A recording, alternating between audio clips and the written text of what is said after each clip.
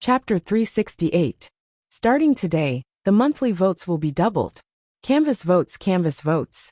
Please give me the monthly votes in your hands. Put your palms together and salute. I will also pretend to be an ascetic. Xia Qifei left Jiangnan restaurant and stood in front of the main street. Looking at the people passing by in the night, he couldn't resist lowering his head slightly, thinking about something. Big brother. Outside the building, a dozen men surrounded him. They looked at him with a glimmer of respect and unfamiliarity, and bowed respectfully. These people were all good hands of the Jiangnan water bandits. Because of the palace treasury bidding, they had followed Xia Qifei into Suzhou. However, Suzhou had always been heavily guarded. Some of these water bandits were even on wanted posters, so normally, they would not enter Suzhou. These people had not expected that they as bandits could not only openly wander through Suzhou, but that their leader could even sit at the same table as the wealthiest large merchant families in Jiangnan. Normally, those merchants would only use silver to buy the lives of their brothers to fight. How could they be as polite to Brother Xia as they were today? Thinking of this, a sense of vanity and pride rose in the hearts of these men. The way of the world was indeed different from before. Looking at his subordinates' faces filled with panic and joy, Xia Qifei couldn't resist laughing at himself and saying, "Brothers, you all have to learn more. This time, you've also seen those old teachers. When you have free time, ask those teachers for guidance." The teachers in these words were the old officials of the Ministry of Revenue that Imperial Envoy Xia Qifei had sent to help him win the bidding. The Jiangnan water bandits were gradually developing in the direction of trading. Xia Qifei also hoped that his trusted subordinates could quickly grasp the skills of doing business. At least they had to know how to do accounts. Amidst the joyous and harmonious atmosphere, Xia Qifei suddenly felt a glimmer of coldness. He raised his head and looked. The bright moon was in the blue dome of the night. It was still spring, so the nights on sunny days were indeed a bit colder. Pulling back his gaze, he saw three strange people standing on the opposite side of the street. The reason why he said these three people were strange was that they had appeared out of nowhere and looked coldly at the street. They were not tourists returning home at night, nor were they guests seeking pleasure after drinking. They were dressed in ordinary clothes, but the person in the middle was wearing a conical hat. On a night like this, he seemed a little special. Having mingled in Jianghu for many years, he had struggled between life and death since he was a child. Xia Qifei had no time to react. The chill in his bones and his intuition for danger made a cold light shoot out of his eyes. With a strange cry, the tips of his feet pushed off the ground 3 times, and his entire body floated toward the door of the Jiangnan restaurant. When the tip of his foot touched the ground, the person in the middle of the 3 people across the street placed his hand under the bamboo hat on his shoulder, grasping something. Then, a snow-like blade light sprinkled down, chasing after Xia Qifei's body, that was treading on the water like a water bird, chopping down. Kill! When the blade light flashed, the Jiangnan water bandits also reacted. Relying on the bravery in their bones, they wanted to stand between their big brother and the soul-chasing blade light. However, their reactions could never catch up to the blade light of the man in the bamboo hat. Only the trusted aide closest to Xia Qifei let out a wild roar and pulled out the straight knife hidden in his clothes. He channeled his strength through his arms and used all his strength to block. With a crisp crack, the straight knife in the hands of the water bandits was like a tender lotus root in Jiangnan. It was cut in half by the blade light. With a loud crash, the man's body was split into 2 by that extremely violent saber strike, turning into 2 pieces of horrifying flesh and blood. Blood spurted out, and internal organs spilled all over the ground. The 2 hands that had already been separated were still holding the hilt and the tip of the saber, powerlessly and miserably defending themselves. The power of the blade did not stop. In the quiet night, it had already reached the front of the Jiangnan restaurant, in front of Xia Qifei, whose toes had just touched the ground. The energy of the blade was like a straight line, cutting people when it met people, cutting the ground when it met ground. With a swish, it broke through the green stones on the street, revealing the fresh stone stubble within. With a loud boom, rocks flew in front of the Jiangnan restaurant, and dust rose. With a roar, Xia Qifei's two palms came together to meet the indomitable power of the blade. The blade light suddenly faded, and the dust gradually settled. Two streaks of blood spurted from Xia Qifei's nostrils. His hands trembled in front of his body, and he looked with terror at the man in the bamboo hat on the opposite street. This wild blade had come across a long street, cut through a person's body, and caused him internal injury. What kind of terrifying realm was this? He was probably already a 9th-level master. How could there be such an unfamiliar top master in Jiangnan? The wild and unreasonable blade cut through the night sky. After a moment of silence, everyone finally saw the man in the bamboo hat. The man in the bamboo hat was tall, and his entire body exuded a stern and cautious aura. He held a long blade in his hand. The blade was as bright as snow, and the hilt was extremely long. It was a long blade that could only be seen on stage or on the battlefield. This blade was 8 feet long, and no one knew how he had managed to hide it behind his back earlier. All of this happened in the time it takes for a spark to fly off a flint. After Xia Qifei desperately blocked this blade, he blinked.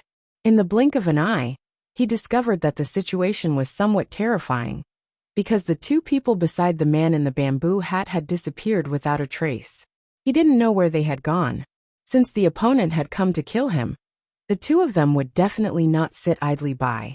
In reality, just as the man in the bamboo hat pulled out the long blade on his back and valiantly chopped down across the street, the other two aces beside him had already floated up, avoiding the group of Jiangnan water bandits in the middle of the street. Their bodies were like flying swallows, forming two beautiful arcs. Like two dark arrowheads, they pierced toward Xia Qifei's location, using the long blade as a mountain of thunder, concealing the combined attack of two swallows flying at the same time. If nothing unexpected happened, the panic-stricken Xia Qifei should have already died in that moment. The reason he did not die was because when Xia Qifei barely managed to block that blade, a new change had already occurred on the long street. When the Jiangnan water bandits moved in front of Xia Qifei to block him, there were 4 people in this group of men, who very strangely moved to the sides. Then, when the 2 aces who swept past like swallows wanted to dodge to the sides, these 4 people flipped their palms and pulled out metal drills from under their long robes, stabbing them horizontally. It was a very clean, simple, and neat stab, but it just so happened to land on the chests and abdomens of the 2 aces. They had no choice but to dodge. These 4 people were the assassins of the 6th Bureau that Fan Xian had hurriedly sent over tonight. Perhaps the skill of the 6th Bureau assassins was not as good as the 3 aces who had come to kill tonight, but their judgment of the current situation and the possible routes that the other party would choose to kill had a natural sensitivity. Thus, they blocked the 2 swallows that the other party had intended to kill together. Ding ding ding ding. In an instant, countless light and crisp sounds rang out on the street in front of the Jiangnan restaurant. They were densely packed, as if they would never stop. It was as if a storm of hail had suddenly descended on the bright and beautiful city of Suzhou in spring. 2 swallow-like aces held 2 short swords in their hands. There was poison on them, and they glowed in the darkness. The 4 6th Bureau assassin swordsmen held iron rods in their hands. They were also poisoned and blended into the darkness. A moment later, a number of muffled grunts seemed to ring out at the same time.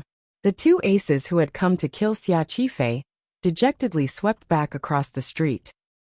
There were a dozen cuts on their clothes from the metal rods.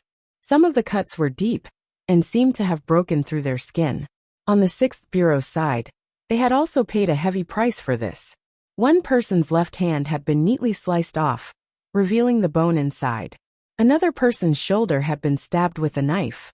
A strange color began to appear in the fresh blood, and one person had already fallen into a pool of blood. The 2 sides had just met face to face, and both sides had suffered irreparable losses. No one knew what kind of danger there had been in those tinkling sounds. Even after suffering such heavy injuries, the 6th Bureau assassins only let out 2 muffled grunts at most. Their willpower and determination were not something normal Jianghu people could compare to. The 3 people who could still move ate the antidote pills made by the 3rd Bureau, as they tried to retreat and shrink the defensive circle. They had to protect Xia Qifei's life. The 2 swallows who had retreated across the street did not seem to have thought that there would be such a group of professional assassins by Xia Qifei's side, and that they had also suffered significant injuries. The two of them looked at each other and knew that the other side was definitely someone from the Overwatch Council. No matter which faction, they all knew the terrifying extent of the Overwatch Council's poison. Not everyone could withstand the poison that Sir Fei Jie single-handedly took care of.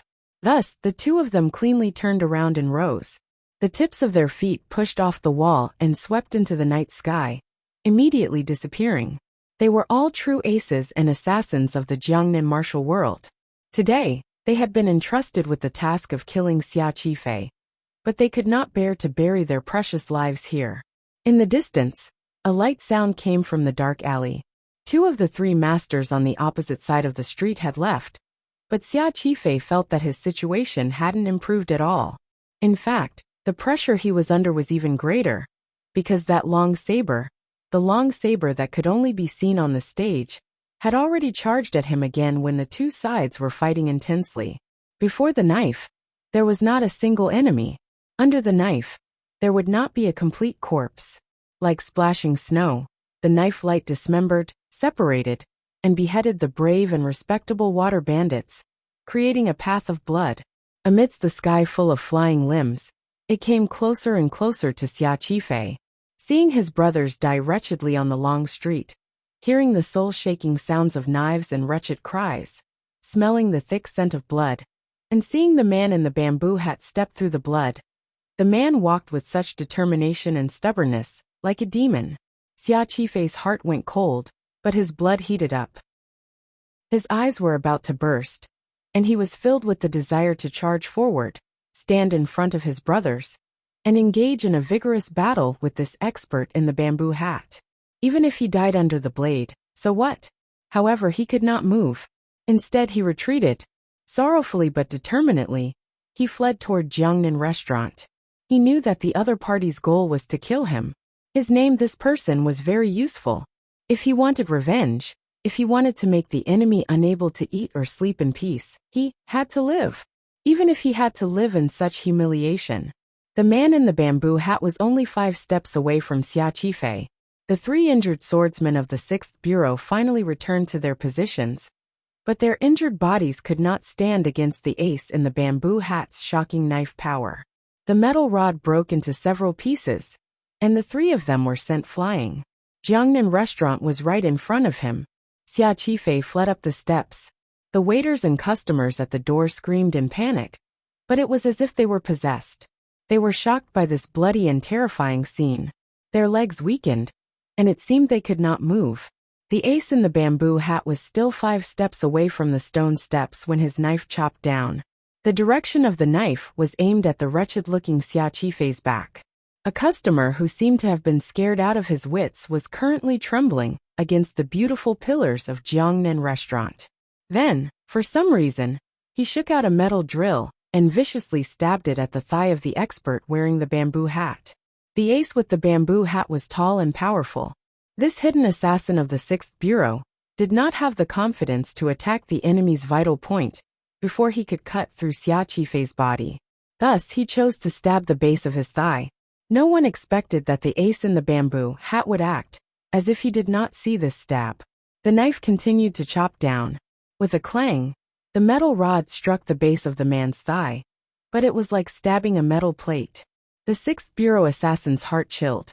He knew that this was the stupid martial art that no one on the Jianghu practiced anymore, iron shirt. Since the other party had practiced it and did not avoid it, it meant that he had stupidly spent decades practicing it, abandoned all the pleasures of a man and a woman, and practiced this martial art to the extreme.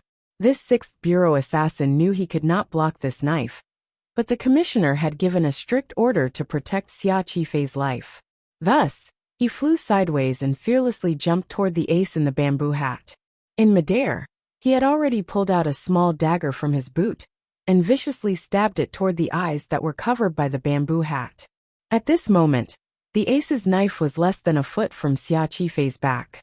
The 2 metal rods once again appeared tirelessly. There were a total of 7 6th Bureau swordsmen that Fan Xian had sent to protect Xia Qifei. Earlier, 5 had already appeared. The last 2 had originally been prepared to be like the leader earlier and attack the enemy's vital point to save Xia Qifei's life. However, after discovering the other party's abnormal martial arts, they knew that method would not work. Furthermore, the knife had already arrived, so they could only helplessly meet the other party's blow head-on. 2 very unpleasant snaps rang out. The 2 metal rods did not break, but they were shaken out of their hands. Xia Qifei took advantage of this block and threw himself forward like a pitiful puppy, narrowly dodging the knife. The knife light landed and cut a large hole in the stone steps of Jiangnan restaurant. Xia Qifei gave a cry and spat out a mouthful of fresh blood. He had been locked onto by this ace's aura the entire time. The knife attacked his body, so he was the one with the heaviest internal injuries. He spat out a mouthful of fresh blood, but his expression remained dark and ruthless as he lay on the ground. His right hand shot out from under his left armpit with incredible speed and pulled out the crossbow arrow hidden in his sleeve. This was something the Imperial Envoy had given him for self-defense. When the crossbow arrow flew, the 6th Bureau swordsman had already leaped in front of the ace's body. The ace didn't have time to pull back his long knife. His left hand formed a fist and struck out horizontally. With a boom, the swordsman was sent flying. In this way, there was an opening in front of his face. The thin crossbow arrow shot in front of the bamboo hat. The man finally had a trace of a normal reaction. He tilted his head back slightly. It looked like the face was still a weak spot despite his tyrannical martial arts. The arrow flew through the air and with a whoosh, pierced deeply into the top of the bamboo hat.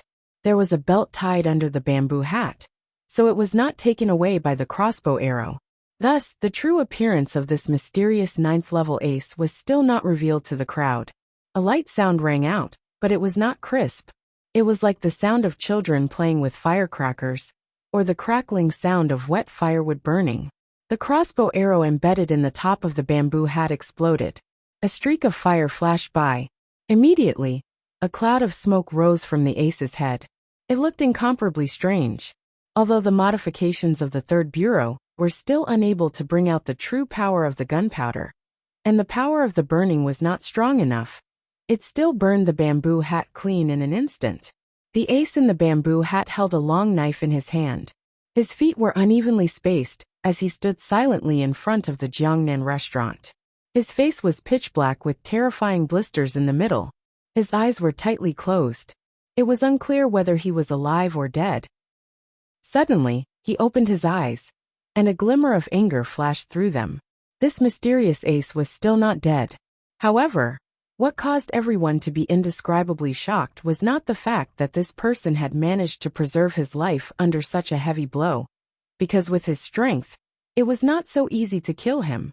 What shocked Xia Qifei and the Overwatch Council the most was that this ace, who always wore the bamboo hat, was bald. Nowadays, the world was particular about filial piety. It was said that the body, hair, and skin were given to one's parents. No one would randomly cut their hair, much less be bald. The only people in this world who were allowed to walk around with a bald appearance were the ascetic monks. The ascetic monks who believed in the temple. Everyone knew that the ascetic monks loved the people and cherished their bodies. They never had anything to do with the battles of the secular world. Why had this extremely powerful ascetic monk come to kill Xia Qifei today? There was no time to think about this shocking question, because the ascetic monk once again raised that terrifying long knife. With a muffled grunt, he held the knife with both hands and chopped toward Xia Qifei on the steps. His power was like a mad tiger that could not be stopped by 1,000 soldiers. 1,000 soldiers could not be stopped by a single flower. The despairing people on the stone steps only felt a cool breeze sweep past in front of them. A flower-like ocean bloomed in front of their eyes.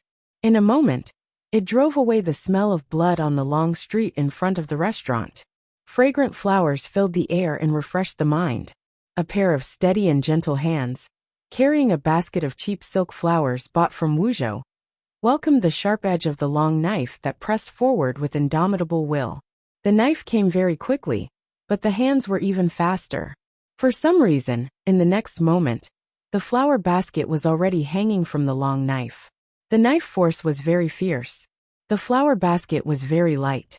When the flower basket gently hung from the tip of the long knife, which had been steady and terrifying, involuntarily trembled and drooped down. It was as if the flower basket was incomparably heavy. The knife force paused. The ascetic monk holding the knife gave an explosive cry. Jinchi surged out of his arms and valiantly lifted it up like he was lifting up Dong Mountain. With a crashing sound, the flower basket finally could not withstand the resistance of the astonishing true energy from both sides. It was pierced by the tip of the saber and fell apart. The flower basket that was woven from the vines was pulled out bit by bit in that moment, that seemed to have come to a standstill. The vines shattered and turned into countless fragments that shot out and hit the ground with a paw-paw sound. The silk flowers in the basket were stirred up by the wind and fluttered into the air, decorating the long street like an azure battlefield. Amidst the rain of flower petals, the girl wearing a flowery cotton jacket was like a gust of wind. Following the trembling long knife, she gently attacked the ascetic monk. The ascetic monk struck out with his palm. The wind from his palm was like a knife, but it could not stop the other party's swaying figure. A moment later, the pair of gentle hands gently patted the hilt of the knife. Then, with a flick of her fingers, it pierced straight toward the edge of the ascetic monk's huge palm. The ascetic monk gave a strange cry. A strange red color formed from the jinchi surging appeared on his burned face. His entire body retreated like a large bird. In one exchange, this killing godlike ascetic monk had been forced back. The rain of flower petals was still falling. Contrasted with the blue night and bright moon above Suzhou, it appeared particularly beautiful. Flower petals fell one after another. Haitang stood calmly in the rain of flower petals. She did not pursue. She only looked at the ascetic monk with a trace of worry. Village girls occasionally had their most beautiful moments. Second priest of the Qing temple, why are you here? Haitang asked with a face full of worry. The ascetic monk looked at her and recognized her identity. In a stern voice he cried out, Haitang duo, why are you here? Haitang lowered her head slightly and quietly said, I'm with Fan Xian. The ascetic monk was startled. It was as if he had not thought that Haitang, the successor of Tiani Dao and Northern Qi's Saint Girl, would give such a reason so easily. Today I want to kill. Don't stop me. The ascetic monk looked at her and said coldly. Haitang furrowed her brows slightly. She looked at the stone steps of Jiangnan restaurant, the dead people in the middle of the long street, the broken limbs, and the pungent blood. In a quiet voice she said, You've already killed enough people tonight. Don't kill anymore. It was not a request or a persuasion. Since Fan Xian was worried about Xia Qifei's side, and had come up with the idea to have Haitang come take a look, it represented his absolute trust in Haitang. With Haitang here, other than the legendary 4 old immortals, as long as she said not to kill, no one else could kill. Although the ascetic monk had been badly burned, it was still possible to see a glimmer of determination on his face. He glanced at Haitang with a strange gaze and then turned to leave. He didn't need a path to leave. The ascetic monk directly smashed through a courtyard wall on the side of the street. With a rumble, a large hole appeared in the wall. His figure disappeared into this hole. The sky full of flower petals fell. Haitang was silent. Then her body floated lightly, and she arrived behind the courtyard wall. To be continued. If you want to know what happened after, please log on to www.cmfu.com. More chapters. Support the author. Support original reading. Chapter 369. I started running a fever yesterday, and my mind is a bit muddled. I will continue to lie down in a bit. If my body improves slowly, perhaps I will write less tomorrow. Haitang swept into the courtyard beside the street, and gently stroked the strands of hair at her temples. She looked at the ascetic monk who had indeed not left. Those who could live on the two sides of the street were naturally wealthy and respectable. After the intrusion, the owner of the house had long woken up and hid far away, not daring to light a lamp. At this moment, the light from the restaurant across the street shone through the large hole in the wall and into the courtyard. It also shone on this person's face, which appeared particularly terrifying after his injury. Haitang looked at him and asked with slight worry, Why is it like this? The ascetic monk only looked at her calmly and did not reply. Haitang was not in a hurry, although the faint sound of the Suzhou government officials moving their chains could already be heard in the distance. There were not many ascetic monks in this world. The ascetic monks, led by the great priest of the Qing temple, always preached in various places. These ascetic monks silently recited the wondrous meaning of scriptures and did good deeds. They had never been a power known for their martial strength. However, during these decades, the Qing temple had produced an anomaly, Great Master Sanshi. He was born with divine strength and had cultivated his internal and external martial arts to the peak. Additionally, his personality was ruthless, and he hated evil like an enemy. However, because of his identity as a priest, very few people had seen him fight. Few people knew his true face and power. Of course, this was also because the previous great priest of the Qing temple had always used scriptures to advise him and watched him closely. Otherwise, this great master Sanshi would have long become the most famous figure in the world. After all, the Qing temple and northern Qi's Tianidao were both places where the temple was worshipped and could be considered to be of the same lineage. Thus, Haitang had seen him once in the past.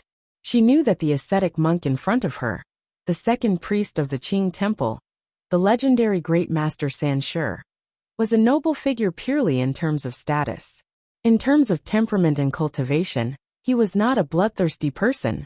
Thus, what she did not understand was why the priest, who had never involved himself in worldly affairs, would join the palace treasury or the struggle of the court. Juanshang Conference, just what kind of organization is it? Haitang said with a slight frown, as if she was talking to herself. The second priest looked coldly at her and said, "Don't waste your time thinking about these problems." "Yes, I am a member of the Juanshang Conference." The Juanshang Conference has always been a loose association. Perhaps this organization never had a specific goal.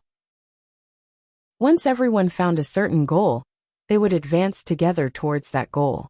Haitang asked softly, "Then what is your goal?" "Kill Xia Qifei," the second priest said coldly. Haitang smiled and said, "It's just a dispute between merchants. How could it attract your attention?" She calmly asked, "Xia Qifei has already won a bid in the palace treasury. You chose to kill him in the middle of the street. Are you not afraid of the anger of the Qing court?"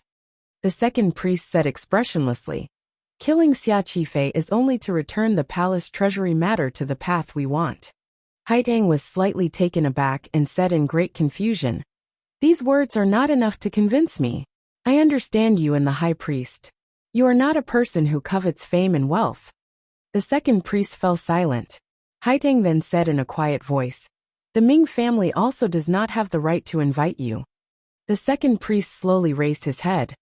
"As I said earlier, this is a loose collaboration. However, my goal and the Ming family's goal just happen to be the same. You want to deal with Fan Xian?"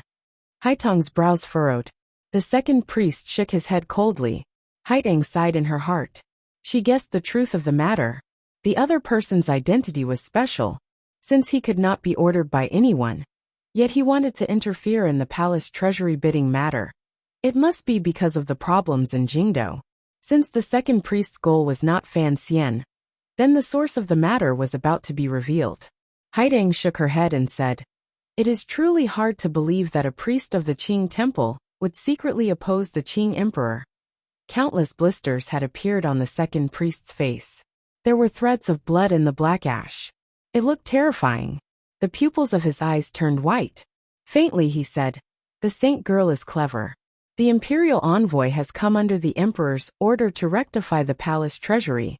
What I am thinking is to make this so-called emperor's order forever unable to be carried out." Haitang was silent. It looked like an undercurrent had already begun to appear within the Qing court. The direction of the undercurrent was directed toward the man sitting on the dragon chair. As the man's most favored and trusted official, Fan Xian would stand at the forefront and face great danger if nothing unexpected happened. The reason the second priest was willing to reveal so many secrets in front of Haitang was because of Haitang's identity as a northern Qi person and the closeness between the Qing temple and Tianidao. The second priest knew that no matter how close Haitang was to Fan Xian, as a northern Qi person, knowing that someone within the Qing kingdom was preparing to harm the emperor, he would maintain a clever silence. Haidang was silent for a moment, and then suddenly said, "Master, it is not wise to ask a tiger for its skin." The loose Juanshan conference had to walk closer together, because of that terrifying reason. For such a major matter, there had to be someone taking the lead. Based on Haitang's analysis, the leader was perhaps the eldest princess who had never shown much power, but had made Fan Xian carefully guard against. The second priest coldly said, "In the eyes of a flower, the worm is the tiger. In the eyes of a bamboo, the fire is the tiger. In the eyes of a river, the sun is the tiger. In my eyes, the emperor is the tiger." Haitang furrowed her brows and asked, "What exactly happened? What kind of matter would make the second priest of the Qing temple so resolutely throw himself into this messy world? What made the ascetic monk, who had always been merciful and pitiful to the people, become a demonic Asura who beheaded people?" A glimmer of sadness and reminiscence flashed through the second priest's terrifying eyes. A moment later he gently said, "Senior disciple has passed away." Haidang was slightly startled. The news of the Qing temple's great priest's death had already spread throughout the world a few months ago. At the time, the Qing court had issued an edict saying that the great priest had been preaching in the south for many years and had entered a foul miasma for a long time. He had become ill from overwork, so not long after returning to the capital, he had died in bed. Hearing the second priest say this, Haidang understood that the inside story was certainly not so simple. Perhaps the death of the great priest of the Qing temple had much to do with the Qing emperor. She put her hands together and bowed. She knew she couldn't continue asking this question. He had already given her enough hints, and wouldn't say anything more. "Earlier, why didn't you stop me from revealing your identity?" Haidang asked silently. "Killing people on the street today, were you not worried that you would inadvertently alert the enemy, and that the Qing emperor would notice some clues?" The second priest of the Qing temple expressionlessly raised 3 fingers. "There are 3 stones in the mountain. One is bright, one is upright, and one is abandoned." From a young age, Sanshur was different from normal people. He was chased into the wilderness by the villagers. If not for my senior disciple, he would have long been buried in the bellies of wild dogs. The second priest of the Qing temple's voice was like a large bell. His beard and hair floated in the wind. He was powerful without being angry. "The people of the world have taken my senior disciple's life. I will disturb the hearts of the world. I will use bright skills to kill people, use a righteous voice to deceive people, and use my body as an abandoned pawn to kill a chaotic ruler and bring peace to the people." Haidang understood the first 2 meanings of these words, but she didn't understand the last one. However, countless complicated emotions still surged in her heart. Although there were already signs of division within the Qing court, looking at the Qing emperor's powerful control over the governors of the 7 roads and the military, she knew that there were no fundamental problems with the Qing kingdom's rule. Sanshur killing people on the street tonight was nothing more than using bright skills and righteous voice to announce to the world that the priests of the Qing temple and the court were no longer companions on the same path. Although the second priest was not enough to represent the entire Qing temple and all the believers and ascetic monks under heaven, this kind of declaration still had a powerful symbolic meaning. As for the last word, abandon, Haidang finally understood.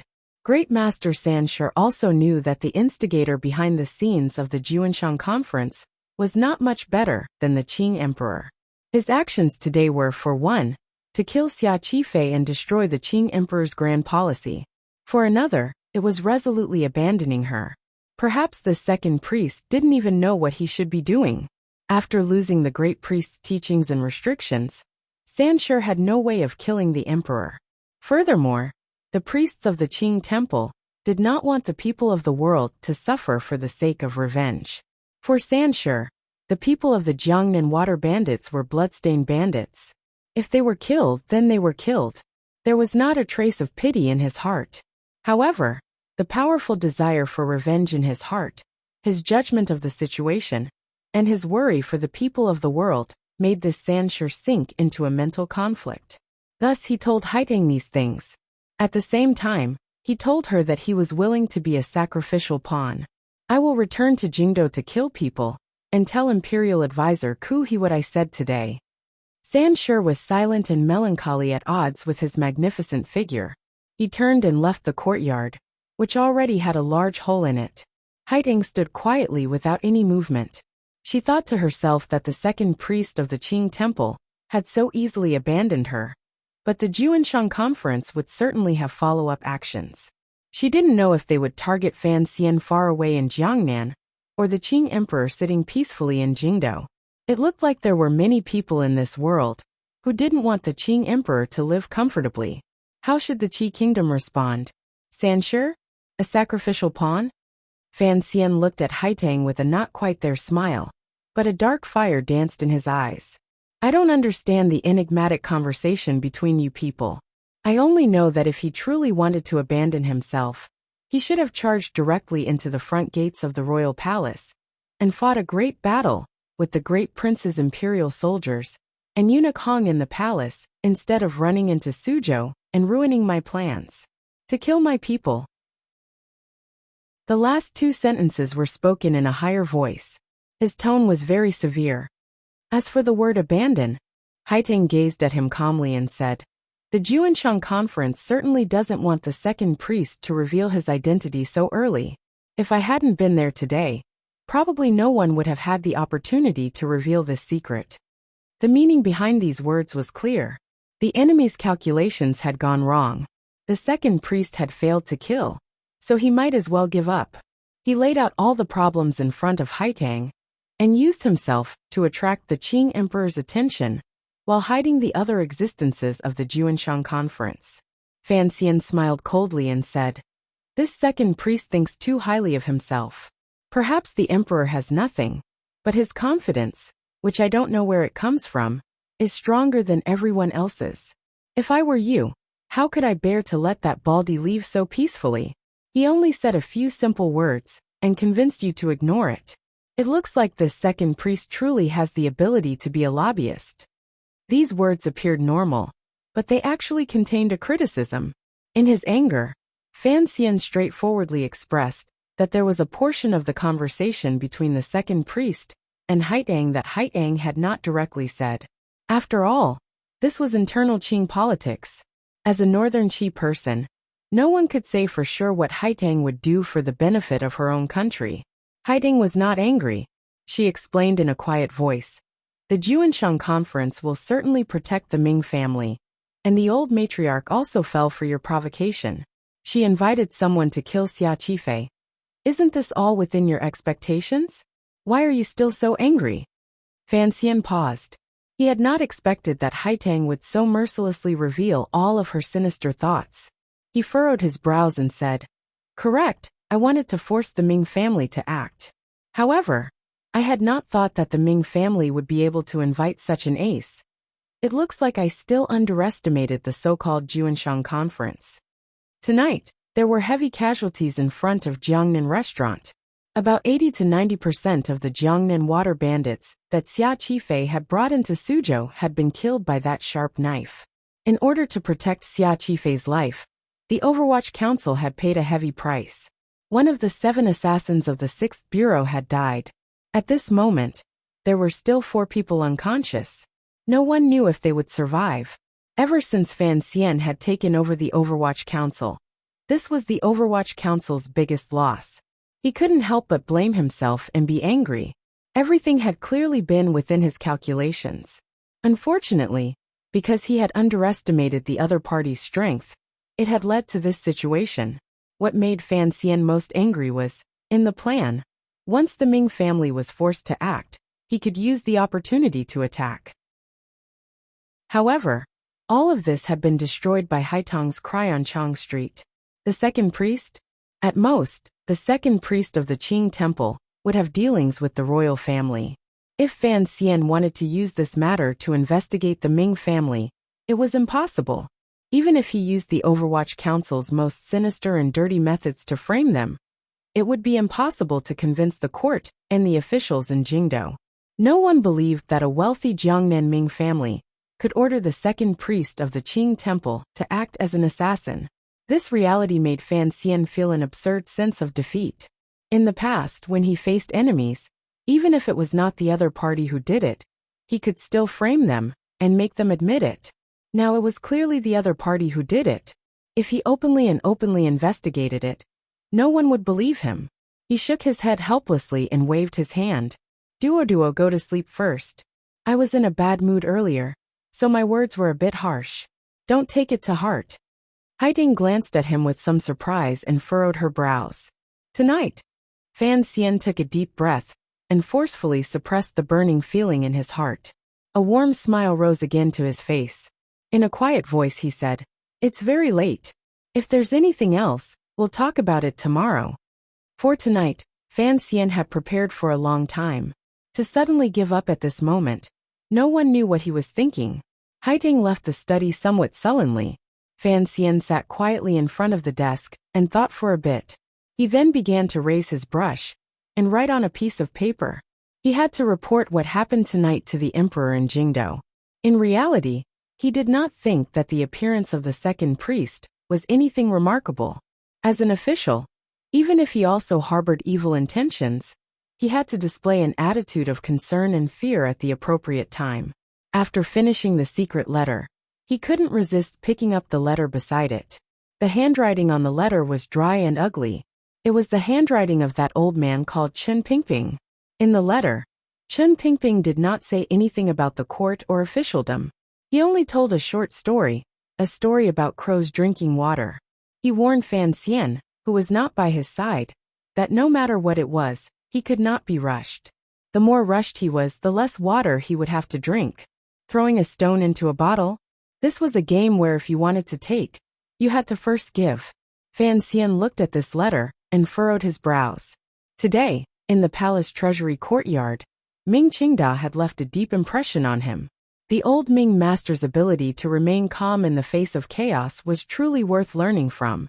In comparison, the old Ming matriarch, who had been successfully stirred up by him, and had secretly notified the Juanshan conference to kill people on the street, did not seem to be much of a problem. However, the old matriarch was still in power in the Ming family.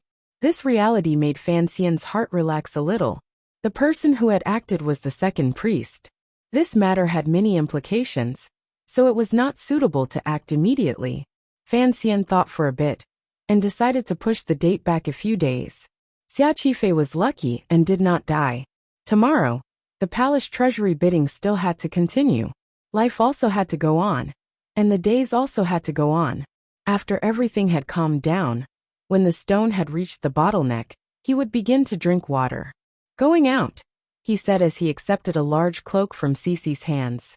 Cece looked at him in astonishment, thinking that it was almost midnight. Where were they going to go? However, she knew that the young master was in a hurry to go out at this time. Something big must have happened, so she didn't ask further.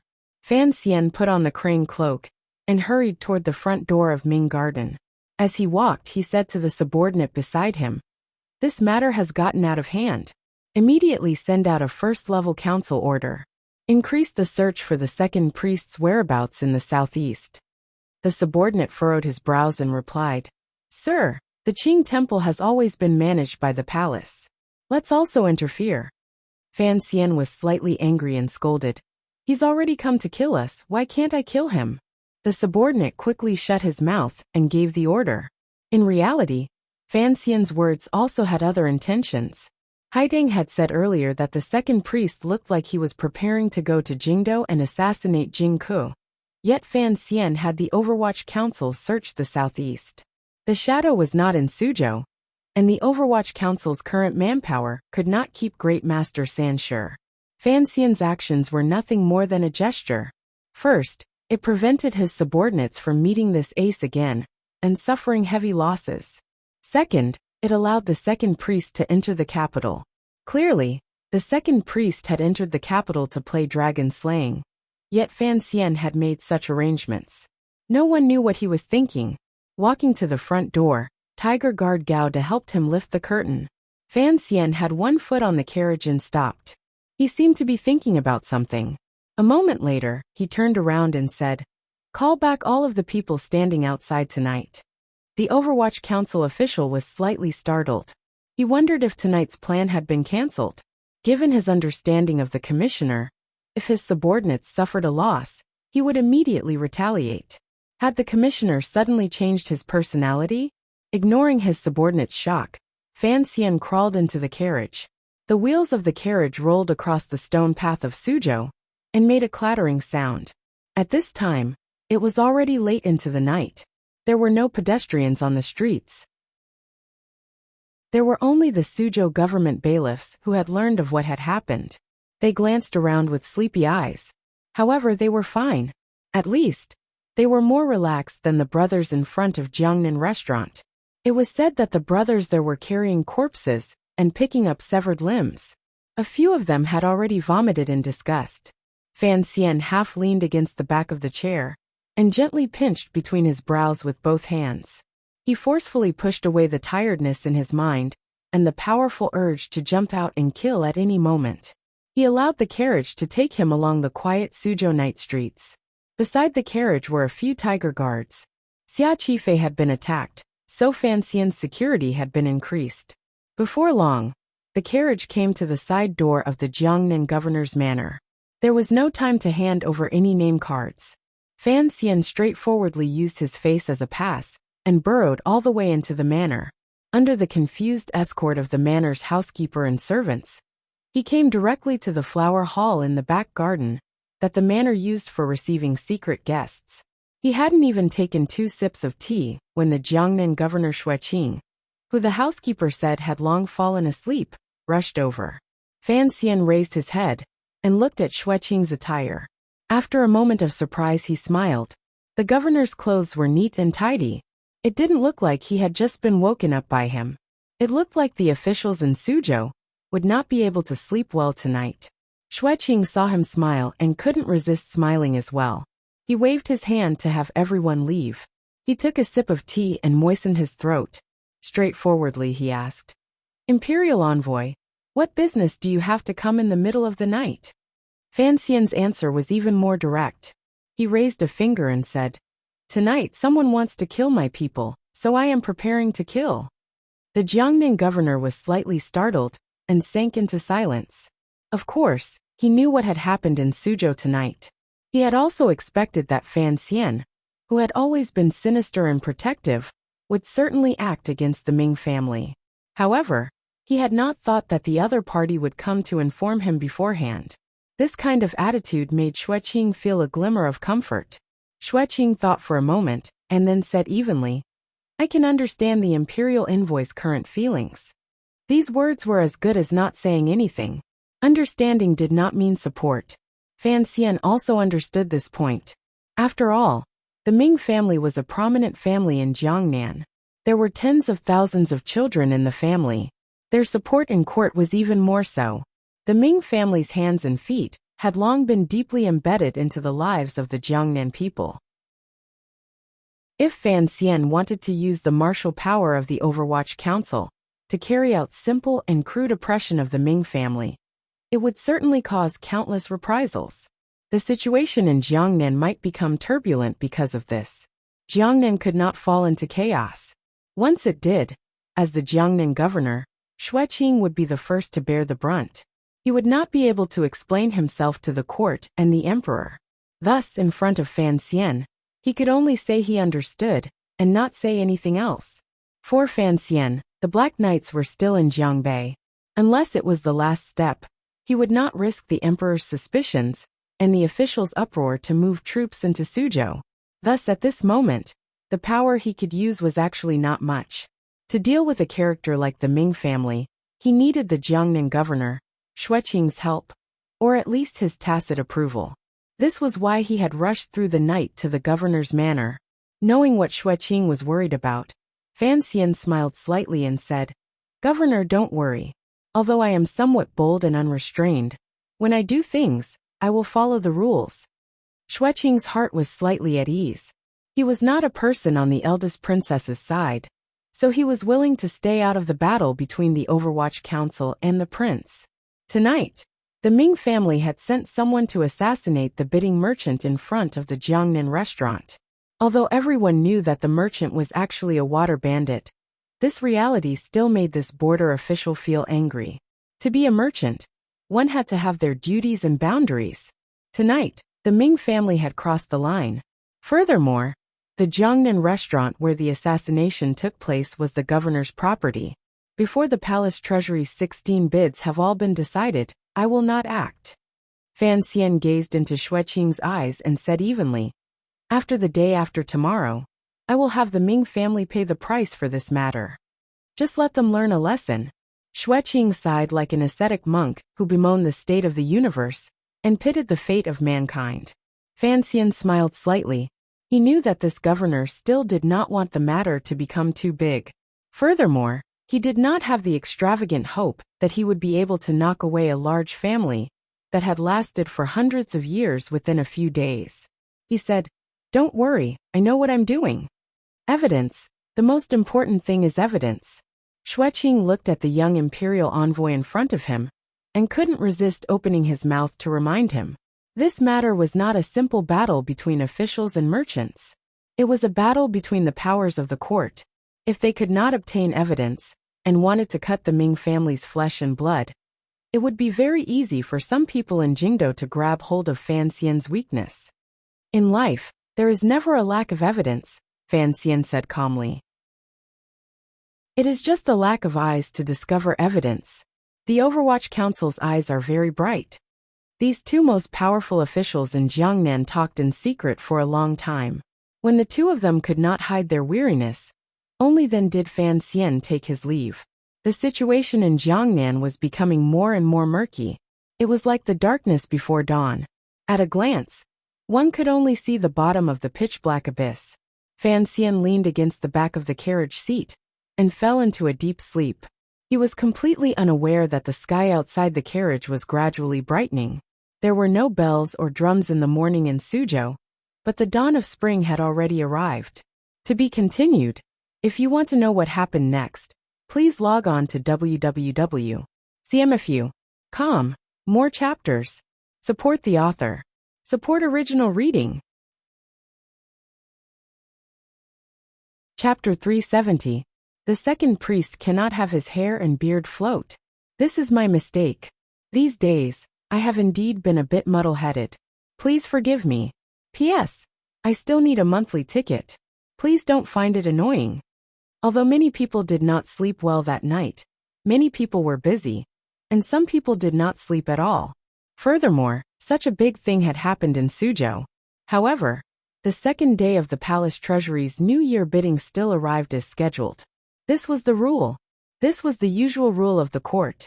Thus, even though eunuch Huang and Guozheng used Suzhou's tight security and Xia Qifei's assassination attempt as an excuse to ask the transport company to push back the bidding by a few days, Fan Xian still resolutely and valiantly demanded that the bidding begin on time and not be delayed for even a moment. The Ming family had already fought for one night's time. If they were given more time to react, who knew what else would happen? Fan Xian rubbed the sore spot between his brows and forcefully hid the tiredness on his face. He watched the merchants file in. He found that although the expressions of these Jiangnan merchants remained calm, there was still a strange emotion hidden in their eyes. It looked like the matter of Xia Qifei's assassination attempt last night had also brought them great trouble.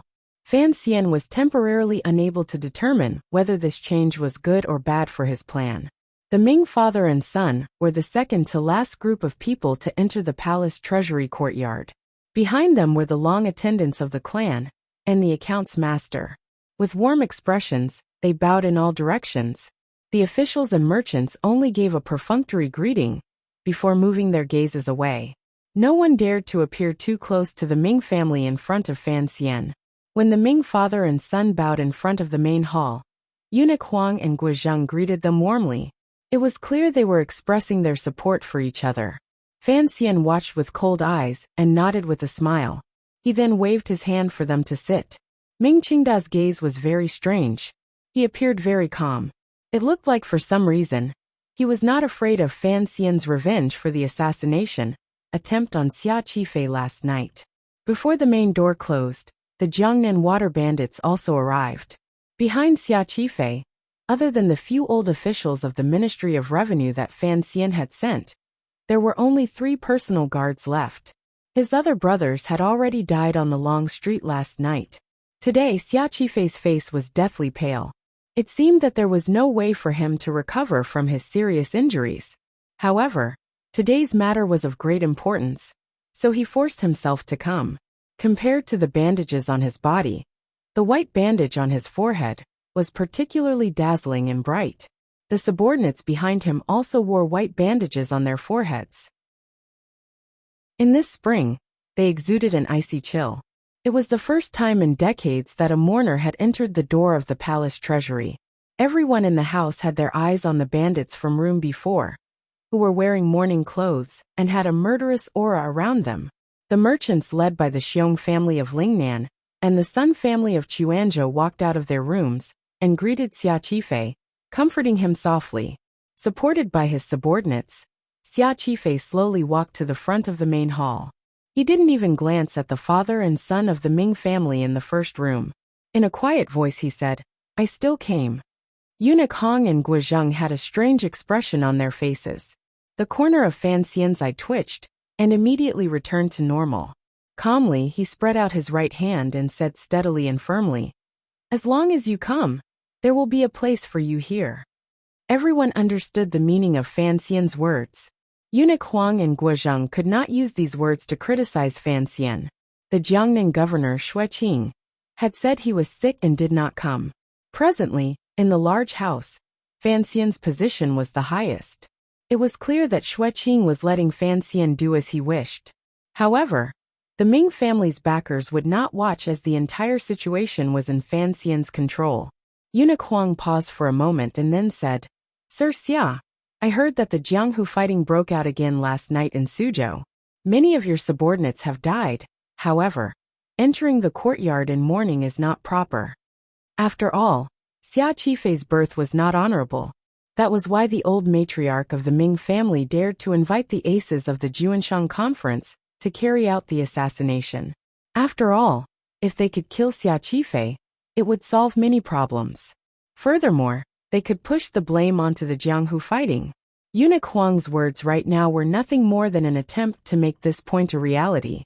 Fan Xian felt it was beneath him to bicker with him about these nominal things. However, after hearing Eunuch Huang say entering the courtyard in mourning was not proper, his anger gradually rose. Narrowing his eyes, he said in a quiet voice, "Eunuch Huang, don't make me angry." Although these words were spoken lightly, the voice seemed to have scraped out from a crack in an iceberg and scuttled out from the abyss in the ground. It was so cold and sinister that it made those who heard it tremble in fear. "Don't make me angry." These words burrowed into Eunuch Huang's ears and made the old eunuch involuntarily shiver. He quickly closed his mouth. If he didn't want to be angry with this damned sissy youth, then let him go. In any case, the Ming family had already prepared all night. In a moment, as long as he watched, there wouldn't be any problems. If he let Fan Xian use this opportunity to fly into a rage, who could stop him? It would not be good to ruin everything. To the side, Guozheng, who was about to open his mouth, also felt a chill in his heart. He quickly swallowed back the words he was about to say. Last night, they had all thought that Fan Xian would act rashly in his anger. Thus, they had both written memorials and made preparations to grab hold of Fan Xian's weakness. Unexpectedly, Fan Xian had maintained his calm the entire time. It made him and Eunuch Huang very disappointed. They also knew that the evil fire in Fan Xian's heart had been suppressed for a long time. They didn't know when it would explode. Thinking of the ministers and officials who had fallen under Fan Xian's hands, Guozheng also retreated. The eldest princess wanted to protect the Ming family's share, not their face. Another explosion rang out. Outside the courtyard of the palace treasury manor, paper flew chaotically, and smoke gradually filled the air. Fan Xian narrowed his eyes and looked at this somewhat familiar scene. For some reason, he thought of last year, the day he left Shangjing in northern Qi, and the moment he heard the news of Zhuang Mohan's death. On that day, the firecrackers outside Shangjing's gates to send him off seemed to also be sending off Master Zhuang. Were the firecrackers today to send off the people who died last night? Xia Qifei brought his subordinates and walked silently back to room before. He took off the white ribbon on his head and carefully laid it out on the table in a perfectly straight line. His brothers behind him also followed his eldest brother and took off the white ribbons and laid them out straight. One by one, they were strong and powerful. Fan Xian's brows furrowed imperceptibly. No one knew what he was thinking about. The palace treasury official responsible for announcing once again stood on the stone steps. The palace treasury's second day of bidding officially began. Yesterday, there had been a total of 5 lots. The palace treasury had a total of 16 lots. Other than the last 2 that were tied to 8 lots, there were still 3 lots left to be announced at the very beginning. The Ming family still followed the agreement between the Jiangnan merchants and did not call out a price. On the contrary, it was Xia Qifei who did not seem to be disturbed by the events of last night. Very calmly, he began to bid and took one of the lots. The other 2 were taken by the Lingnan Xiong family and the Hangzhou Chen family. This was probably something that had been discussed at the Jiangnan restaurant last night. The lot that Xia Qifei had taken was still the north route.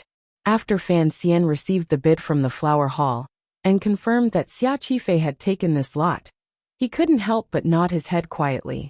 Xia Qifei did not let his emotions affect his decisions. This was something he admired. The bidding for these 3 lots proceeded in an ordinary and uneventful manner. The prices were basically the same as in previous years. There was nothing surprising about them. However, none of the merchants and officials present had much of a reaction. Everyone knew that the highlight of the day was at the back. It was in the last 8 lots that the Ming family was determined to win. Goods from the Southeast Road and the Sea Road. 4 lots in total. The bidding begins. The highest bidder wins. The Palace Treasury Transport Company official stood on the stone steps and called out expressionlessly. He didn't know how many years he had been calling out these words. Every year, after these words were called out, only the Ming family would bid. No one would compete with the Ming family.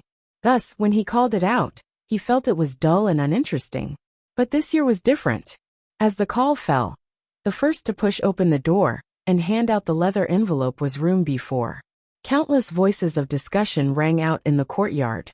Xia Qifei, the 7th young master rumored to have been abandoned by the Ming family, had finally begun to act against the Ming family. In Room A1, Ming Qingda's expression did not change. It was as if he had long expected this situation. In the past few years, because of his family's strength and the eldest princess watching from the back, none of the Jiangnan merchants dared to bid against him. Thus, the Ming family in the last 8 lots was the same as the Cui family in the first 6. They were all playing a one-man show. After playing this kind of show for a long time, one would eventually grow tired of it. Now someone had finally come to compete with the Ming family. While Ming Qingda felt a slight sense of fear, he also felt a glimmer of excitement. He smiled slightly at his son beside him and said, 20% more, hold him down. Ming Lansher paled in shock. Father meant to say that the first round of bidding would be 20% more than last year's fixed price? If in a moment, Xia Qifei truly had enough silver in the second round and continued to follow, how could his side hold out? Ming Qingda picked up the teacup beside him and took a sip. Slowly he said, the extra 20% is not for Xia Qifei, but for someone else. Ming Lansher was confused. He thought to himself, in the palace treasury courtyard, other than Xia Qifei, who had the support of the imperial envoy, who else dared to compete with his family for these 2 big lots? In the heart of this young master of the Ming family, he still firmly believed that Xia Qifei's confidence came from the silver Fan Xian, had secretly moved from the Ministry of Revenue. The other people did not have this kind of power. Ming Qingda didn't say anything, but his heart was as clear as a mirror. Fan Xian had Xia Qifei sweep everywhere yesterday. This was to turn the other Jiangnan merchants into hungry wolves, and a hungry wolf dared to take a bite or 2 of anyone's meat. When the 2 leather envelopes were handed into the flower hall, all of the merchants and officials paying attention to this matter dropped their buttocks back to their seats and let out a breath of turbid air. They knew a good show had officially begun. However, it seemed that many people did not guess the direction of this show. The door to room B1 was also slowly pushed open. A leather envelope was handed into the hands of the official in front of the door. The Chuanzhou Sun family. The entire courtyard burst into an uproar. No one had thought that the Chuanzhou Sun family would come to snatch this hot cup of soup when two tigers were fighting. The Sun family. Ming Lansher looked at his father in shock. Where did their family get so much silver? Ming Qingda's expression did not change. If the Sun family alone is not enough, can't a few families come together? Don't you think that Xiong Bailing, that old thing, has become much quieter today? And those families that have been watching us this whole time, if they don't have something to hide, why would they watch for so long? It's not like there are flowers growing on my face. In the main hall, the officials sitting in the three grand chairs all had their own thoughts. Fan Xian had long expected this development, so he was not very surprised. However, Eunuch Huang and Guozheng gritted their teeth. They thought to themselves that the Chuanzhou Sun family was too daring to come out and make trouble at a time like this. Under everyone's nervous gazes, the results of the first round of bidding came out. Fan Xian held the bidding list from the flower hall and couldn't help but sigh in his heart. He thought to himself that it was not without reason that the Ming family had been in Jiangnan for so many years. In Fan Xian's plan, the last 4 lots would be when he and the Ming family would do their utmost to raise the price. Although the amount of silver moved over from northern Qi was large, it required too long of a route. In the end, there was still an upper limit. Furthermore, after Xia Qifei had won 5 lots in a row, he had also paid a large amount of money as a deposit. If he could carry out an unlimited fake bid, Xia Qifei could completely call out an empty bid and make the Ming family cough up blood. The problem was, Fan Xian still did not understand Ming Qingda. This nominal master of the Ming family did not seem to be as simple as in name. Fan Xian was unable to determine whether or not Ming Qingda would disregard the eldest princess' strict orders and cleverly cut off his hand if he truly carried out a fake bid. Given the amount of silver in Fan Xian's hands, if he used it to raise the price, he could only be confident that he could heavily injure the Ming family in the second 4 bound lots. If the Ming family really went all out in the 3rd round and let go of these 4 bound lots, if Xia Qifei raised the price too high, there could only be 2 possible outcomes. One was that he would not be able to take out 40% of the deposit, and the other was that after successfully winning the first 4 bound lots, he would have no more strength left and watch as the Ming family effortlessly won the next 4 bound lots. The second outcome was not what Fan Xian wanted. He had no way of controlling the shipping routes to Dongyi, so the 4 bound lots that the Ming family could not do without were of little value to him. He did not want Xia Qifei to actually win this lot, but if he watched as the Ming family so easily won the next 4 bound lots, Fan Xian would not be able to swallow it. As for the first possibility, if the price really exploded, under the watchful eyes of Eunuch Huang and Guozheng, under the watchful eyes of so many people, the matter of the palace treasury would truly be for naught, and Xia Qifei would most likely not have a path of survival. In summary, in Fan Xian's earlier plan, the first 4 consecutive bids were to have the Chuanzhou Sun family come out and fire. Xia Qifei's bid was only a feint. He did not plan on risking his life. Looking at the list of bids handed over by the flower hall, Fan Xian knew that the old master of the Ming family had long guessed his plans, so the first round of bids had reached such a terrifying number. The Sun family dared to make a move today because of the message he had sent through Shichanli last night. Faced with the Ming family's mountain-like attack, and then thinking of the Ming family brazenly sending people to assassinate Xia Qifei last night, the flames of civil and military fighting each other, Fan Xian began to worry that the Sun family might be scared by this round of bids and not dare to raise the price. The development of the situation was indeed sliding toward a situation Fan Xian did not want to see. When the announcing official yelled out the Ming family's bid of 3.8 million liang of silver, the entire courtyard burst into an uproar. From then on, the door to room B1 never opened again. The Sun family was indeed scared. Fan Xian narrowed his eyes and looked at the father and son of the Ming family in room A1. He began to think about whether or not the father and son were truly as the Overwatch Council had found, and did not participate much in last night's assassination. The person in charge was purely the old matriarch. Assassinating Xia Qifei seemed rash, but when paired with the ferocious bidding today, it could scare off a number of enemies for the Ming family, who wanted to take advantage of the chaos. If Ming Qingdao was truly someone who could borrow power, and even use his own mother, Fan Xian felt that he needed to re-examine him. After the first round of bids came out, Eunuch Huang and Guozheng stroked their beards and smiled. However, Eunuch Huang did not have a beard on his chin, so he appeared comical. At least it could be seen that the two of them were satisfied with the Ming family's move and everyone's reaction. Room B4 was quiet. Through the window lattice, Xia Qifei glanced at Fan Xian with an inquiring gaze. Fan Xian sighed somewhat helplessly and used the palms of his hands to smooth the flying hair at his temples. The meaning of this secret signal was for Xia Qifei to slowly plan. Since the Sun family had backed out, Xia Qifei had to continue bidding. However, he had to control his bidding well. He had to make the Ming family feel pain, but he couldn't be too ruthless. He also had to make the other party take over the first 4 consecutive bids with satisfaction, and not suddenly give up and throw these 4 consecutive bids to him. This was a difficult situation. Even if Xia Qifei had the help of a few old officials of the Ministry of Revenue behind him, it was still difficult to deal with it flawlessly.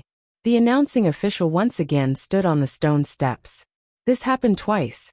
The anticipated great family battle between the eldest and 7th brother of the Ming family did not happen. The bandits in room B4 completely lost the ferocity of yesterday and carefully bid. Although they were cautious, the price of the first 4 consecutive bids was still slowly raised to a jaw-dropping level. This was, of course, because the Ming family's first round bid was 20% higher than last year's. Another reason was that room B4 was like a sticky candy clinging to the other party. In the end, the successful bidder was still the Ming family. This result was the same as it had been for many years. However, the price they bid was very different from previous years. 12 million liang. Everyone's mouths were wide open as they listened to this price. They thought to themselves that if the palace treasury bidding rule was 5 rounds, Xia Qifei in room B4 and Ming Qingdao in room A1 would probably raise this price to twice last year's price. This price was indeed ridiculously high. Fan Xian knew that this could only mean that in previous years, under the eldest princess control, the price of marketing rights had been ridiculously low. At this price, the Ming family would not lose out. Perhaps they would even make a large profit. Of course, this was only if the Ming family still dared to do the pirate business, and still dared to smuggle goods into Dongyi under Fan Xian's eyes. Thus, Fan Xian smiled, and was very satisfied with this result. The Ming family was just waiting to throw money into this bid this year. Room A1 Ming family 12 million liang win. The Palace Treasury Transport Company announcer, who had been listless the entire time, announced the largest bid in the dozen years the Palace Treasury had been open for bidding. He finally became spirited. The voice of the bid was powerful and powerful. The word win left his mouth and disappeared without delay. It appeared very straightforward. No matter what attitude the merchants had toward the Ming family, they all felt a glimmer of excitement and cheered for this number.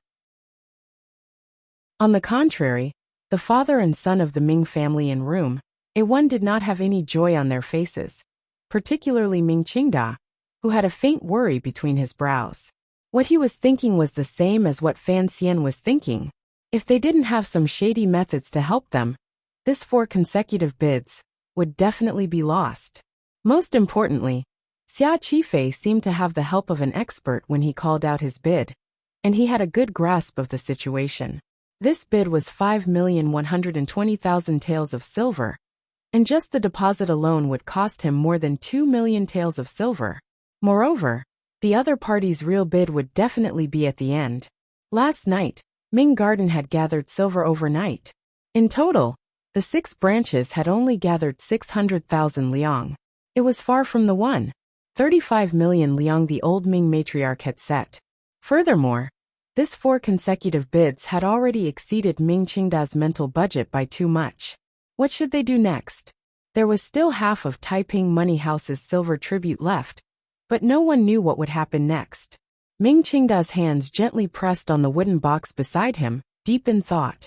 Ming Lansher glanced at his tired father and felt his heart ache. He knew that his father had not slept at all last night. He had gone through the night to a few large money houses in Suzhou to transfer silver. It was not until the early hours of the morning that he finally received the amount he could be at ease with. Inside this box was the banknote that Zhaosheng Money House had hastily opened. Do you think the Imperial Envoy still wants the 4 consecutive bids? Ming Qingdao sighed tiredly. Ming Lansher didn't know what to say. The sun had moved, and the palace treasury bidding temporarily came to an end. The bailiffs of the Suzhou government and the transport company brought in food for the various officials and merchants to eat. Although the food provided by the government was not as good as the food in the homes of these wealthy people, these merchants still ate with relish. They gathered around the dispirited Chuanzhou Sun family and asked about something. Everyone was looking forward to the afternoon. That was the final battle. In the morning, the terrifying amount of 5 million liang of silver had already been opened. How dazzling would the afternoon be? No one noticed that Ming Qingda silently walked into the main hall and came to the side hall where the major figures were eating. He did not avoid arousing suspicion and smiled slightly. Greetings, Uniquang Imperial Censor Gua. I have some things I want to report to the Imperial Envoy. I hope the two of you will make things easier for me. Uniquang and Guozheng were startled, thinking, what game is this? Does the Ming family want to lean toward Fan Xian in front of their faces? But it was impossible for him to be so open and aboveboard. Ming Qingda had controlled the Ming family for a long time and had many dealings with the officials in court. He had a sense of authority. Uniquang and Guozheng met each other's eyes and deeply trusted him. They smiled and retreated, leaving him and Fan Xian space to talk. There was no one in the hall. Ming Qingda lifted the front of his robe with some difficulty and knelt in front of Fan Xian. He did not speak.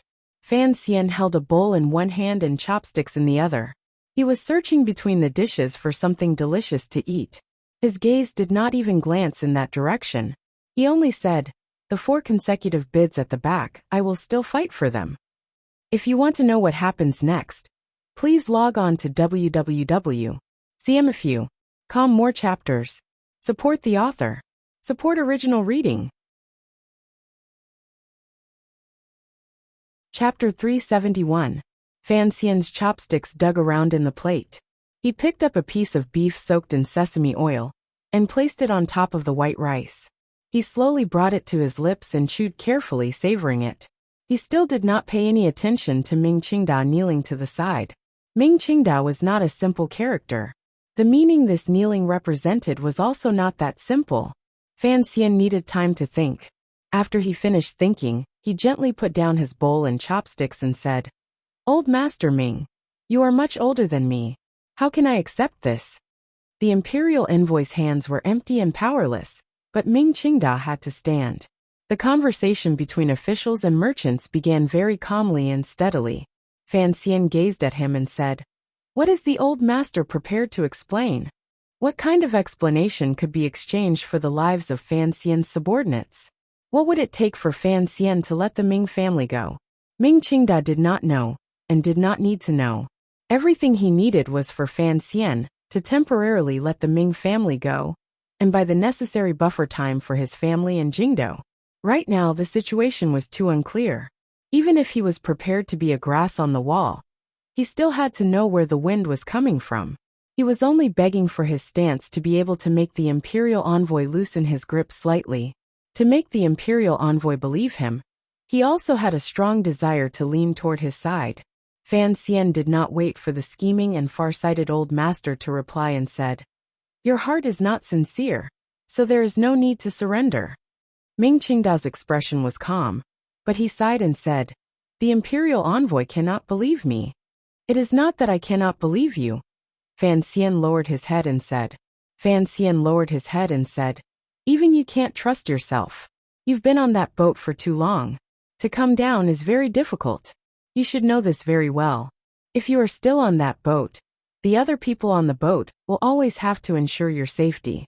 If you come to my boat, what about the goods you left on the original boat? Naturally, This goods was not the goods they were talking about. Ming Qingda also knew this in his heart. Hearing Fan Xian's words, he knew it was impossible to convince this young imperial envoy. With a trace of tiredness, he self-mockingly begged, "Please show me the way." Fan Xian's gaze continued to linger on the delicacies on the table. After a moment of thought, he quietly said, "You have many brothers. Recently, I heard that Master Xia of Room B4 is also your brother?" Ming Qingda's expression did not change, but his heart began to ache. The Ming family had followed Fan Xian's enemy for too long.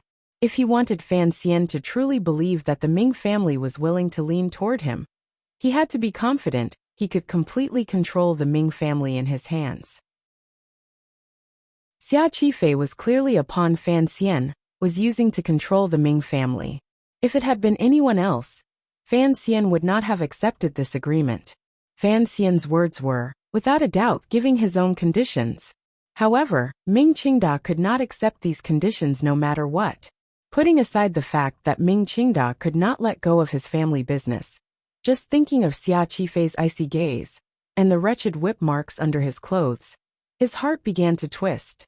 In the present situation, the one attacking was the Overwatch Council, and the one defending was the Ming family. Furthermore, the Ming family was retreating step by step. Today, the price increase in the palace treasury was only the first link in a chain of events. Following events followed one after another, and the Ming family was in a precarious position. Only now did Ming Qingda realize that this seemingly young imperial envoy was actually so conservative, cautious, severe, and sinister in his bones. Faced with such a large temptation, he was not moved at all. Only now did he realize that what Fan Xian wanted was far more than he could pay. It was not just 400,000 liang. It was not just the Ming family's secret cooperation in Jiangnan from now on. It was a somewhat arrogant and incomparably arrogant desire for complete control of the palace treasury's production and sales. "Please give me a way out," Ming Qingda said with a pained smile. Earlier they were talking about a clear path. Now they could only talk about a way out. If the last 4 bids continue like this, the tens of thousands of disciples in the family, as well as the countless servants hired around, will probably not be able to feed the family next year. The Ming family does not lack silver. Fan Xian looked at the master of the Ming family in front of him and admired him more and more. It was clearly threatening him, yet he said it so gently and lowly. It was not harsh at all. On the contrary, it was filled with comfort. In a moment, the last 4 bids. Just pretend that the Ming family has spat out the silver they swallowed a few years ago. He tilted his head slightly and narrowed his eyes as he examined the slightly dispirited Ming Qingda. In his heart, he endlessly guessed what this master of the Ming family was planning. "You should know my past. I do not appreciate your methods of selling things in the past. Of course, I am not an unreasonable bandit. As long as you do things more reliably, naturally, I will also be more reliably." The so-called reliably referred to last night's matter. Fan Xian used the tip of his chopsticks to knock against the edge of the porcelain plate, making a crisp clanging sound. In the end he said, "Hold the bowl like a dragon spitting out pearls. Use chopsticks like a phoenix nodding its head. Eat until you're 80% full.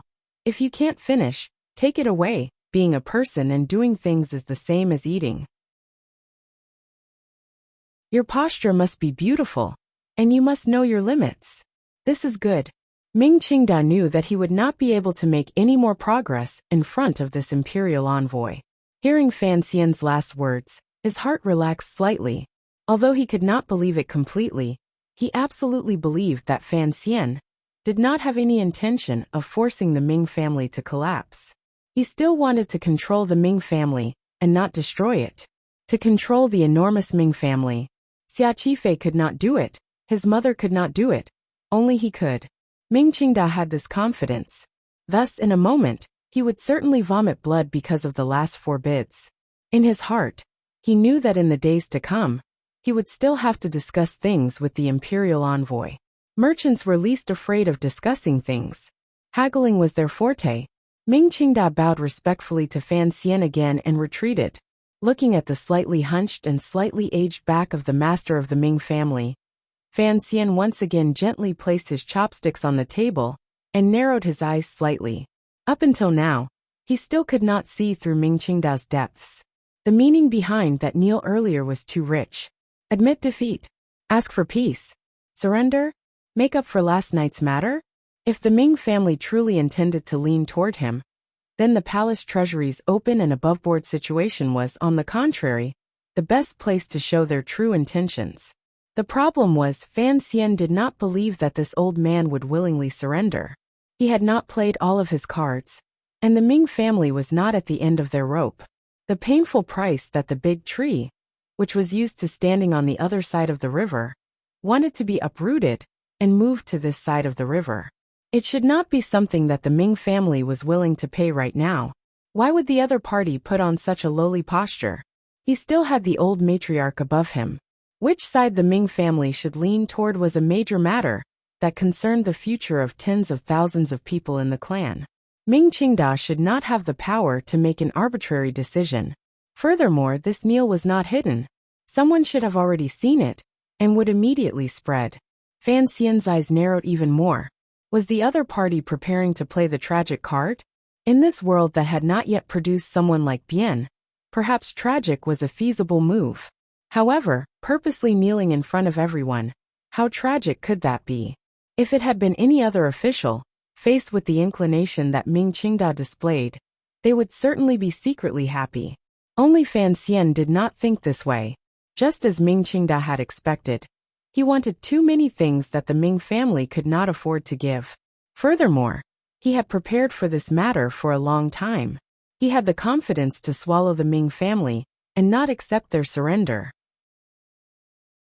Since Fan Xian could swallow the Ming family at any time, then why should he haggle with the Ming family to obtain their surrender?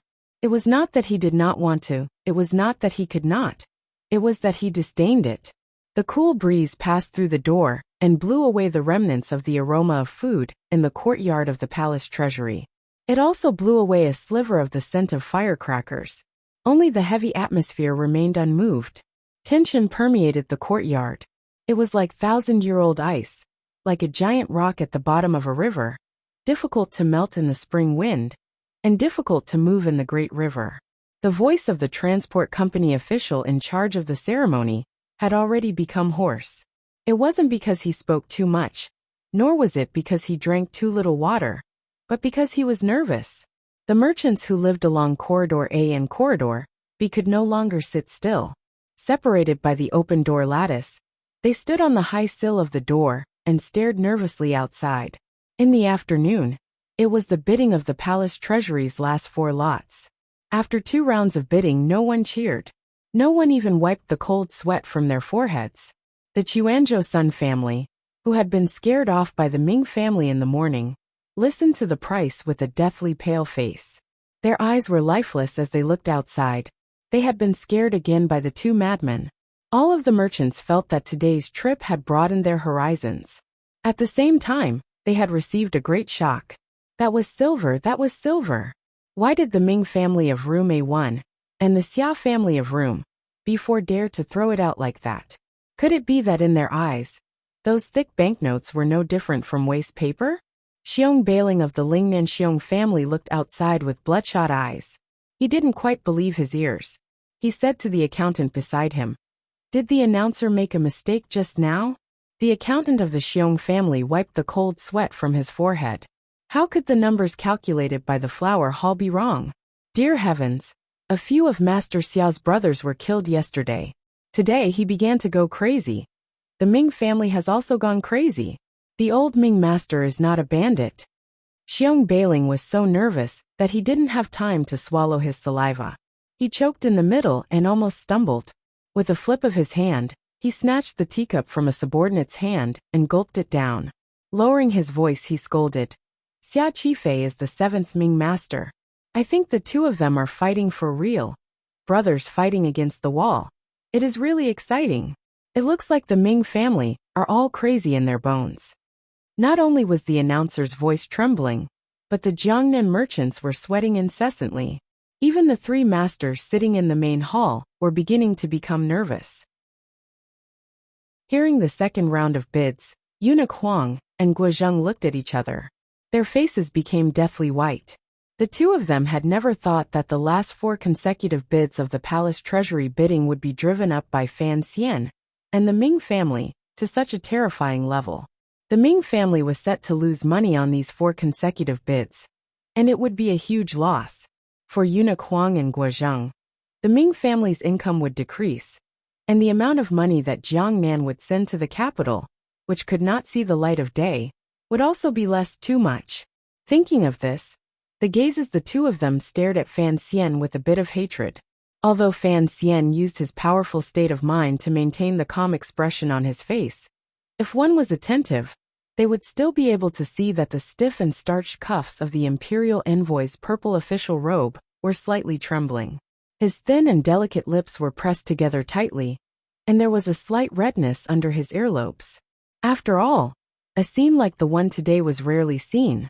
The Qing emperor was known as the wealthiest person in the world, but Fan Xian was willing to bet that the Qing emperor, who had never entered the Ministry of Revenue's treasury, had never seen so many banknotes floating around in the air with the announcer's raspy and trembling voice. 11. 5 million liang of silver. 10 years after the founding of the Qing kingdom, the entire nation's financial taxes added together would only amount to 10 million liang. Even for the Qing kingdom, which was now at its peak, such a large amount of silver was still an inconceivable number. If this 10 million liang of silver was used to buy death soldiers in Jiangnan, it was enough to destroy the small vassal states around Dongyi with the wave of a hand. It was enough to become a tyrant. Such a large amount of silver. How many beauties could it be exchanged for? How many warhorses and weapons could it be forged? If it was all invested in the people's livelihood, how many li of dikes could it build? How many pots of porridge could it cook? How many halls could it open? How many people could it save? And, if it was all changed to silver ingots, how many people could it crush to death? The 5 million liang in the morning was already the highest price in the history of the palace treasury. In the afternoon, it easily broke the record, particularly in the second round of bidding. The Ming family had called out a price that broke 10 million liang. This not only broke the record, but it also broke through everyone's psychological defenses. The reason for such a result was, of course, due to the Ming family's current situation of being besieged both internally and externally, as well as the large amount of gold and silver Fan Xian had borrowed from the northern Qi emperor. The Ming family had to fight for this bid, but Xia Qifei had the ability to hedge against it. All of these factors added together to create such a terrifying number. Fan Xian drank a mouthful of cold tea and forcefully suppressed the emotions in his heart. He made a very secretive hand gesture. All right, let's stop here. Rest. It was not until now that Fan Xian gradually understood Ming Qingdao's thoughts, the emperor's thoughts, and many people's thoughts. When Ming Qingdao was fighting for the bid, he obediently followed Fan Xian's plan. For one, he was under pressure from Xinjiang. For another, his thoughts were somewhat mysterious. Either way, he was just giving away silver. If he called out a low price, a portion of the silver he earned would have to be given to Xinjiang. If he called out a high price, it was the same as giving the silver to the palace treasury, which was also the same as giving it to the emperor and Fan Xian. Ming Qingdao saw things very accurately. He saw that the court needed his silver, so he decided to be ruthless. He wanted to throw out half of his family business. In this way, he won the bid and also suited Fan Xian's wishes. He didn't offend a single person on either side that he couldn't offend. It was a pity that he had offended money. With so much gold and silver, who knew how many years it would take for the Ming family to recover? The so-called spending money to get rid of disasters. The silver the Ming family used to get rid of disasters this time was truly going all in. In Fan Xian's view, the Ming family's economic strength had truly reached a terrifying level. The Qing emperor would not allow such an existence to grow. He would either weaken them or destroy them. This was the emperor's true intention in having Fan Xian go to Jiangnan. Ming Qingdao also clearly grasped this intention. However, Shen Wanson had still died back then. Could the Ming family survive? This was something that happened later. Even Fan Xian had no way of completely controlling it. However, Fan Xian felt that the Ming family's performance was very useful. Thus, He made a hand gesture to have Xia Qifei stop bidding. It was not the mischief of a small farmer's mind, nor was it because he felt pity. Rather, Fan Xian knew that the old Ming master's act was certainly not over. 11,500,000 liang of silver was already enough. Fan Xian did not wish for too much discussion in court and bring too many negative evaluations to himself. Seeing the bandit in room before stop bidding, everyone, including the officials and merchants, did not feel regret or anger at not being able to watch the show. On the contrary, they all let out a breath at the same time, feeling as if a heavy burden had been lifted from their shoulders. The bidding this afternoon had been too terrifying. That number was too sensitive. The merchants did not want to cause something bad to happen. The officials also did not want the situation to be dragged to an explosive level. In the flower hall, the joint examination officials of the Ministry of Revenue and the Palace Treasury began to carry out intense examination work. In the end, they confirmed this bid. They used a red brush to carefully and nervously write the final report and handed it to the front hall. The officiating official walked to the stone steps and swallowed a mouthful of saliva to moisten his hoarse and burning throat. In a trembling voice he said, "Goods from the Southeast Road and Sea Road. For consecutive bids, Room A1, Ming family 11. 5 million liang." Yes. No one cheered or cried out. Everyone wanted to quickly escape the palace treasury courtyard and get as far away from this number as possible. "Father! Father!" It was at this moment that a cry of surprise came from room A1, which was closest to the main hall. For a moment, everyone stood up from their chairs in shock. Looking in that direction, they didn't know what had happened to the Ming family. "Father, what happened to you? Someone come! Someone come! Quickly come and save him!"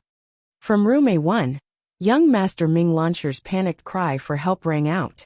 Amidst the chaotic sounds, the officials quickly pushed open the door and entered. Only then did they find that the master of the Ming family, Ming Qingda, had fainted on the ground with an ashen face. Regardless of whether it was the officials or the merchants, they all thought they knew what had happened. Everyone thought that the master of the Ming family had been pressured from inside and outside to forcefully snatch these 4 consecutive bids, and had been forced to bid a sky-high price. Thinking that the Ming family might decline because of this sky-high price, the old Ming master was so anxious that he fell unconscious. Everyone knew who had forced the Ming family into such a wretched situation. Thus, the gazes of everyone in the courtyard unconsciously turned toward the imperial envoy standing on the stone steps. Fan Xian was not very shocked. He narrowed his eyes and scolded, "What are you panicking about? Quickly seal the treasury and deposit the silver. After the process is over, quickly send the old Ming master to see a doctor." There was a whole set of procedures for opening and closing the palace treasury.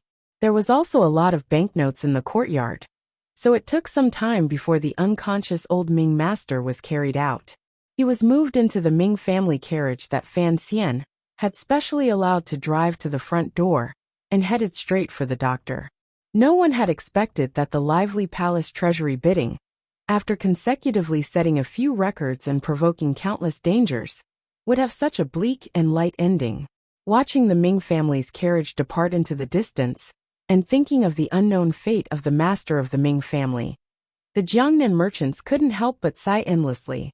A glimmer of sympathy grew in their hearts. The people of the Ming family left first. After the merchants went through the inspection, they also left the palace treasury courtyard. What remained were all officials who began to carry out the final finishing touches of the palace treasury. Since it was a business of selling money, naturally, the work of counting the 40% deposit silver banknotes was the most important. The 3 important figures stood in the flower hall and watched as the Ministry of Revenue and Transport Company officials entered the books and sealed the banknotes. Fan Xian looked at the Ming family's final 4 million liang deposit. At the bottom was a thick stack of banknotes from Zhaoshang Money House. His eyes narrowed slightly and knew that the matter had finally been completed. Originally, in the plan, the last 4 consecutive bids would force the Ming family to use the banknotes from Zhaoshang Money House. Fan Xian would purposely make things difficult for them. After all, Zhaoshang's credibility was not as good as Tianxia's. At that time, Eunuch Huang and Guozheng would certainly speak up for the Ming family. Thus, Fan Xian would be able to remove himself even more cleanly. However, he had not thought that Ming Qingda would do things so straightforwardly and efficiently. Fan Xian was too lazy to smear the small details. However, in the end, Ming Qingda fainted. Pretend, keep pretending. Fan Xian smiled coldly in his heart, but his face carried a sympathetic expression. He sighed to Eunuch Huang beside him and said, "The Ming family won the bid with great difficulty. However, the old Ming master is still old and unable to withstand such joy. Instead, he fainted. It is best if this happy event doesn't become a funeral." Eunuch Huang, who was currently rubbing his fingers and drooling as he looked at the banknotes, still a little nervous, heard the imperial envoy's words. In his shock, he almost broke his fingers. He opened his mouth to curse, but he didn't dare. He thought to himself, what kind of person would make such sarcastic remarks after playing with someone?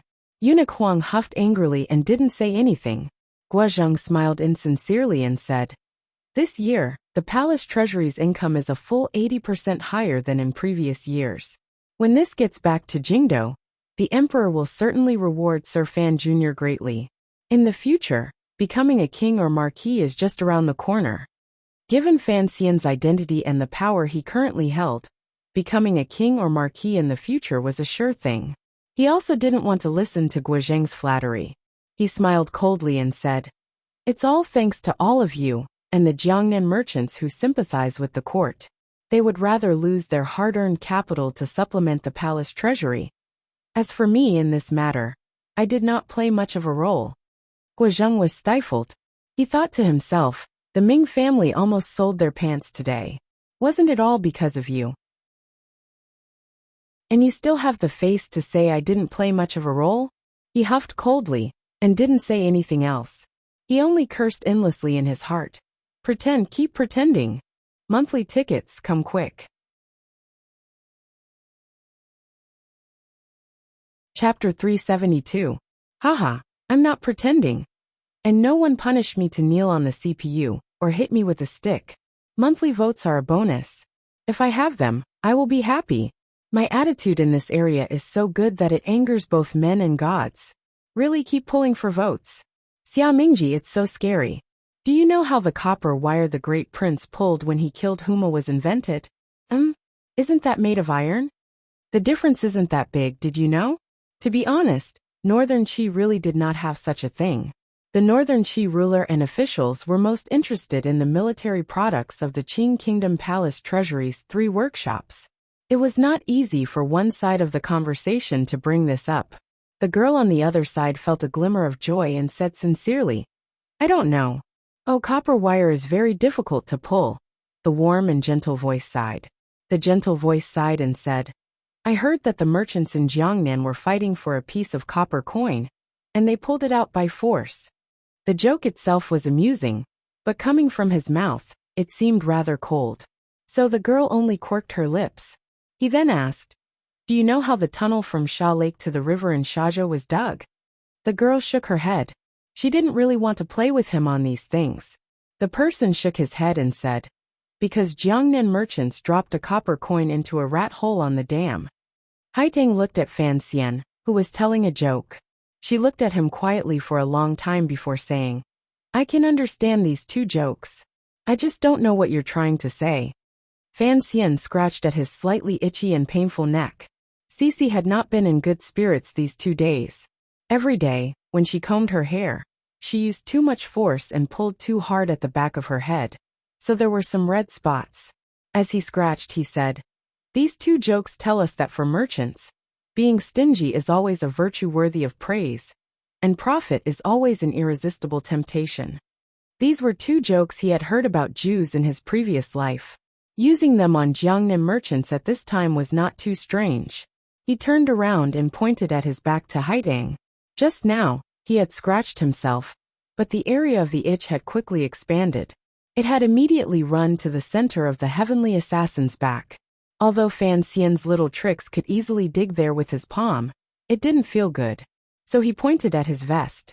Haitang glared at him, but her hand had already reached out, gently scratching his back through his clothes.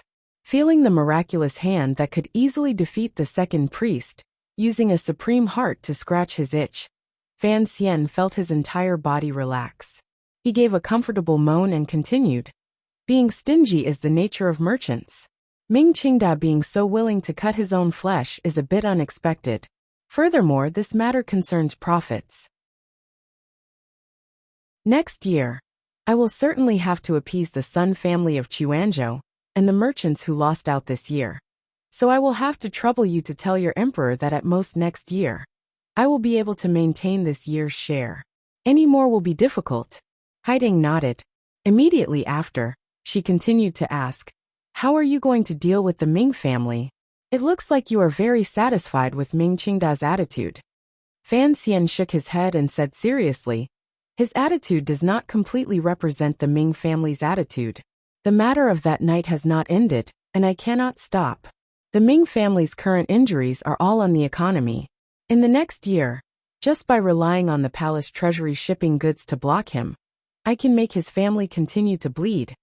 But the Ming family's entire body is still relatively healthy. If I want to eat them all in one bite, it is impossible. Thus, as long as I am in Jiangnan, I will go every few days to cut a piece of flesh. Perhaps this was the so-called nibbling away. However, as Haiteng listened, she couldn't help feeling sorrow for Ming Qingda. The old Ming master had put on a low profile, but he still had no way of controlling the execution of Fan Xian's valiant plan. Seeming to guess what she was thinking, Fan Xian explained, the Ming family will certainly not sit and wait for death. The problem is, the plan set by Xiaoyan this time is not the same as dealing with the Cui family. The Overwatch Council's methods are all methods that can be seen. Everything I am doing is completely in accordance with Qing law. This is not a conspiracy, it is an open plot. Faced with the difference in strength, the Ming family cannot carry out a direct counterattack.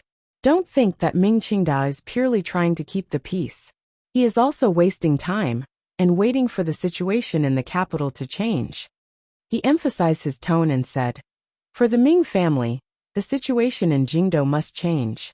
Otherwise, they can only wait to be eaten up by the court. Haiteng continued in a quiet voice. Thus, you won't let them continue to wait peacefully. Instead, you have to do your best to weaken their strength before the situation in Jingdo changes. Correct, Fan Xian said expressionlessly. Everything will be done according to the rules. My only worry is that the Ming family's reputation is so good that it is difficult to understand. I can't find any problems in the Palace Treasury Transport Company accounts. The other party's ability to smooth out traces is too powerful presently. There has been no more news from that island. It seems that someone is helping them cover it up. Faced with such a seemingly gentle and virtuous large family, if I, or the Overwatch Council, push the Ming family too hard, and the Ming family puts on an overly pitiful attitude, perhaps the Jiangnan scholars and people will retaliate. You are not a person who cares about other people's discussions, Haiteng said with a smile. Fan Xian also smiled. These words are true. However, even if I don't care, it doesn't mean the emperor doesn't care. The emperor wants to leave his name in history, and also wants his power to be permanent. This has always been a troublesome matter. If it wasn't because of this, the court would have too many ways to directly flatten the Ming family. Why hasn't it done anything yet? Isn't it because they are afraid of leaving an impression in people's hearts that the emperor is heartless and the court is sinister? They are afraid of leaving a dishonorable mark in the history books. Is the Qing emperor this kind of person? Haiteng asked with confusion. Believe me, Fan Xian forced a smile and said, the emperor is indeed a person who cares about his reputation. Otherwise, when the heavens sent an auspicious sign last time, he wouldn't have had to fight with your emperor for that breath of air. This time, the emperor sent me down to Jiangnan to subdue the Ming family. Of course, he hopes that I can do it beautifully and trample the Ming family to death, without leaving behind any bad reputation. If, at that time, the people of Jiangnan and even under heaven all feel injustice for the Ming family, if those powers in Jingdo make another ruckus, even if the emperor is heartless enough to let me be a black dog, he will still be forced to summon me back to the capital. Since it is so, today is already the 4th day after the palace treasury bidding. Why haven't you done anything? Haidang asked curiously. Fan Xian smiled and said, Who says I haven't done anything? I have put in a lot of thought into the Baoyue brothel matter. Speaking of Baoyue brothel, Haidang felt a bit strange. She sighed and said, It's one thing for you to borrow silver from me to repair the river works, but the silver of the Qi kingdom, you're using it to open a brothel. If this news gets back to Shangjing, I'm afraid the emperor will laugh me to death. Fan Xian knew that this northern Qi saint girl always felt uncomfortable about him opening a brothel. He said seriously, The river works are a good deed. As you know, the work I am about to begin settling down the refugees is also a good deed. In reality, you don't know that opening a brothel is also a good deed. Haidang was very confused. What did a brothel forcing women to do such pitiful things have to do with doing a good deed? Humanity's 2 oldest professions, one is an assassin, and the other is a prostitute. Fan Xian snapped his fingers and pointed at his back, indicating for Haidang not to stop scratching his back. You can't change this. I can't change it. Even my mother can't change it. Since it is so, this business will certainly continue to exist forever. Then, we might as well take control of this business in our own hands, and set down some procedures to do our best to protect the interests of those pitiful women. Fan Xian first said Gulong's famous words, and then repeated the words he had used to convince Shi Chanli. Then he solemnly concluded, I open a brothel to protect those prostitutes.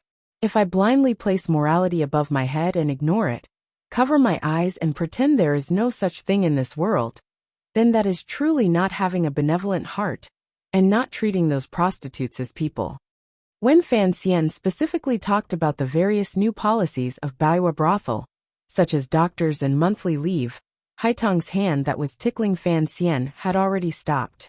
She looked at the back of his head with slight shock.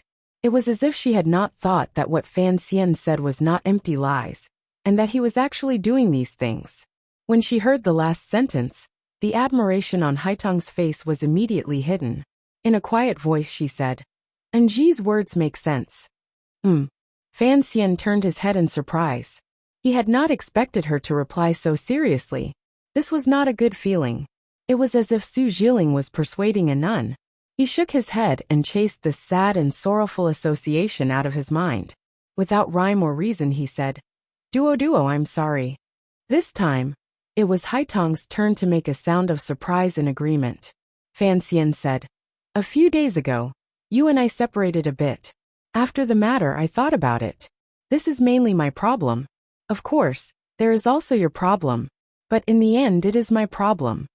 Although Haitang did not really understand what he wanted to say, nor did she understand this strange sentence pattern that took up too many words and filled with rubbish, she could still easily connect it to the old road outside Shangjing in northern Qi. The young man in front of her had once said something about the sun at 8 or 9 o'clock. The world was yours and mine.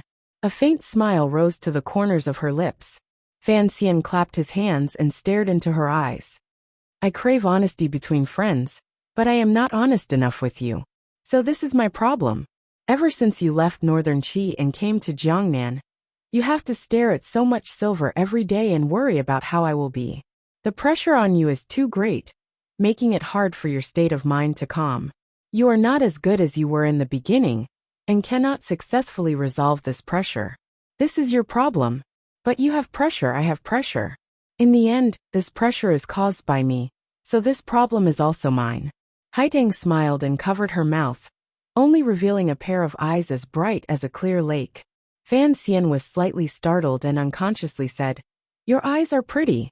There was a third between the two of them. Fan Xian chuckled and said, I didn't think you would have a little girl's side. But in the end, you still haven't told me how old you are.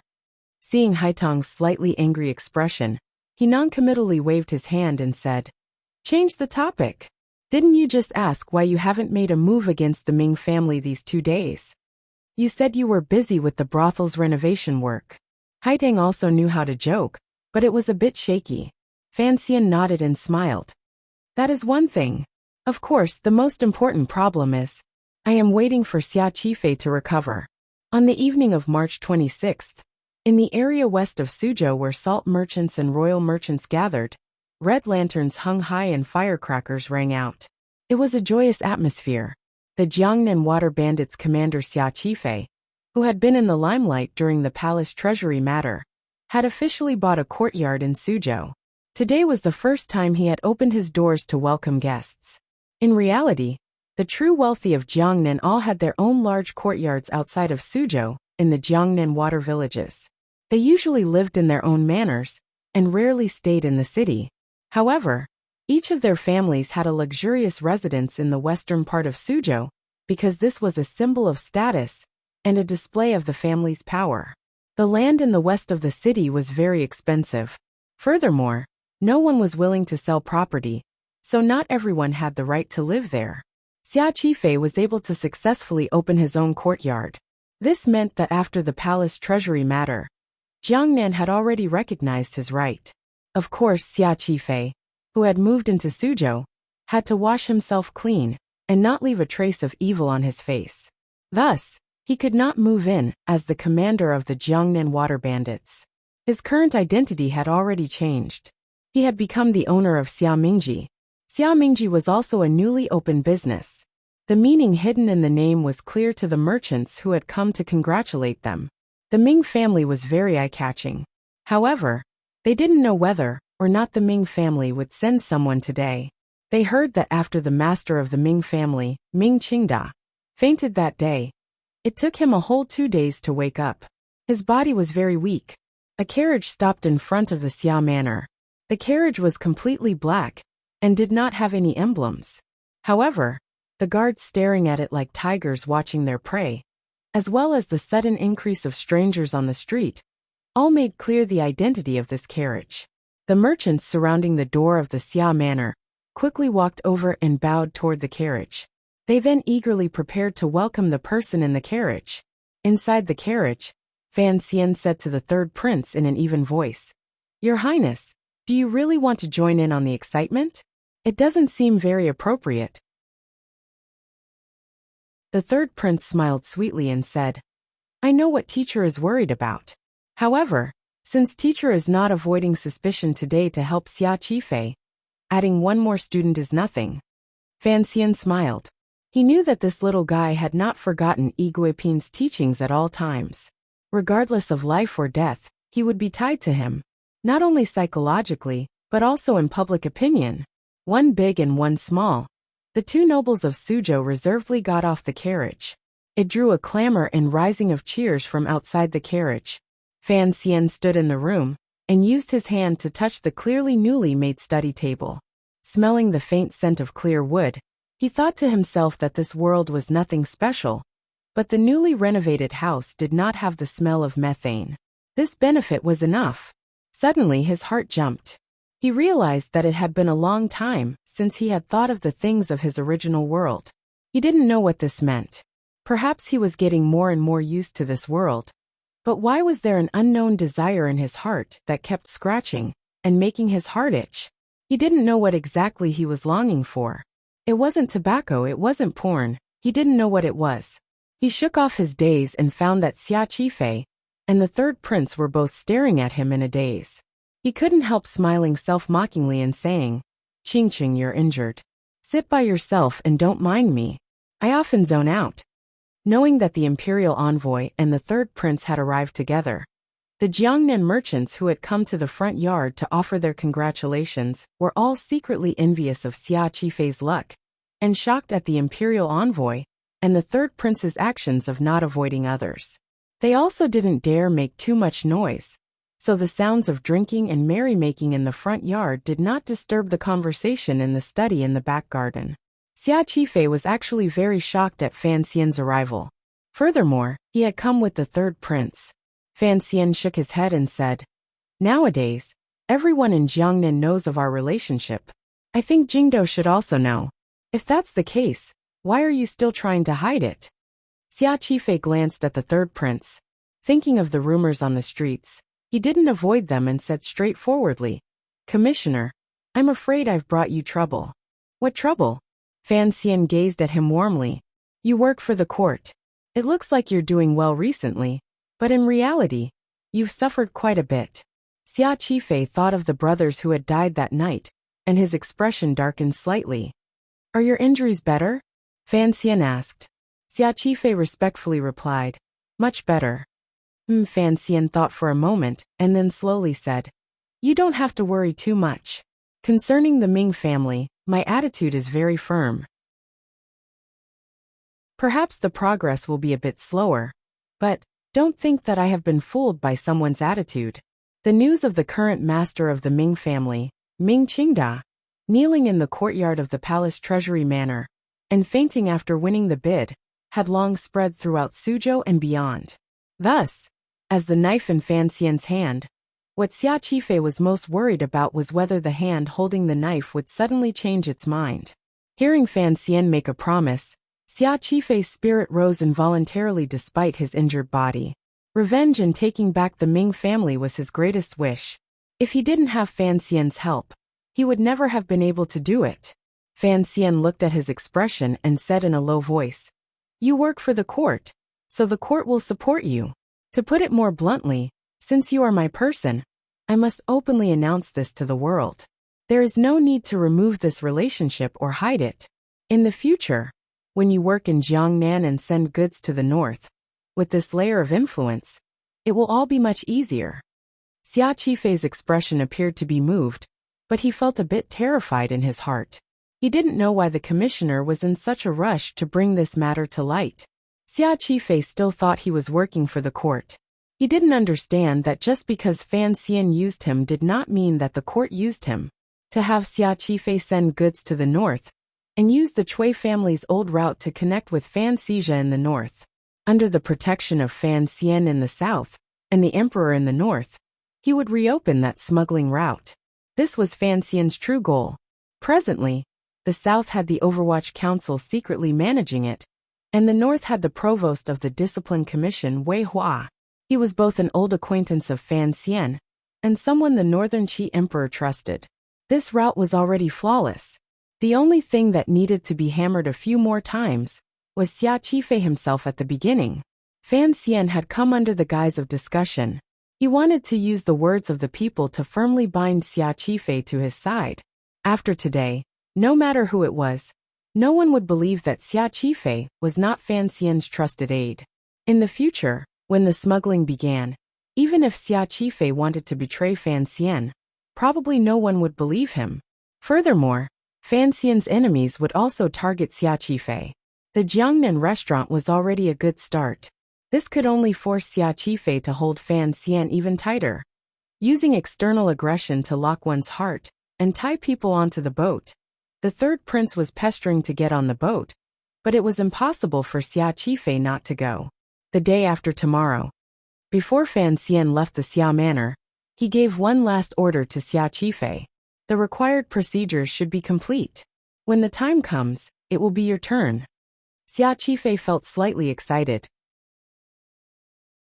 Although he knew that the commissioner only needed him to attract the Ming family's attention, he could, in the end, roar his voice in the Suzhou government. It seemed that he was getting closer and closer to his life's goal. However, you also understand. Fan Xian sighed and patted his shoulder. There are no precedents in Qing law for this kind of thing. The other party is the eldest son of the eldest branch. According to the law, he is taking advantage. Even if the council helps, it is unlikely to obtain the desired result. There are many ways to get back what has been lost. Don't be anxious, and don't be overly disappointed. Xia Qifei's heart trembled slightly. He always felt that the young commissioner in front of him was not just talking about the Ming family. Between the upper and lower levels, it seemed that because of the word family property, a certain harmony had been created.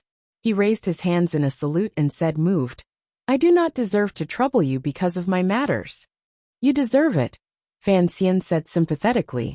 From the beginning, it was made clear that I am also a person who prioritizes profit. Don't be overly concerned. The more he emphasized profit, the more Xia Qifei felt he was sincere. He repeatedly bowed and saw him, and the third prince out of the manor. More accurately speaking, Fan Xian and the third prince only stood for a moment in the Xia manor before leaving. The entire process was less than the time it took to drink a cup of tea. However, the attitude and determination they displayed would certainly pass through the mouths of the merchants and officials, and reach the ears of the master of the Ming family. After the carriage left the Xia manor, it was not in a hurry to return to Hua Garden. Instead, it headed toward the north of the city. There were many Jianghu heroes in the north of Suzhou, so the guards beside the carriage also became nervous. What day is the day after tomorrow? The third prince opened his innocent and harmless eyes and asked Fan Xian. Fan Xian replied, Xia Qifei will enter the Suzhou government and sue the Ming family for stealing the family property. If you want to know what happens after, please log on to www.cmfu.com. More chapters. Support the author. Support original reading. Chapter 373. On the quiet streets of Suzhou, the clear sound of the carriage wheels drowned out the shocked cry from inside the carriage. The third prince said after a moment of shock, This lawsuit can still be fought? Why not? Fan Xian smiled slightly. Whether or not we can win is another matter, but we must fight. The third prince was, after all, only 9 years old. He was still a child. Hearing of this matter, he became interested and said, Sir, when the time comes, let's go watch the excitement. I heard that Xia Qifei's birth mother was beaten to death alive by the current old Ming matriarch. Fan Xian sighed. This is a family property lawsuit, not an old murder case. It's only about the articles on Qing law and documents. There's no meaning to it. The third prince asked curiously, Sir, there's no guarantee? No. Fan Xian smiled bitterly and shook his head. If there was a guarantee, then why bother with all these tricks? I just hope to drag it out, the longer the better. The third prince sat back down unhappily in his chair and looked at the unfamiliar street scene that passed by. He unconsciously asked, If you're not going back to Hua Garden at this time, where are you going? Fan Xian gazed at him and said, The emperor had you follow me to learn, and you have always been diligent. Since you have come out with me today, I will go along the way to learn something you will definitely need to learn in the future. The third prince didn't know what Fan Xian was talking about. The carriage went from the west side of the city to the north side. It did not enter the place where the men were always circling. Instead, it quietly followed an alley and turned west. Using the cover of the night and the secret vigilance of the members of the Qinian unit behind it, it shook off any possible tailing and disappeared into Suzhou. The carriage stopped outside a private residence. The location was secluded and difficult to notice. Gao De came down from the driver's seat. His hand grasped the hilt of the long knife on his back. After coldly and carefully observing for a while, he made a fist to signal that it was safe. Only then did Fan Xian lead the third prince's subordinates out of the carriage. The 6th Bureau assassins at Fan Xian's side were all recovering from their injuries. Fan Xian was not willing to let the only 2 people who were unharmed risk their lives again. Thus, their personal safety was completely handed over to the Tiger Guards and the Qinian unit. He acted with increasing caution. Walking along the quiet doorway, the third prince felt a little creeped out. It was dark all around, but he could smell a trace of smoke. This kind of feeling made his hair stand on end. The child unconsciously tightened his grip on Fan Xian's palm. He entered the house and turned into another room. It was a bedroom, and everything was there. There was a big bed and a dressing table. There was even a couple sleeping on the bed. The third prince opened his mouth wide, unable to make a sound for a long time. He thought to himself, what kind of joke is this? Fan Xian was slightly startled. He turned his head to look at the Overwatch Council official leading the way. The official's countenance did not change. He walked straight to the bedside and pulled the hook on the bed frame. With a click, the curtain above the bed was slowly pulled open, revealing a slanting path downwards. He then made a gesture of invitation. As he did all of this, the couple on the bed only moved in a little and did not have any reaction. They didn't even glance at the people by the bedside. It was as if they were blind and deaf. It was also as if Fan Xian and his group were all like ghosts. Fan Xian looked at this scene and couldn't help but smile bitterly. He scratched his head. He kept on feeling that it was like some kind of novel he had read in his previous life. Unexpectedly, it had become reality in front of his eyes. This private residence was a secret residence the 4th Bureau of the Overwatch Council had placed in Suzhou. At this time, the 3rd prince knew where he had come. Holding Fan Xian's hand, he carefully walked toward the underground tunnel. His heart was beating like a drum. In a trembling voice he said, "Teacher, although I am a prince, according to the rules of the court, I do not have the right to know about the secret residences of the Overwatch Council."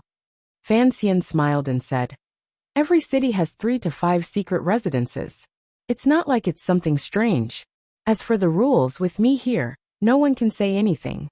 He was the commissioner of the Overwatch Council. After Chen Pingping's personal letter, he had the absolute power of the Overwatch Council. Hearing Fan Xian say this, the 3rd prince relaxed slightly. Under the contrast of the dim light, he continued to move forward. The 4th Bureau's residence in Suzhou was not the largest, but it was the most secretive. Before long, they came to a secret room. The light in the room was quiet, and the dim light illuminated the somewhat cramped room. There was a charcoal fire in the room, 2 soldering irons, a few boxes of medicine, a few benches, and more than a dozen long and short metal-sharp objects of different shapes. It was the standard preparation for extorting a confession, particularly when paired with the 2 dying and bloody people on the torture rack. It was clear.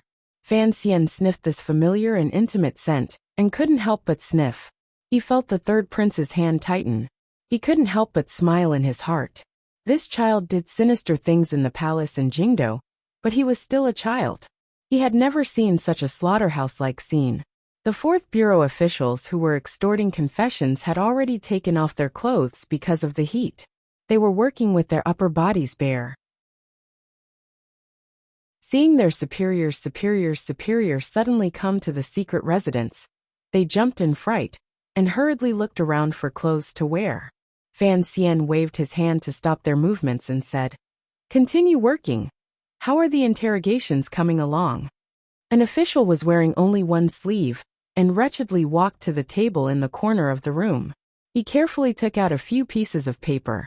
They were the results of the extortion. Fan Xian took them and glanced at them. He couldn't help furrowing his brows. It was because he had been thinking about the Juanshan conference that, in order to make good use of time, he had personally come to see the situation of the interrogation. Unexpectedly, a few days had already passed, and there was still not much progress. The 2 people who had been captured by the Overwatch Council were the 2 swallow-like assassins who had tried to kill Xia Qifei in front of the Jiangnan restaurant on the night of March 22nd. That day, these 2 assassins had been poisoned by the swordsmen of the 6th Bureau. They had seen the opportunity quickly and wanted to escape. Unexpectedly along the way, they had been knocked unconscious by Haitang. Afterward, Fan Xian unceremoniously took them and hid them in a secret residence. He tortured and interrogated them. He wanted to know a little inside information about the Juanshan conference. For the Overwatch Council, the Juanshan conference was truly mysterious. A power that even the Overwatch Council could not grasp made Fan Xian worry. A loosely organized organization? Yet, they could use the 2nd priest of the Qing temple as a chess piece? Fan Xian furrowed his brows and looked at the results of his subordinates' interrogation. These 2 assassins were famous killers in the Jiangnan area. Their martial arts were powerful, and their actions were sinister. However, it seemed that they did not know much about the Juanshan conference. They had only been bought by the Ming family with silver to do things. "Wake them up." He shook his head helplessly. An official brought a small bottle to the noses of the 2 people on the rack and had them sniff it. The 2 of them struggled weakly. Their muscles twisted and fresh blood seeped out of their wounds again. They also woke up. The 2 assassins forced their eyes open. Terror seeped through their blurred eyes. They had long lost the toughness they had when they were first captured. It looked like they had been tortured badly by the cruel officials of the 4th Bureau of the Overwatch Council these few days. Fan Xian and the 3rd prince sat on the long, not-so-clean bench. Fan Xian flipped through the paper in his hand and quietly asked, "The Sir Zhou you speak of, What does he have to do with the Juanshang conference? The two assassins knew the Overwatch Council's methods. Since they were not going to be martyrs, they rushed to answer. In a hoarse voice they roared, Sir Zhou is the accountant of the Juanshang conference. As for what exactly he does inside, I truly do not know. Fan Xian raised his head in surprise. Is Sir Zhou not the head housekeeper of the Ming family? One of the assassins said in a trembling voice, I have only heard of it once. Concerning the Juanshang conference, I truly only know this one thing. After enduring for a few days, you two are still quite spirited. It looks like you haven't suffered too much. Fan Xian shook his head. A glimmer of despair flashed through the eyes of the two assassins. The Overwatch Council officials began to use torture again, carrying out this unaesthetic yet repetitive and uninteresting work. Wretched cries rose and fell in the torture room. They were incomparably mournful, but they had no way of reaching the ground. Fan Xian did not cover the third prince's eyes. The third prince looked at this scene. His face was deathly pale, but he forced his head not to turn to the side. He only looked at this bloody scene, and suddenly felt the food in his stomach want to rush out of his throat uncontrollably. His chest was extremely depressed. Fan Xian took out a box of ointment from his clothes, and used the tip of his index finger to wipe it. He carefully rubbed it under the third prince's nose. In a quiet voice he said, I have already reported the matter of the Juanshang conference to the emperor. For the other party to be so daring, Your Highness will be able to understand what kind of daring they have. For today's enemies and future enemies, there are some methods we must learn, but we must not revel in them. The third prince knew what Fan Xian was teaching him. On the other side, the fresh flesh on the assassins' chests had already mixed with blood and turned into balls of charred flesh that sizzled on a metal plate. You cannot view using torture and cruel officials as the best way to maintain the rule of the court. You cannot rely on these methods. Even if you weave a wide net, there will still be fish that slip through. Torture and extort confessions, but you still cannot obtain all the information you need, Fan Xian said calmly. The way of governing is to balance leniency and severity. If you believe, then you do not doubt. If you doubt, then you do not use it. Leniency is the foundation. The rest are just small methods to pave the way. The third prince's nose wriggled with a cool smell. He lost some of his malice and understood Fan Xian's meaning. The very different attitudes toward Ming Qingda and Xia Qifei clearly illustrated Fan Xian's method of doing things. If you believe, then you do not doubt. If you doubt, then you do not use it. Coming to watch the execution tonight was to let him understand that not all powerful methods would be effective. It's not bad to be able to get information about the Ming family, Fan Xian comforted his subordinates. Take care of the offerings and heal these two people's wounds. They'll be useful in the future. After leaving the secret residence the fourth bureau of the Overwatch Council had set up in Suzhou, Fan Xian's mood was heavy. At first, he had hoped to be able to find traces of the Juanshang conference. Unexpectedly, he couldn't get anything out of these two assassins. He could only teach the third prince a few things along the way. In reality, it was just to cover up his own helpless awkwardness. Sitting in the carriage on the way back to Hua Garden, he thought carefully. After all, the Overwatch Council was the Emperor's Special Forces organization. There were many things that could not be done openly. Thus, in terms of organization, there were innate limitations. For example, there could not be too many people. Thus, far away in the strategic town of Jiangnan, although it had always been an important area of supervision for the Fourth Bureau, there was still a clear lack of people. If they wanted to investigate such a mysterious organization as the Juanshang Conference, which floated in the clouds, the Overwatch Council's power in Jiangnan was far from enough. At this moment, Fan Xian very much wished that Yin Bingyan could be by his side. However, he also understood that Yin Bingyan was currently in charge of the Fourth Bureau and could not easily leave the capital. Furthermore, he needed Yin Bingyan to help Deng Ziyu with most of the work in the First Bureau. Even if Wang Qinian was here, things might be a lot easier. He sighed. Yang Jimei had not only given Hua Garden to the imperial envoy Fan Xian with both hands, she had also kept the servants, women, and cooks in the garden. After the Overwatch Council's inspection, They confirmed that these people were clean, so Fan Xian did not refuse this good intention. Thus, other than everything close to her, Cici began to enjoy the treatment of a young mistress. Although she was not used to it, there was nothing she could do. The pitiful little girls Fan Xian had bought on his way to Jiangnan also did not have the opportunity to do any rough work. They were truly raised like serving girls in a large family. What was particularly worthy of praise was the chef Yang Jimei had left behind. His standards were so high that it could make the royal chefs in the palace blush with shame.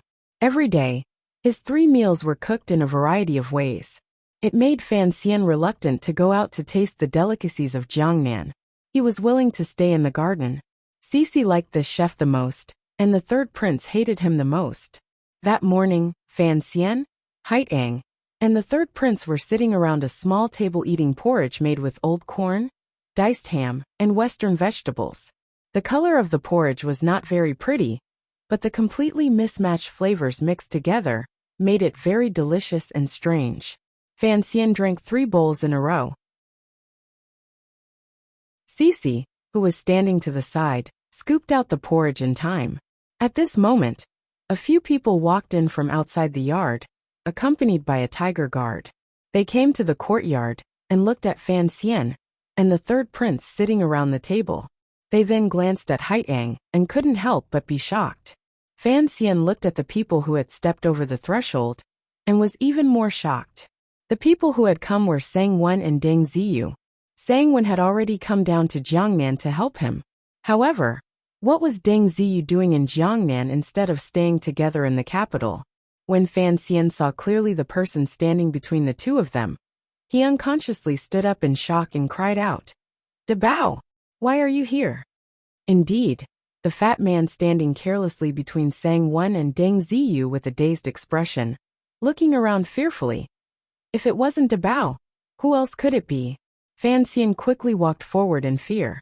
He grabbed his brother-in-law's hand with one hand and asked Deng Ziyu, "What's going on? Where's Wanner?" Deng Ziyu's expression was tired. He smiled bitterly and said, "Madam's health hasn't been good recently, so she temporarily delayed coming down to Jiangnan. However, this uncle heard that he was coming to see you, so he kept making a fuss at home. The minister sent me to bring this uncle to Jiangnan." "Nonsense," Fan Xian sighed. Immediately after, his heart tightened. He asked anxiously, "Wanner's health isn't good?" "Oh, it's nothing." Sang Wen, who had a warm smile on her face and the flesh on her cheeks, replied, "The princess has probably caught the wind and is a bit tired. She'll be fine after resting for a few days." She took out 2 letters from her clothes and handed them to Fan Xian. "These are letters for you." Fan Xian accepted them and glanced at them. They were written by his father and Wanner. He didn't have time to read them. He first put them in his clothes and said angrily, "Father, what do you mean? Jiangnan is in chaos right now. Why did you send De Bao here?" De Bao suddenly grinned and pulled on Fan Xian's ear. "Little Xian Xian, you hid for so long in this hide-and-seek. You're really good." The third prince, who was holding the bowl of porridge and staring curiously at the door, found that the always scary Fan Xian was actually like this in front of this big idiot. He couldn't resist anymore. With a splutter, he spat out the mouthful of porridge he had been holding in his mouth. Deng Ziyu smiled awkwardly and quickly went forward with Sang Wen to bow to the third prince. He didn't dare look at Fan Xian's wretched appearance. Presumably, these two had also been annoyed by De Bao's antics along the way. Since De Bao had come, there would certainly be people to serve him along the way. Cici understood and quickly left the garden to settle those people down. Fan Xian had also finally calmed De Bao down.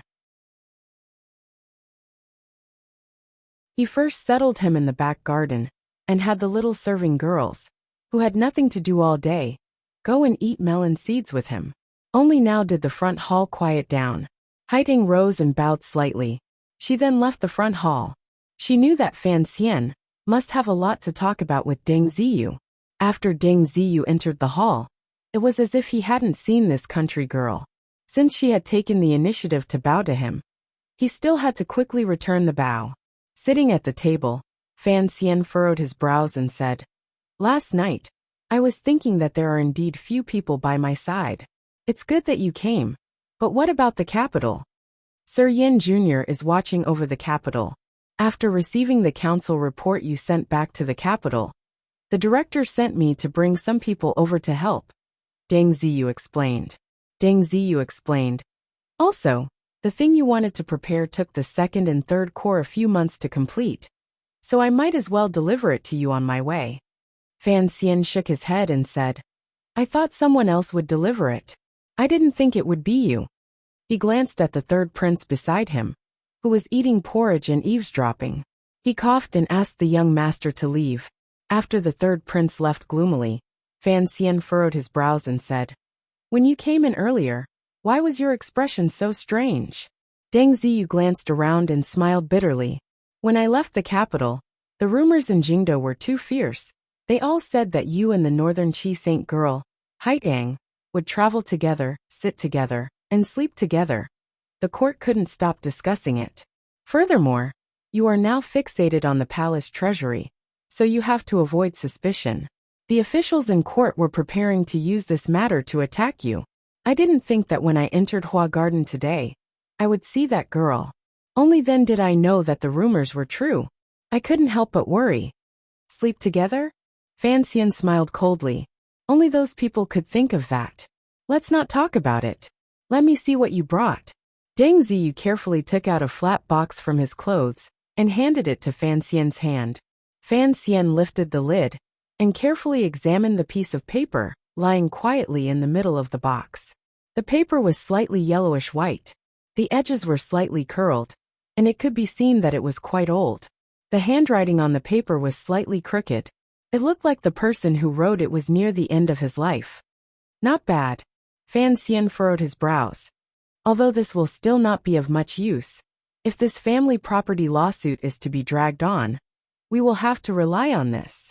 Deng Ziyu replied, Don't worry. The second and third bureau worked together and used countless pieces of the Ming family's previous master's handwriting. They also used old paper that is difficult to find today. In addition to the craftsmanship and attention to detail, no one should be able to tell it is fake. Of course, the Ming family knows it is fake. The real one has long been destroyed. Fan Xian smiled and said, To pass off the fake as the genuine, there are indeed many professionals in our council.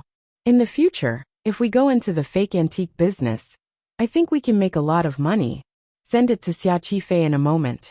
Tomorrow, when the court opens for trial, if this will is thrown there, the Suzhou government will probably be dumbfounded. The investigation into the Ming family continued, but it did not have any results. For one, the Ming family's efforts to wipe away traces was too deep.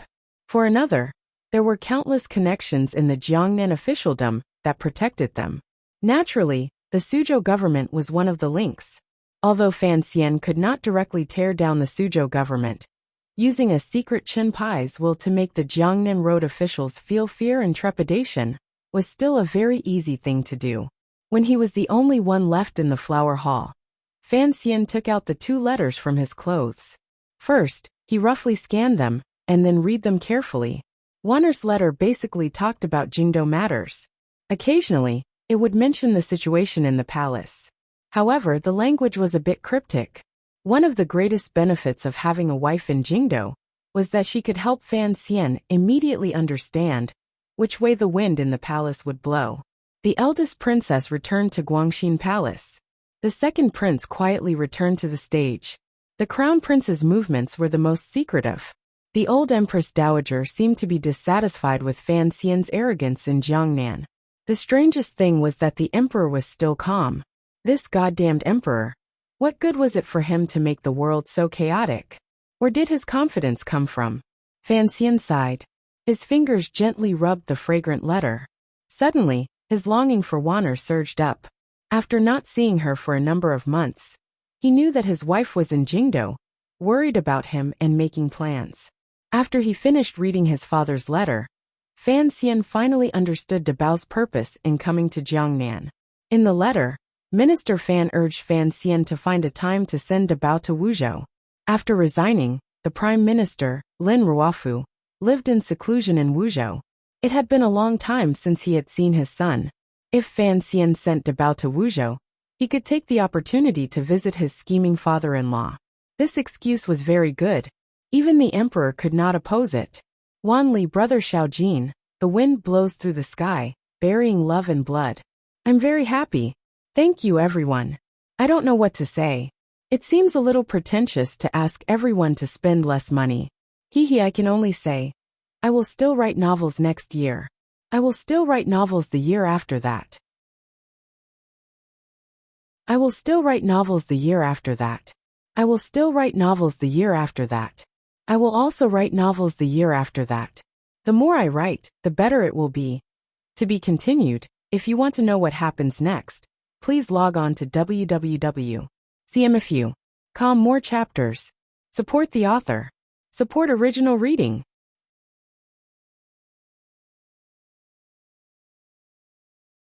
Chapter 374.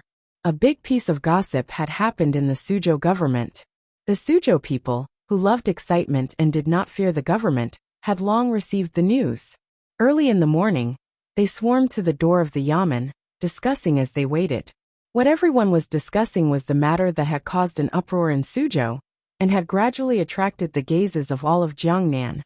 The fight for the Ming family property. No one had thought that the seventh young master of the Ming family, who should have died of illness a long time ago, would suddenly appear in front of everyone. Furthermore, with a shake of his body, he had become the commander of the Jiangnan water bandits, a famous figure in the underworld. Furthermore, after the palace treasury matter, the seventh young master's identity had changed again. He had become a royal merchant responsible for managing the palace treasury's North Road marketing. However, no matter how his identity had changed, what attracted the most attention was still his identity as a descendant of the Ming family. Xia Qifei had entered the Suzhou government to submit a petition to fight a family property lawsuit. No one knew how the people living in Ming Garden would react. Whose hands would the Ming family property, which could rival a country's wealth, fall into? In the hearts of most people, they were actually partial to the Ming family. For one, the Ming family hid their dark side well, and created a clear and bright image in the hearts of the Jiangnan gentry and people. For another, Ming Qingda was the eldest son of the Ming family's eldest son. Even if Xia Qifei was truly the seventh son of the Ming family, according to Qing law, and the tradition since ancient times, the family property should be inherited by the legitimate eldest son. Furthermore, who could prove that Xia Qifei was truly Ming Qingqing? At this moment, the outside of the Suzhou government was lively, but inside the yamen was incomparably tense. The Suzhou government Zhizhou was half bent over the large table with a headache. He sighed weakly to the advisor beside him and said, "Tell me, what should we do today?" The Ming family was a century-old family. No one knew how many connections they had with the Jiangnan officialdom. They had long been inseparable. If something happened to the Ming family, a small half of the Jiangnan officials would probably follow them in. For an important position like the Suzhou government, the Ming family had already fed the other party full. Xia Qifei was going to enter to fight a family property lawsuit. The Suzhou Zhizhou had to consider the problem from the standpoint of Ming Qingda and the old matriarch. But, behind Xia Qifei was the imperial envoy, and not someone the Zhizhou dared to offend. The advisor's face was also full of fear. He anxiously paced around on the ground. Suddenly, he stopped and closed the paper fan in his hand with a snap. "Sir, it's time to be an honest and upright official," the advisor said through gritted teeth. His eyebrows scrunched up into an ugly circle. The Suzhou Zhizhou panicked and said angrily, "What nonsense is this? Have I not always been an upright official?"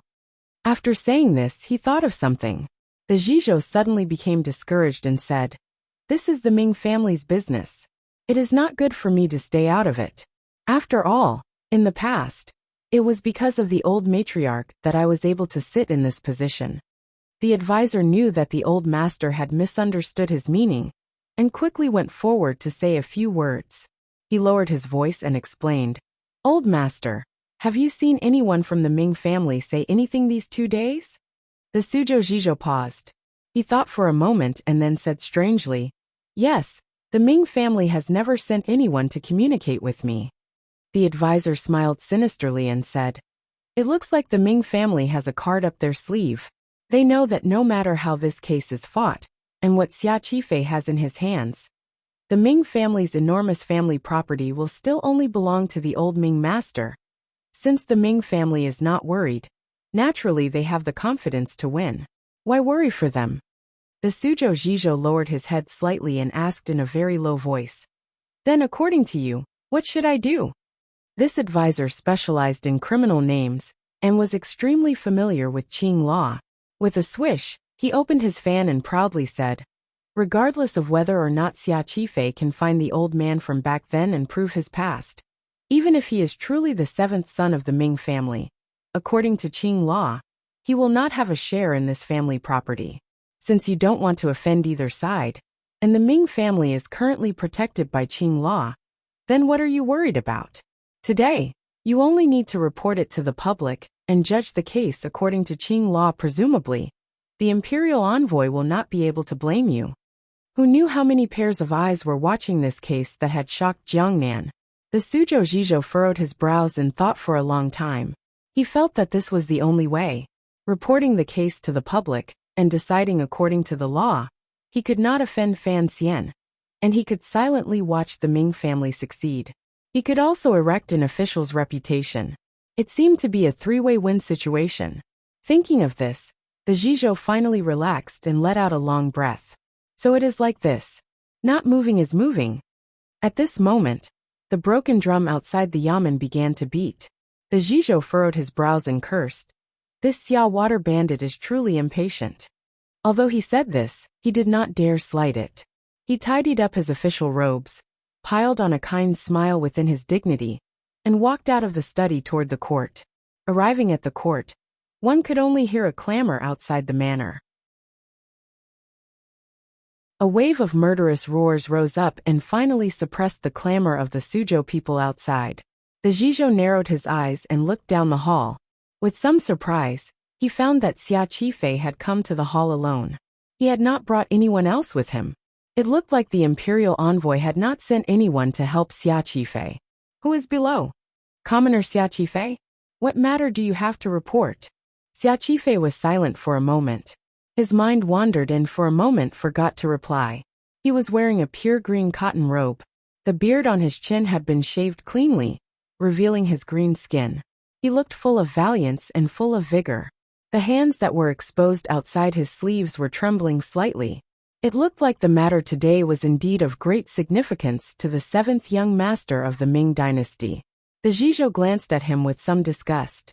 He felt that this person standing proudly in the court was a significant challenge to his authority. Furthermore, he dared to not kneel in front of his face. He was just about to fly into a rage when he found his sleeve being tugged on by the advisor. The advisor said in a quiet voice, Fan, don't worry about small matters. The Zhizhou was startled and thought about it. What was the point in bothering about such small matters? At this moment, Xia Qifei finally opened his mouth in a heavy voice. He raised his hands and said in a clear voice, Commoner Xia Qifei, surnamed Ming, given name Qingcheng. I am the seventh son of the old Ming master of the Suzhou Ming family. Ever since I was a child, I was chased out of the family by a fierce woman, and have wandered from place to place until now. I have lost my parents and lost my home. Today, I have no choice but to enter the court to sue the old Ming matriarch of the Suzhou Ming family, and the head of the eldest branch, Ming Qingda, for colluding with bandits, harming lives, and stealing my family's property. I ask the just and upright old master to seek justice for this commoner. With these words, the entire courtyard burst into an uproar.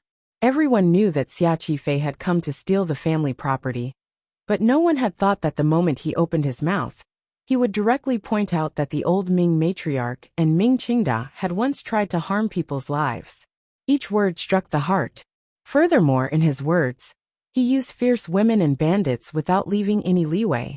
The commoners outside the yamen began to clamor. In their hearts, the old Ming matriarch was a kind old woman who had done countless good deeds over the years. How could she have anything to do with a fierce woman? In reality, these people had faintly guessed that the strange disappearance of the seventh young master of the Ming family back then probably had something to do with the old Ming matriarch, and the present master of the Ming family, Ming Qingda. However, people were always willing to believe things they believed, and things they had already convinced themselves of. Thus, they all responded to Ming Qingda's accusation with boos. The Suzhou Zhizhou also furrowed his brows and said with disgust, "This is a serious matter. Words cannot be careful. Where is the petition?" Xia Qifei took out the petition from his clothes and handed it with both hands to the advisor in the lower court to pass on. After the advisor handed the petition to the Zhizhou, the two of them gathered together to read it. They felt a great shock in their hearts. This petition was beautifully written and incisive. Each word pointed directly at the old Ming matriarch. Furthermore, it cleverly avoided the rules of Qing law in this area. It only focused on the old Ming master's will.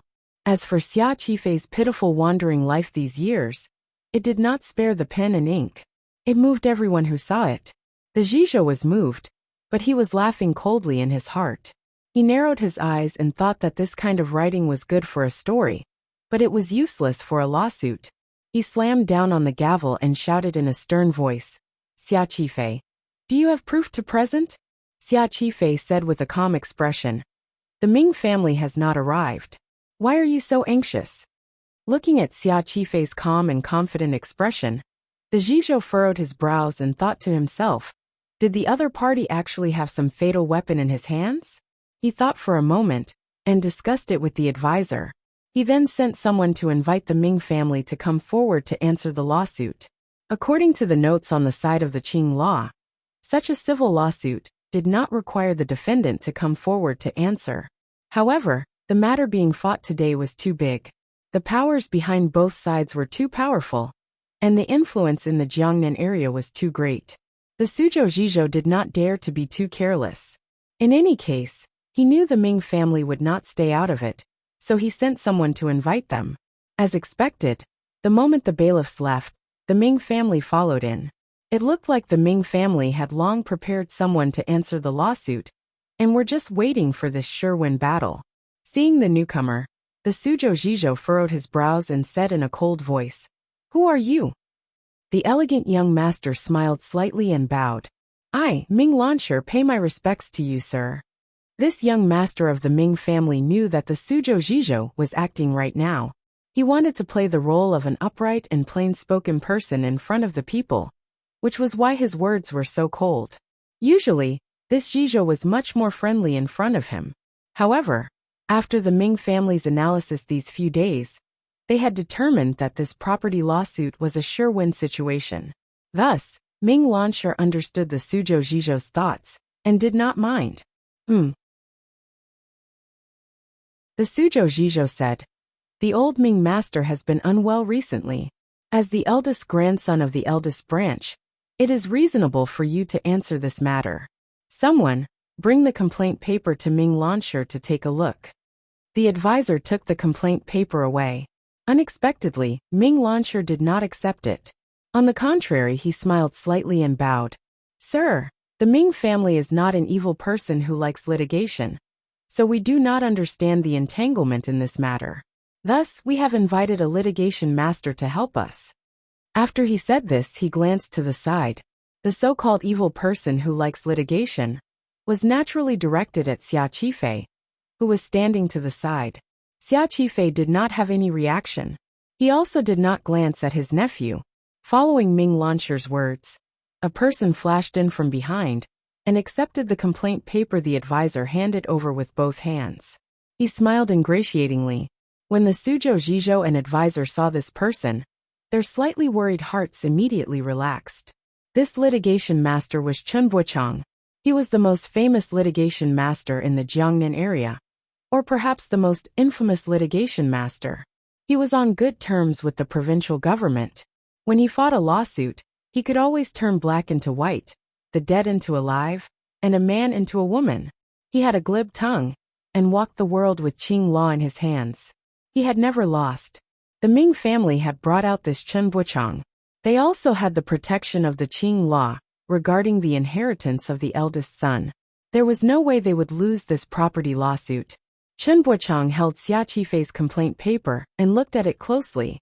Involuntarily, A cold and disdainful smile appeared at the corners of his lips. He looked down on the other party, and even the imperial envoy behind him. He cleared his throat and smiled frivolously. What a moving story. Only I don't know, what does Leader Xia's story have to do with the Ming family? This litigation master called Xia Qifei Leader Xia because he wanted to influence public opinion and let the people listening remember that this Xia Qifei was the leader of the underworld who killed people like flies on rivers and lakes. Xia Qifei's face was expressionless. It is all about the story of the Ming family these 20 years. What do you think it has to do with the Ming family? Chen Buchang suddenly laughed coldly and mockingly said, Sir Xia is truly laughable. If you say it is the Ming family's story, then it is the Ming family's story? If you say you are the seventh master of the Ming family, then it is the seventh master of the Ming family? He raised his hands to the Suzhou Zhizhou in the court and smiled. Sir, this case is too absurd. There is truly no need to continue. The Suzhou Zhizhou faked a frown and said, Why are you speaking so rashly? Chen Buchang smiled and said, There is no evidence at all. Yet you call yourself the seventh son of the Ming family. Sir, if there is another person calling himself the seventh son of the Ming family, then what? Everyone in Jiangnan knows that the old master of the Ming family had 7 sons and 4 daughters. The 7th son was born to a concubine. He was ill and weak at a young age. Over a decade ago, he unfortunately contracted a disease and died. How could there be another 7th son of the Ming family now? If we allow someone to call themselves a descendant of the Ming family to go to court, slander the Ming family's reputation, and slander the old Ming matriarch and master's pure name, where is the justice in this world? He looked at Xia Qifei and smiled slightly. Of course, now everyone knows that Leader Xia is also not a normal person. However, I am very curious. After the palace treasury bidding, Leader Xia made such a preposterous move. I wonder why exactly. Is there some sinister motive behind it that cannot be revealed to others? This most famous litigator in Jiangnan completely felt that the case today was too unchallenging. So he attacked fiercely from the get-go. He made a great deal of criticism. Gazing at Xia Qifei, he shook his head and said, If you don't have evidence, then don't randomly file a lawsuit. If you don't have witnesses, then don't randomly accuse others. Leader Xia, today you have disgraced the Ming family's reputation. In a moment, I will definitely charge you with the crime of false accusation. The people who had personally witnessed the old Ming matriarch killing Xia Qifei's mother and chasing Xia Qifei away had long been silenced in these dozen years. It was impossible for Xia Qifei to have any evidence or witnesses on hand, so the Ming family was very confident. It was at this moment that a slippery and lazy voice that made one's skin crawl came from outside the Suzhou Yamen. Who says you can't go to court without evidence? Who says you can't sue for murder without witnesses? In the first year of the Qing calendar, the case of a concubine killing her husband in Dingzhou, the wife reported it without evidence. Later, a saber was found in the stables, and the case was solved. The Ministry of Justice's Spring Scroll, File 137, is an example of the king of the Song dynasty in Nanyue. It clearly states that civil cases are divided into 3 classes. If it involves a dispute of 10,000 coins or more, it will not be punished. There is no need for complete evidence. The Ming family's wealth is more than 10,000 coins. With 2 previous cases, why can't this case be fought? For things like evidence, after it is reported, the government will naturally investigate the scene and search for evidence. Why are you in such a rush, litigator? Besides, who says Sir Xia doesn't have evidence? The person who walked in from outside the yamen wore scholarly robes and held a golden fan in his hand. He was incomparably ostentatious and arrogant. A string of words, citing cases, and using the records of the Ministry of Justice. Although it was a bit unreasonable, it successfully suppressed the Ming family's overbearing aura and drew everyone's gaze to him. The Suzhou Zhizhou stroked his beard angrily and said, Who are you? You dare to come to court without being summoned? Men, beat him up. The man wearing scholarly robes stuck his alloy fan behind him and raised his hands in a respectful bow toward the court. Sir, you cannot beat him. After saying this, He took out a piece of paper from his sleeve and waved it in the air. With a cheeky smile he said, "I am like Sir Chen Buchang, also a litigation master. However, I am a litigation master hired by Sir Xia Qifei. I have come late. Please forgive me and allow me to stand in court with my body intact and speak to the Ming family. This case has not even been tried, yet you have knocked out a litigation master on one side. If this matter gets out, I'm afraid it will damage your reputation." Everyone paused. Only now did they realize that the person who had come was Xia Qifei's litigation master. Xia Qifei smiled bitterly and thought to himself, why did the imperial envoy send him such a troublemaker? The Suzhou Zhizhou choked on the words of this litigation master. He was very angry, but he didn't actually hit him. Otherwise, it would be hard to explain to the imperial envoy. For a moment he couldn't speak. But Chen Buchang's eyes lit up.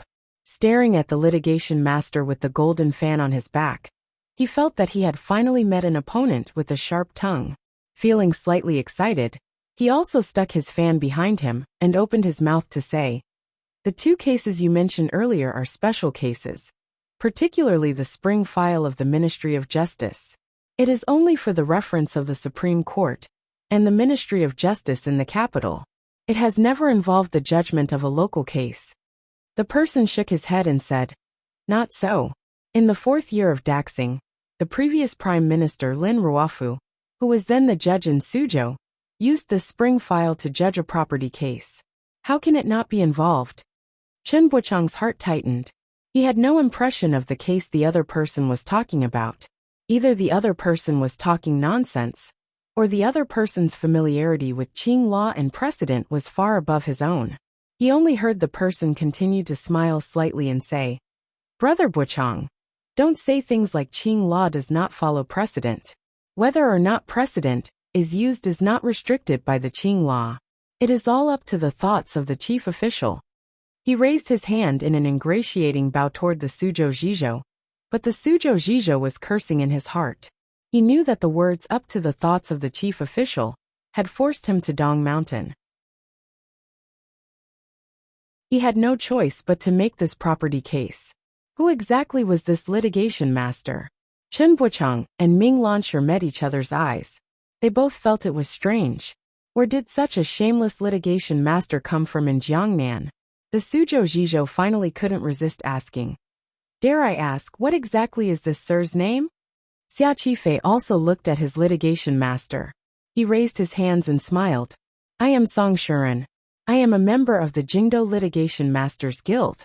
The Ministry of Justice has specially granted permission to move files. Today, I have specially come to Jiangnan to have the honor of participating in the largest property case in history." Song Shuren. The Suzhou Zhizhou immediately had thoughts of escaping. Ming Lansher also felt his mouth go dry, and Chen Buchang's eyes were wide. What kind of person was Song Shuren?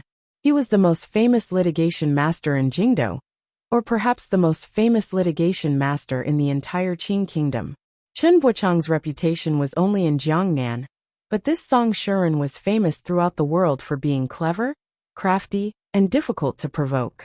From the beginning of his career, he had relied on the study of Qing law from a young age to make countless officials lose face and countless victims cry wretchedly. Even the people of Suzhou had heard of Song Shuren's infamous name. Hearing him announce his name, a commotion broke out outside the yamen. Everyone knew that today's show was going to be even better. Ming Lansher glanced worriedly at Chen Buchang. After a moment of panic, Chen Buchang recovered his calm. Narrowing his eyes, a powerful fighting spirit suddenly exploded from his body.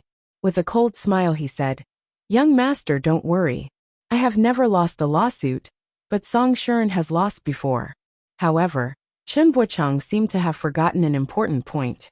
The only lawsuit Song Shuren had lost in his life was the case of the illegitimate son of the Count of Nan beating Guobaoquan with a black fist.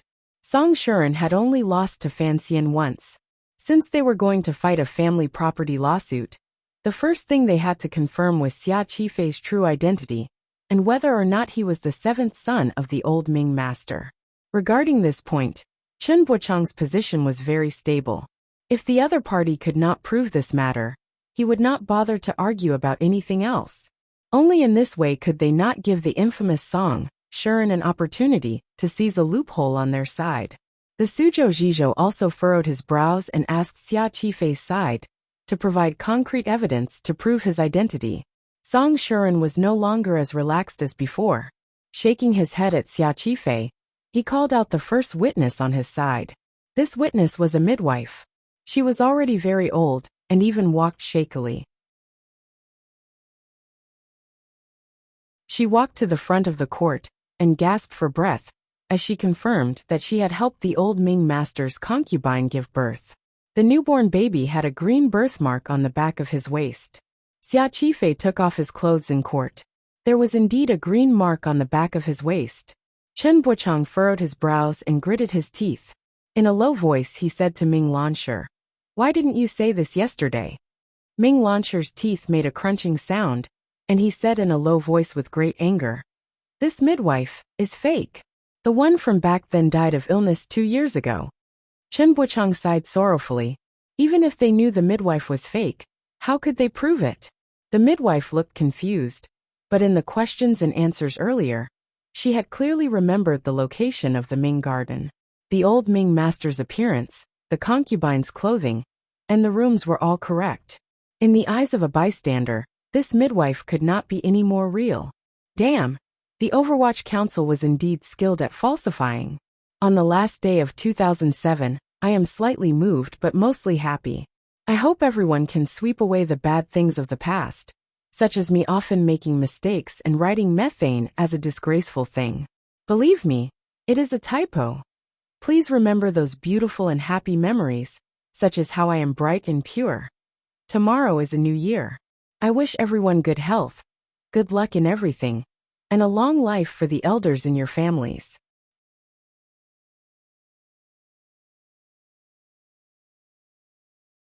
Chapter 375. Naturally, the Ming family would not be thrown into confusion by a midwife who came out of nowhere. Chen Buchang was also an eloquent person. Grabbing the birthmark and the midwife's age, the evidence could not be completely trusted, he attacked fiercely. In any case, they could not just admit to it. With Xia Qifei's past, it would not be enough if there was only this false evidence. Furthermore, the Suzhou government's Jizhou and Jiangnan road officials were all on the Ming family's side. Song Shuren flew into a rage. He thought to himself that the Jiangnan people were indeed unruly people. He had worked so hard to design this midwife, yet the other party refused to admit it. However, looking at the Suzhou Jizhou's expression and words, Song Shuren knew that the matter involved the Ming family's property. His side's evidence was indeed a bit weak and not very persuasive. However, Song Shuren was full of confidence. He had discovered the Suzhou government's secret bias and was not willing to accept his argument. Inevitably, he used his own annoying sharp tongue to wantonly belittle the Ming family.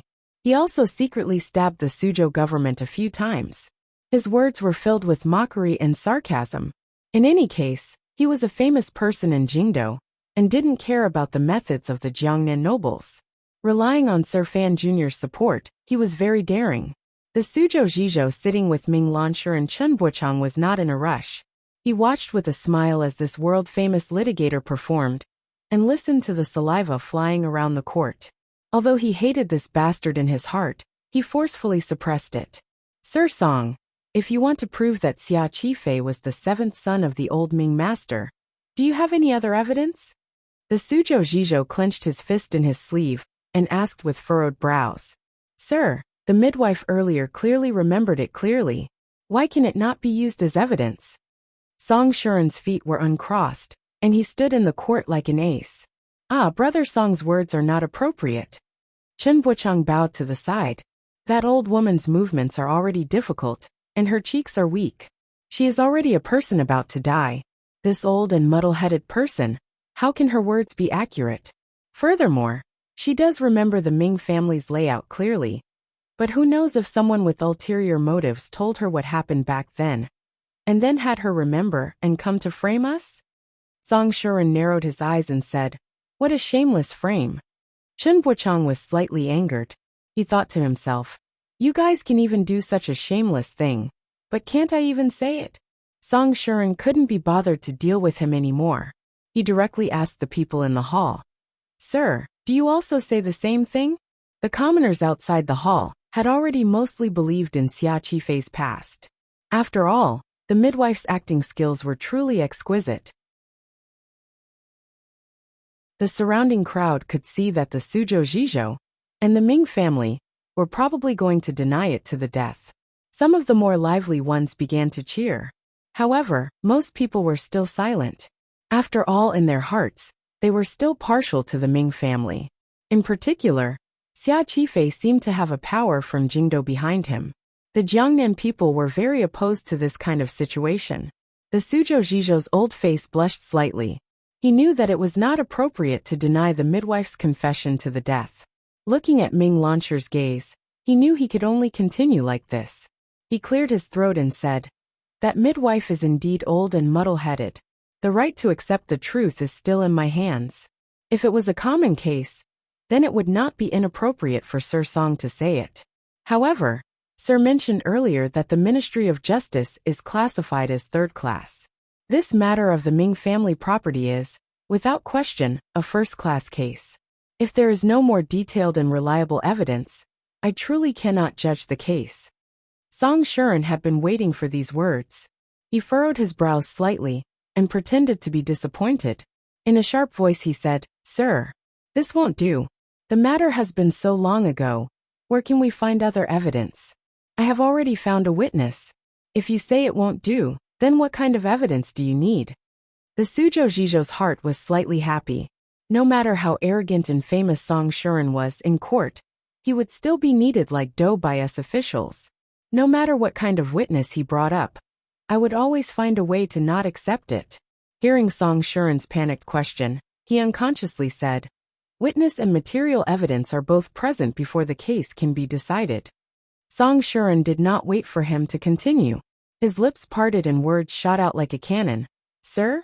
Who will judge the case?" "Naturally, it will be me. Since it is you who will judge the case, dare I ask what is material evidence?" Song Shuren was overbearing and did not give the Suzhou Zhizhou any more time to react. The Suzhou Zhizhou was slightly startled and hesitated to speak. Song Shuren raised his hands in a salute and stared straight into the other's eyes. "Just what is material evidence?" The Suzhou Zhizhou jumped in fright at his imposing manner. It was as if he had returned to many years ago, when he was taking the law exam. He unconsciously replied, "Traces, murder weapon, documentary evidence." "Documentary evidence? Good." Song Shuren's eyes narrowed into crescents. He gave a great compliment and said, "Sir is wise." The Suzhou Zhizhou was startled again. He had no idea where he was wise. Hesitantly, he opened his mouth and asked, "Sir Song." Song Shuren still did not give him a chance to finish his sentence. In a rush he asked, "Sir, if there is documentary evidence, can it be used as proof?" "Naturally, it can." Song Shuren once again cut him off. "If there is documentary evidence, you cannot deny it." The Suzhou Zhizhou angrily nodded and said, "What are you saying? I am also someone familiar with Qing law. How can I not know the power of documentary evidence? You, a litigation master, speak too rudely. If you can bring out documentary evidence, naturally, it will be more trustworthy than that midwife earlier." After these words were said, the Suzhou Zhizhou suddenly felt that he had said something wrong. Why did he suddenly become so talkative? He unconsciously looked down the hall and saw Ming Lansher and Chen Buchang's shock and a glimmer of disappointment. The litigation master called Song Shuren had a pleased and evil smile on his face. Song Shuren repeatedly cut off the Suzhou Zhizhou's words and completely blocked the response he had thought of. In the end, he suddenly gave an opening.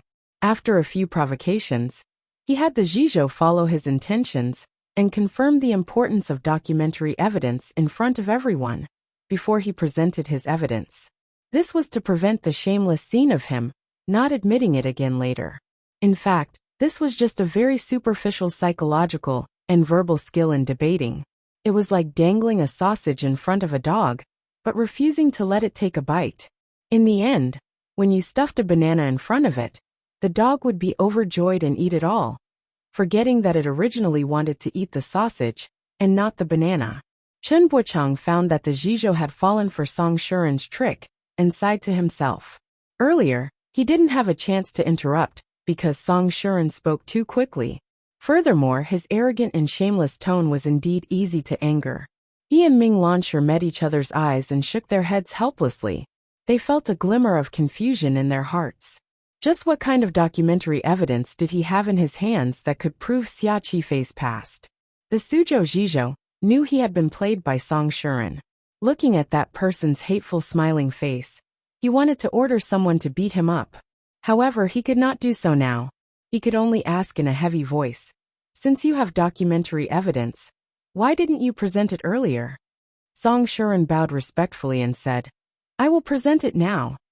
The Zhizhou smiled coldly and said, "If your documentary evidence has no effect, don't blame me for closing the case." Song Shuren smiled darkly and said, "Sir, don't worry. Although this documentary evidence is old, it is a dead object. It will not go senile, don't worry, sir." The Suzhou Zhizhou choked unhappily.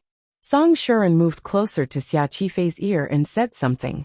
Xia Qifei furrowed his brows slightly, as if he had not thought he would have to take out that thing so quickly. It looked like proving his past was indeed a very difficult matter. He took out the little box from his clothes and carefully handed it to the advisor. His eyes kept staring at the advisor's hand holding the box, as if he was afraid someone would take the box away in broad daylight. Looking at Xia Qifei's cautious expression, Chen Buchang furrowed his brows and moved closer to Ming Lansher's ear to ask, "Young master, can you guess what it is?" Ming Lansher's expression was slightly confused. Suzhou was not like Jingdou. There was no such thing as birth papers. What exactly was this documentary evidence? At this time, the Suzhou Zhizhou had already opened the box. He and the advisor scanned it together, and their expressions immediately changed. Ming Lansher and Chen Buchang were startled. The Suzhou Zhizhou swept a complicated gaze over Ming Lansher. Song Shuren's face was full of smiles. He was incomparably calm, but he raised his voice an octave and said in a clear voice, "This documentary evidence is the will the old Ming master personally wrote. The will clearly states that all of the Ming family property will be left to the seventh son, Ming Qingcheng. This will has always been kept in Sir Xia's hands. This is enough to prove that Sir Xia is the seventh son of the Ming family." Without waiting for everyone to wake from their shock, Song Shuren changed the topic and rushed to patch it up. Gazing at the Suzhou Zhizhou, he smiled coldly and said, "Of course some stubborn and stupid people can say that Sir Xia accidentally picked up this will and came to pretend to be a descendant of the Ming family. However, with the midwife in front and the documentary evidence in the back, if there is still someone who dares to frame him so openly, the eyes of the people are not blind, and it's not like they don't have brains. Who among the officials of the Qing court and the people of Jiangnan would believe it? The will of the old Ming master." The wind in the court changed abruptly. The people watching outside the yamen clamored. In the court, Ming Lansher and Chen Buchang seemed to have been struck by lightning and stood dumbly. Ming Lansher's face was full of shock as he muttered to himself, "Impossible, when did grandfather write a will?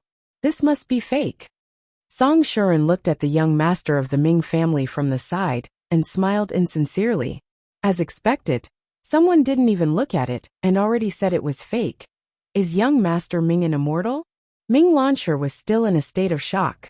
Hearing Song Shuren's words, he angrily waved his sleeve and said, "This will must be fake." Hearing his words, Song Shuren felt proud in his heart. He knew that the situation he was most worried about had not happened. He had put in a timely patch. If the other party did not struggle with the authenticity of the will, and did as he said earlier, and insisted that Xia Qifei had picked up this will, and was now pretending to be the seventh young master of the Ming family, to steal the family property, that would have been the most difficult to deal with. If the other party continued to be shameless to the end, he would truly have no way of dealing with it. Now, the young master of the Ming family, in his shock, only cared about whether the will was real or fake, and did not accuse Xia Qifei of picking up the will to pretend to be him. Thus, as long as he could prove that the will was real, then the fact that Xia Qifei was the seventh young master of the Ming family could be confirmed. Song Shuren gently let out a breath. It looked like he was fooling around in court. But every word he said, and the order of his plan had been carefully thought out. Only by doing this could he lead this difficult situation in the direction he wanted it to go. The best litigation master in the Qing kingdom indeed lived up to his reputation. The Suzhou Zhizhou's face was ashen. He waved his hand for the litigation masters on both sides to come closer to the table and said, "The written evidence is here, but we don't know if it is real or fake." It was destined that Song Shuren would not let this Zhizhou be happy today. He cut him off and said, "Sir, whether it is real or fake, we will know once we examine it." "What do you mean we don't know?" Chen Buochang was, after all, a famous litigation master in Jiangnan. He had long shaken off his earlier shock, and knew that Song Shuren was using the tactic of beating the grass to scare the snake. He smiled slightly and said, "Sir, since the other party says this is the will of the old Ming master, then it must be examined. At this moment, the young master of the Ming family is present. Why not have him come and take a look?" He turned to Song Shuren and warmly said, "Sir Song, you don't have any objections, right? As long as the young master doesn't go crazy and swallow the will, what harm is there in looking?" Song Shuren narrowed his eyes and smiled sinisterly. Brother Chen's ability to remain calm is indeed impressive. Likewise, Chen Buochang replied with a slight smile. The Suzhou Zhizhou did not understand what these two litigation masters were praising each other about. Only Song Shuren and Chen Buochang knew that since it was a family property lawsuit, proving Xia Qifei's identity was only a primer. The most important part was where that enormous family property belonged. Even if the will that Xia Qifei took out was real, according to Qing law, the Ming family could still stand in an invincible position. Thus, Chen Buochang was not panicked, but Song Shuren was not happy. They both knew that the long road was still ahead. At this time, Ming Lansher had already walked over and was examining the will on the table with an uneasy expression. In the Ming garden, there were still many of the old Ming master's handwriting. The descendants of the Ming family read them every day and had long memorized them. Thus, when Ming Lansher saw the thin and dry handwriting on the will, he knew it was indeed written by his grandfather. And the paper used for the will was indeed the old Ming master's favorite Qingzhou paper. Ming Lansher's expression was slightly frightened. He bowed to the Zhizhou and retreated. Chen Buochang moved closer to his ear and said in a quiet voice, "Is it real or fake?" Ming Lansher furrowed his brows and said, "I'm afraid it is real." However, this young master Ming had, after all, started to help the family take care of business these years. His will had been tempered to be firm and resolute. However, in an instant he felt a glimmer of strangeness. He then thought of some of the secrets his father had once revealed. His expression became strange. Lowering his voice, he said, "No, this is fake." Chen Buochang said with a strange expression, "Oh, how do you judge?" Ming Lansher gritted his teeth and said darkly, "My family's old ancestors' methods. If she wanted to act back then, why would she have left behind a will?" Chen Buochang was startled. He knew that the other party was talking about the old Ming matriarch. Thinking about it, it was indeed so. If the old Ming matriarch had wanted to take the family property, kill people, and expel the family, the first thing she would have done would have been to deal with the matter of the will. Logically speaking, this will could not have been left in this world. Then this will. He furrowed his brows. Ming Lansher said gloomily, "Just like that midwife. It's probably a fake made by the Overwatch Council." Only now did the Ming family realize with shock how much effort the Overwatch Council behind Xia Qifei had put into this matter. That perfectly forged will could not have been made so meticulously without a few months of time. Just the age of the paper and the choice of material were all complicated matters. This kind of Qingzhou paper had already stopped production 10 years ago. Who knew the Overwatch Council would still be able to find it? Furthermore, the methods the Overwatch Council used were powerful enough. The lawsuit method they used was shameless to the extreme. They had been faking it all the way to the end. Was there still justice in this world? Ming Lansher thought sorrowfully. He couldn't help but think of a person That young and delicate imperial envoy seemed to be standing somewhere, looking at him with a warm smile on his face. His lips were slightly parted, as if he was about to eat a feast. Behind the scenes, Sir Fan Jr. was in charge. Since the will had appeared, it had to be checked for authenticity. The Suzhou government had already sent people to the Ming garden to compare the handwriting with the old Ming master's handwriting. At the same time, according to Song Shuren's seemingly fair opinion, they had gone to the Palace Treasury Transport Company to retrieve the signature of the bidding document from that year. At the same time, they had invited the officials of the Suzhou branch of the 4th Bureau of the Overwatch Council to come and check the age of the will and the paper used. Everyone knew that the Overwatch Council was best at doing this kind of work. Since they were good at making fakes, they were also good at discerning fakes. However, it was a fake the Overwatch Council had made. Asking the Overwatch Council to come and check it was like asking a wolf to solve the missing sheep case. The Suzhou Zhizhou cursed loudly in his heart, but he didn't dare speak badly of the Overwatch Council in front of everyone. He could only agree to this suggestion. At the same time, he had other thoughts. He sent someone else to invite the patrolling imperial censor and the Jiangnan governor's manor to invite the powerful criminal teacher to judge the authenticity of the will. Because of the appearance of the will, the Suzhou government's investigation temporarily came to a halt. Checking wills always took time, so the surrounding commoners quickly went to the tea shops to buy tea and cakes. After satisfying their hunger and thirst, they rushed back to watch the show. However, when those people came back, they found that the best spots had already been taken by the hungry spectators. They could only curse quietly, but they couldn't take it back. The Ming family had long sent over a box of food.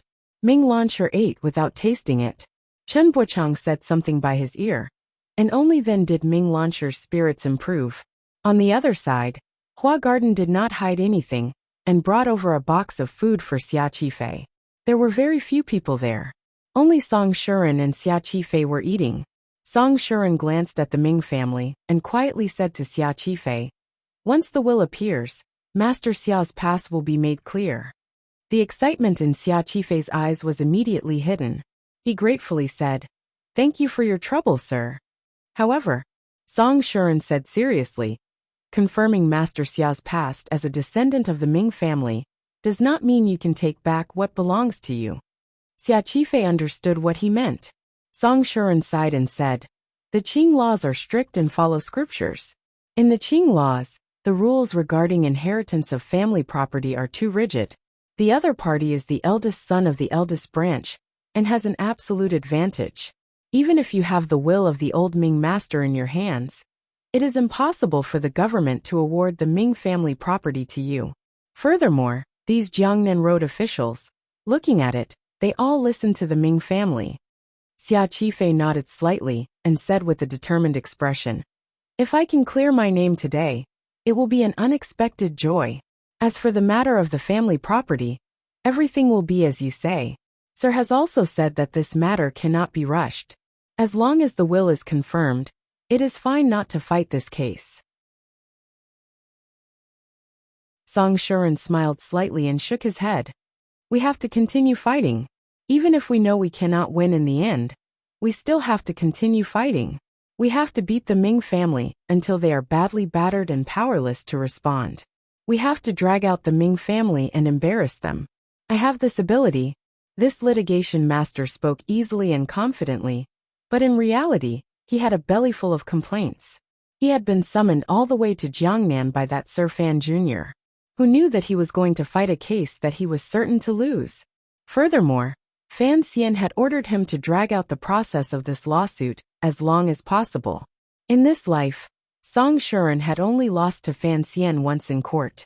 Now he was going to lose a second time because of Fan Xian.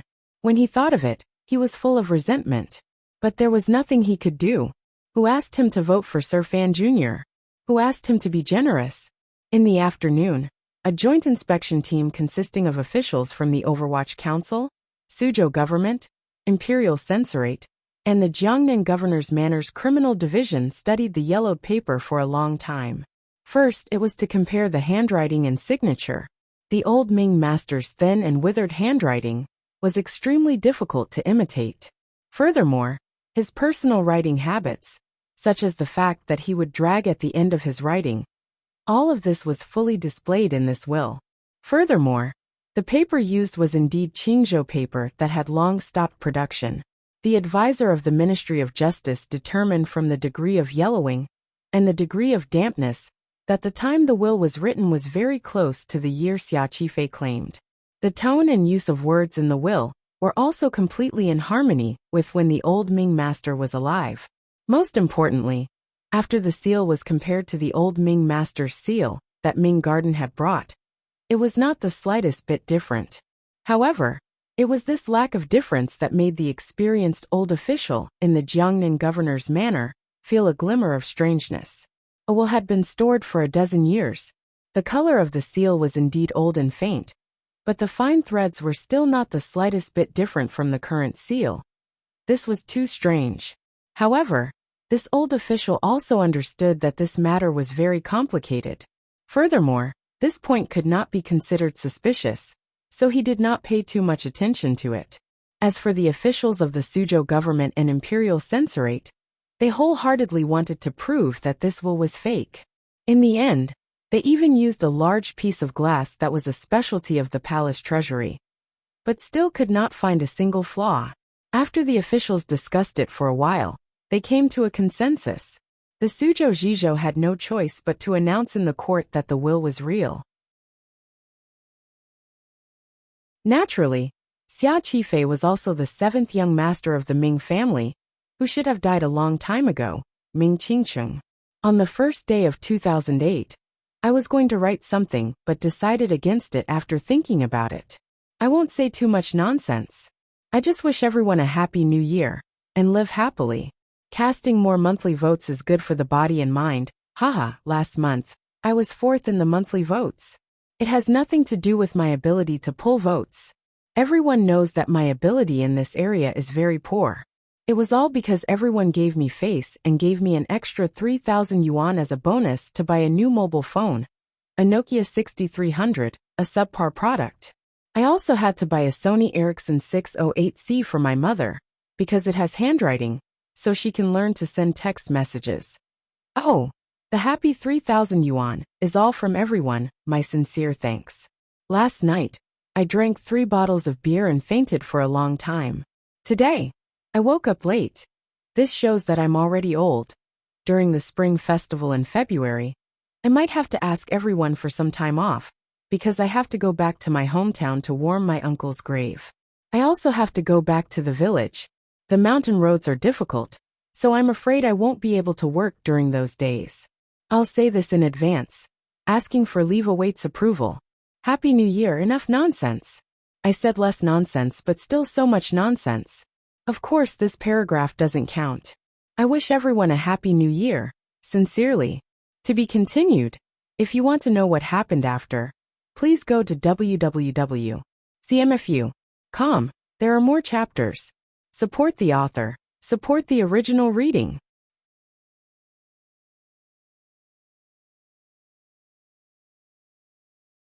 Chapter 376. I always feel that something is missing in my life. On the last day of March in Jiangnan, the spring rain silently fell on the pavilion in Hua Garden, gently like the gentle ripples of lovers looking at each other. Below the pavilion, a man and woman were lying on 2 comfortable chairs and talking. Haiding glanced at Fan Xian and shook her head. This life of yours can be said to be complete. What regrets do you have? Fan Xian thought carefully about his past in this life. It could indeed be said to be high-spirited and reckless. He had money, power, and people. He had all the pleasures that others could have. He could also have the pleasures that others could not. For some reason, he was very dissatisfied. He knew very well how a person should live their life. But when he really lived like this, the unknown desire in his heart grew stronger and stronger. It had nothing to do with ideals and illusory things. With a pained expression he said, "There was once an emperor. When he was old and muddle-headed, he thought back to the past, and said that he had 10 great martial arts, and could be called a perfect old man. Of course, when this emperor was young, He was also a muddle-headed ghost. He was an emperor, and he was much more arrogant than me. But I don't want to be a muddle-headed ghost. I don't think there is such a thing as perfect in this world. Do you want to be emperor? Haitang asked with a not quite there smile. She asked a question that everyone around Fan Xian, even Wang Qinian, the most trusted of trusted aides, did not dare to ask. Haitang felt that Fan Xian was truly a wonderful person. Hearing a northern Qi person like her ask such a treasonous question, he did not hide it at all. On the contrary, he sank directly into deep thought. If outsiders saw this, they would certainly think that Fan Xian had already developed thoughts of disloyalty. Being an emperor is too tiring, Fan Xian said with a headache. Fan Xian said with a headache. Your emperor, my emperor. Although they seem to be living comfortably, it is exhausting. It is truly meaningless. Haitang smiled slightly and said, I think being an imperial envoy is not much easier than being an emperor. Fan Xian smiled bitterly and said, to be an emperor, you have to see tens of thousands of people die in front of you, and not have your heart tremble. I truly cannot do this. Haitang said with slight surprise. Don't you always think of yourself as ruthless in front of me? I can kill 12 or 100 people, Fan Xian said seriously. Fan Xian said seriously. If I were to swim in a sea of blood, I don't know if I would have the courage to do so. Quantitative change leads to qualitative change. I've told you before. He waved his hand, and did not want to continue this boring topic. He lay on the chair, and carefully listened to the subtle sound of the spring rain moistening the earth. The pavilion gradually fell into silence.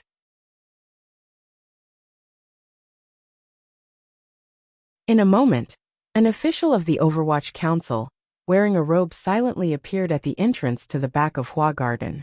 The rain had soaked through his official robe, and made his entire body exude a cold aura. It was Deng Ziyu, who had just come from Jingdo.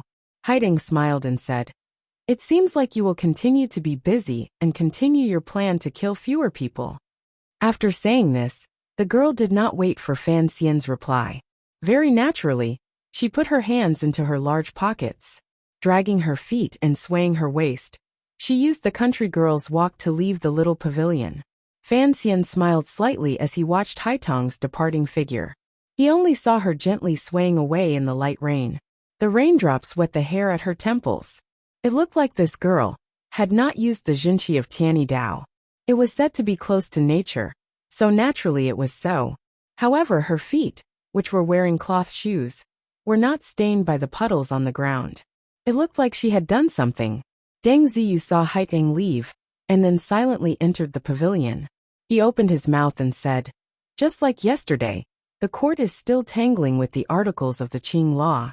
Although Song Shuren is sharp-tongued, and has not lost much ground, in reality, there has been no progress. As long as the Suzhou government holds onto the Qing law, and does not let go, even with Xia Qifei's will in hand, he will not be able to win this case. Fan Xian nodded his head to indicate that he understood. He then sank deep into thought. Today was the last day of March. The Ming family property case that had shaken Jiangnan had progressed to its 4th day. After experiencing the storm of the first day, the trial of the next few days had sunk into an impasse. Although this was within Fan Xian's expectations, Fan Xian was a bit impatient to have to listen to the reports of his subordinates every day. On the first day of the trial, Song Shuren had cleverly used the will to confirm that Xia Qifei was a descendant of the Ming family. This news immediately spread from the Suzhou government to all of Jiangnan. Now, everyone knew that the 7th young master of the Ming family had come back to life, and was fighting over the family property with the eldest branch of the Ming family. However, the Qing law was established in accordance with the spirit of scriptures.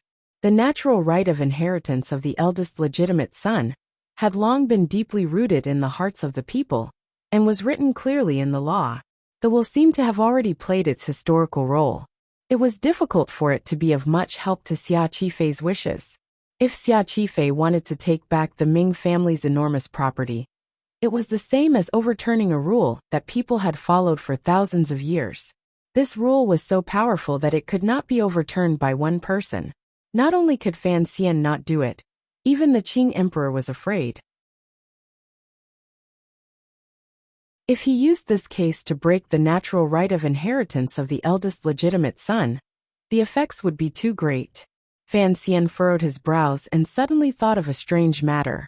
If the influence of the Ming family property case continued to expand to the point of drawing out a great debate that liberated the mind, then what about the natural position of the crown prince in the palace?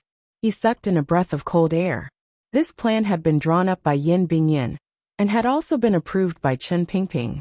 That old and far-sighted cripple could not have thought of the consequences of this matter.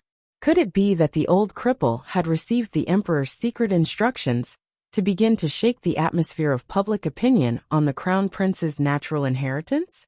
The Jiangnan Ming family matter was very big, but if it affected Jingdou, then the matter would become even bigger. It was to the point that Fan Xian did not want to see this situation. Because of his mother, Fan Xian could not just watch as the crown prince inherited the throne and the empress, who wanted to kill him, became the empress dowager. However, in the current situation, directly provoking the crown prince could cause the crown prince to let go of past grievances and unite with the eldest princess and the second prince. Such an outcome was something Fan Xian did not want to see at the moment. Fan Xian sank into silence. His original order to Song Shuren was to do his best to drag out this case and make this case spectacular. The bigger the impact, the better. Only now did he discover that some of the old cripple's thoughts were hidden behind this matter. He trusted Chen Pingping, but it seemed that Chen Pingping had always wanted to protect him for some reason and had not pointed out many things to him. Fan Xian was a person who was very willing to learn to understand and control the situation. Looks like after the Ming family matter temporarily settles, I will actually have to make a trip to Wuzhou. He sighed and felt more and more that his father arranging for him to go to Wuzhou to see his father-in-law was a wise decision. It looked like his father had long known that he would certainly have some misgivings about the situation in court. Now that he was far away from Jingdou, the only person who could truly help him solve the problem face to face was the Prime Minister. Deng Ziyu could not guess Fan Xian's true worry, but he could see that the commissioner had different thoughts about the Ming family property case. He furrowed his brows and asked, "Should we have Song Shuren close the case?" In any case, Xia Qifei's identity as one of the seventh sons of the Ming family has been confirmed. In a few days, the Overwatch Council will come forward and have him worship his ancestors and return to the family. According to Qinghua, the Ming family will have to give him some shares. Although those shares are not very eye-catching, they have reached your earlier goal and allowed him to successfully enter the inner circle of the Ming family. Fan Xian listened to Deng Ziyu's analysis and felt slightly comforted. It did feel good to have a trusted aide at his side. However, he did not reply to his question. Instead, he asked carefully, "Have the fourth bureau arrange for Xia Qifei?"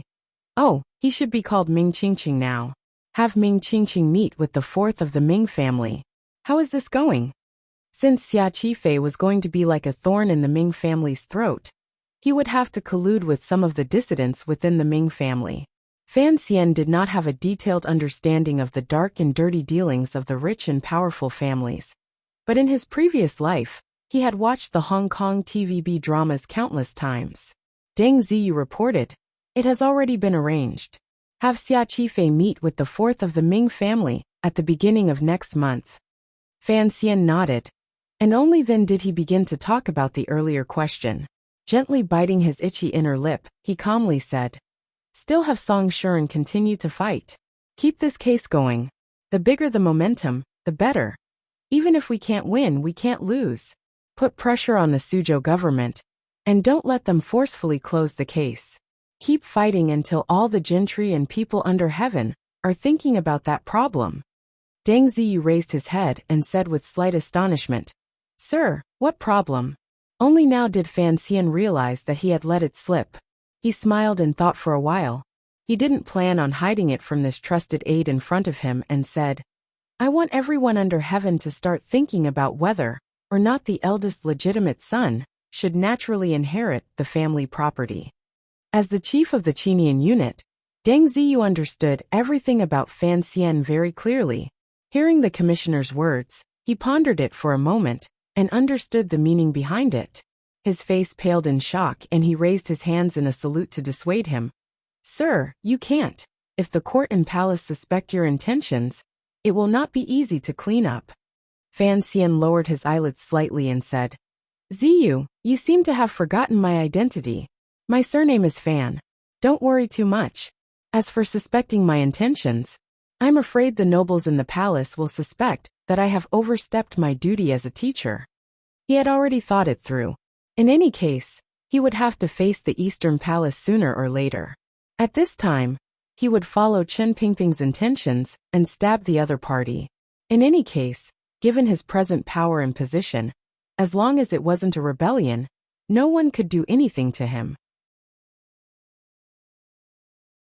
Furthermore, even if some people thought that he was creating this kind of public opinion for his own future, more people would think that Fan Xian was making arrangements for the third prince. Don't report this matter to the director, Fan Xian ordered. It is only a small matter. Deng Ziyu was completely unable to hide his shock and fear. He smiled bitterly and thought that the propaganda campaign for the fight for the heir had officially begun. Was it still a small matter? Fan Xian thought of something and suddenly laughed in spite of himself. Song Shuren is nothing more than a litigator. Is he the fulcrum that moves the earth? Perhaps I'm overcomplicating this matter. Debating the Qing law in court probably has little to do with the old rules of the world. Deng Ziyu didn't understand the words earth, but he guessed the general meaning. He smiled bitterly and replied, Song Shuren meeting Chen Buchang can truly be described as a general meeting a talented person.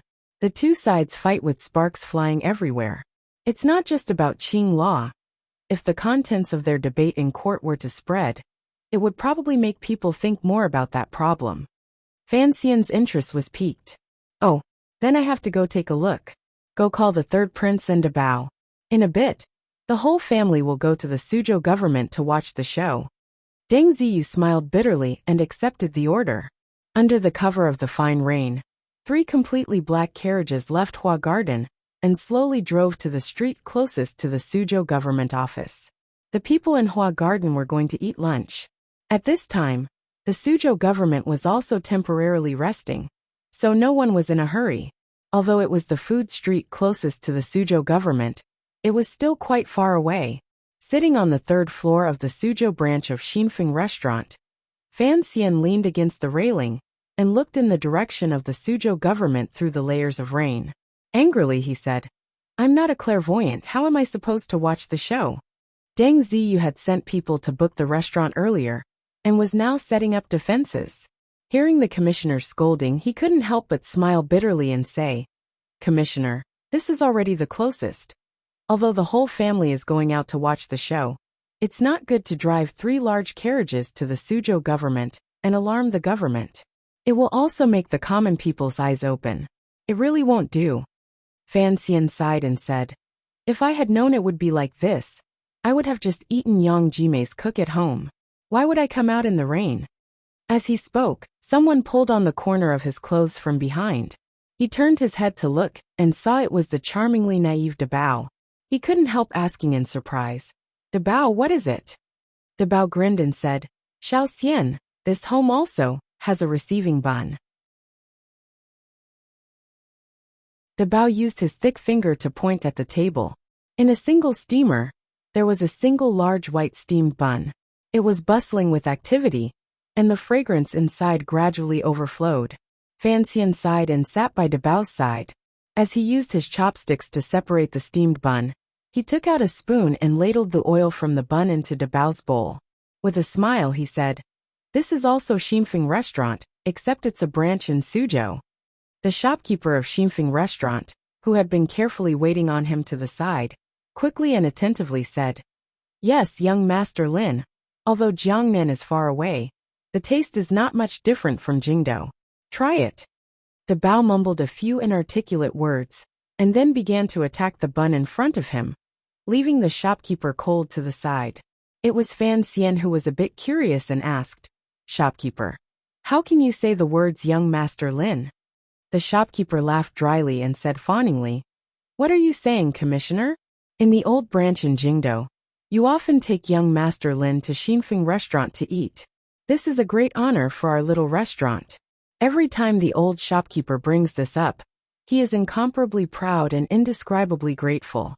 Although I am often in Suzhou, I know of your relationship with Xinfeng restaurant. How could I not serve you attentively? Fan Xian personally controlled the first bureau in Jingdou. The restaurant closest to the first bureau yamen was Xinfeng restaurant, so he often took Dabao to eat there receiving buns. At that time, as long as it was a noble person eating, no matter when, they would put on a grand display and hold a large banquet. There were not many people of Fan Xian's status who were so interested in receiving buns and zhajiang noodles. Thus, although Xinfeng restaurant was delicious, because of its homely style, even though it opened 3 branches in the Qin kingdom and had a great reputation, its business was always ordinary. It was not until later, because it often received Fan Xian and Lin Dabao, that Xinfeng restaurant gradually raised its level in Jingdou. It attracted countless students and scholars who wanted to sit in the seat that the immortal poet once sat in and taste the buns that Sir Fan Jr. could not forget. This made the old shopkeeper of Xinfeng restaurant unable to contain his joy. The Suzhou branch shopkeeper knew that Fan Xian was his honored guest, so he flattered him like a tide. Furthermore, he was particularly attentive in laying out seasonings to remove the fishy smell. It made Fan Xian feel very comfortable. For a moment, even the gloom of not being able to see the scene in the Suzhou government had mostly disappeared. Fan Xian was eating noodles, and Dabao was nibbling on buns. The third prince was eating a bowl of glutinous rice balls with a steadiness that did not match his age. Cici led a few serving girls to drink 2 bowls of porridge. She then stood under the eaves and watched the rain falling from the sky. She stretched out the eaves to catch it, laughing happily. It was very lively. Fan Xian never cared much about his servants, so these girls were very lively. Hearing the laughter coming from behind him, his mood also improved. Waving his hand to summon Deng Ziyu, he said, "The Suzhou government should have already begun. Send someone to listen. It would be best if they could copy something for us to see." Deng Ziyu nodded and went to arrange for people. Fan Xian waved his hand again to have Gauda and the other tiger guards go to the side to eat. Only then did he return to his work with the bowl of noodles. Naturally, he could not avoid once again stealing a piece of minced meat from Dabao's plate to eat. Dabao was as quiet as usual. His large stature expressed a small hidden bitterness. Haiteng was nowhere to be found. At this moment in Xinfeng restaurant, it was filled with Fan Xian's subordinates, servants, and family. He was very relaxed and happy as he admired the rain and picked at the white noodles, throwing all the thoughts in his mind to the side. Seeing that Dabao had finished eating, Fan Xian asked warmly if he still wanted more. Dabao shook his head. Fan Xian took out a handkerchief from his clothes and carefully wiped away the oil and water by the side of Dabao's mouth. The third prince looked at this scene and felt slightly surprised. A strange expression flashed through his eyes. The tiger guards at the table to the side also froze. Everyone knew of Fan Xian's love and care for Dabao. But seeing this scene, there were still many people who could not connect Fan Xian with that ruthless and harsh Overwatch Council official. In the past, when they ate at Xinfeng restaurant, this scene had moved Deng Ziyu and Mu Tai. Today, the tiger guards and the third prince might have a new view of Fan Xian. For an idiotic brother-in-law to be so attentive, it could not be simply explained with "love me, love my dog." Although Fan Xian did indeed love and respect his wife, if these details had always been a disguise Fan Xian used to buy people's hearts, no one would believe it. To do this from the bottom of his heart for so long, if that person was not a great evil, then he was a saint. Which kind was Fan Xian? In the rainy season of the Jiangnan waterways, it was impossible to have the saying that spring rain was as precious as oil. Thus, the fine rain gradually grew heavier. Heaven was not stingy in watering the earth. Fan Xian narrowed his eyes and looked at the rain outside the eaves, but his thoughts had already turned elsewhere. The council report had made it clear that this year, the rainfall upstream of the Yangtze River was not very abundant. Although it would have some effect on the restoration of the disaster areas, at least for now, he did not have to worry about the terrifying monster of spring floods. Thus, the matter of repairing the river works could continue smoothly. At this time, Yang Wanli should have just reported to Jingdo. It would probably still take some time before he could reach the river transport governor's yamen. As for the silver needed for the river works, the palace treasury bidding this time was 80% more than in previous years. On the surface, the amount had already been sealed. After a series of complicated procedures, it began to be transported to Jingdo. First, it entered the palace treasury. Then, by the emperor's decree, a certain amount was drawn into the national treasury, and then sent to the river transport governor's yamen. Secretly, with the full cooperation of the Overwatch Council and Ministry of Revenue, and the careful accounting of the old officials Fan Xian's father had sent, a large sum of silver had already begun to be sent through different channels directly to the places needed by the river transport. The names used had already been prepared. Of this large sum of silver, a portion came from the palace treasury bidding silver, and the amount of silver that the transport company had painstakingly squeezed out. There was also a large portion of silver that Fan Xian had temporarily borrowed from the Northern Qi Emperor through Haitang. In any case, the silver was placed in Taiping Money House. Fan Xian would use it first. As for returning it, that would have to wait for Xia Qifei to connect with Fan Xizha in the north, and use the smuggled goods from the palace treasury to slowly return it. Although Fan Xian had done his best to cover up these matters, and the matter concerning the Northern Qi Emperor was covered up even more securely, so that the Qing court in Jingdo would not hear any wind of it, the matter of transporting the silver to the river transport had long been mentioned by Fan Xian in a secret memorial to the emperor. Fan Xian had no selfish motives in this matter. He didn't even earn a single tael of silver. Furthermore, the entire matter had been operated in secret. It was impossible for Fan Xian to gain any reputation for loving the people from this matter.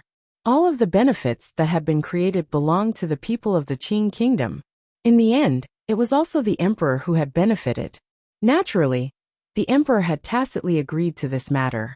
Presently, the only question Fan Xian needed to explain to the emperor was how exactly he had obtained this large sum of silver. Since he couldn't say the Northern Qi Emperor, this great financial backer, he needed a good reason. Fan Xian had already made arrangements for this matter at the beginning of his plan. A portion of it was the bribes he had obtained from his 2 years of official business. Another portion was the benefits he had obtained from overthrowing the Cui family last year. And another portion was the land he had scraped from the Palace Treasury Transport Company after he went to Jiangnan. In the future, if he still couldn't reconcile the accounts with the emperor, Fan Xian still had one last move. He would say that this silver was left to him by Uncle Wu Zhu. He didn't think the emperor would go find Wu Zhu to confront. If the river transport was really good, perhaps the emperor would be pleased and use this year's generous palace treasury bidding silver to return a portion to Fan Xian. As for the Ming family, Fan Xian had his own arrangements. The investigation was slowly progressing. However, at the moment, it was all covered up by that dazzling lawsuit. For Fan Xian, dealing with the Ming family was indeed a long-term task. He could only gradually nibble away at it.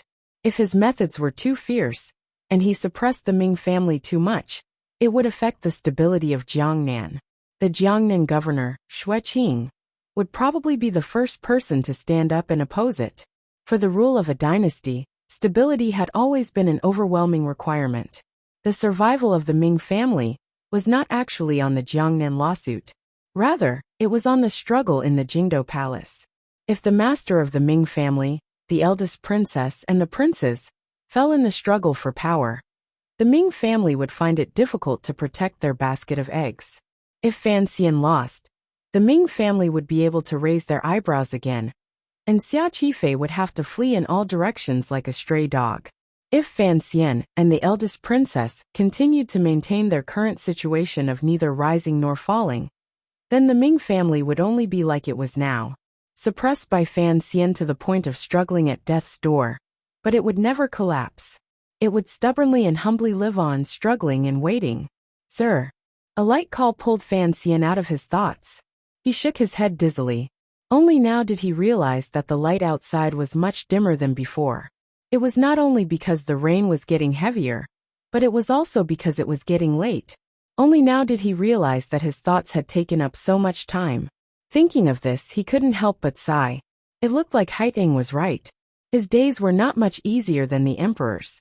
Glancing at Cece, who was already tired from playing and resting by the railing, Fan Xian used his eyes to indicate for a little girl to put a coat on her.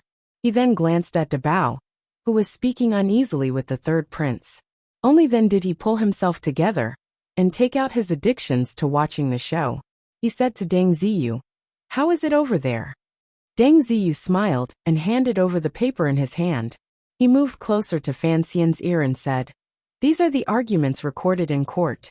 Sir, do you want the 8th Bureau to compile these arguments into a collection and publish them throughout the world?" This was a very sinister and daring idea. It looked like Deng Ziyu had finally approved of Fan Xian's way of thinking. He knew that the Overwatch Council would no longer be able to maintain its neutrality, like it had in the past in the fight for the throne. Fan Xian laughingly scolded, "It's fine if it's just a rumor, but if it's printed into a book, won't the palace hate me to death?" Hearing the words palace, the third prince at the other table glanced over. Fan Xian pretended not to see and sighed. Speaking of the 8th Bureau, there are too few people in Jiangnan. That matter has not had any effect up until now. He was talking about the operation to publicize Xia Qifei's story in Jiangnan. Fan Xian had thought that with the 8th Bureau working together, they would be able to beat the second prince until he had no power to retaliate in the battle of rumors in Jingdou.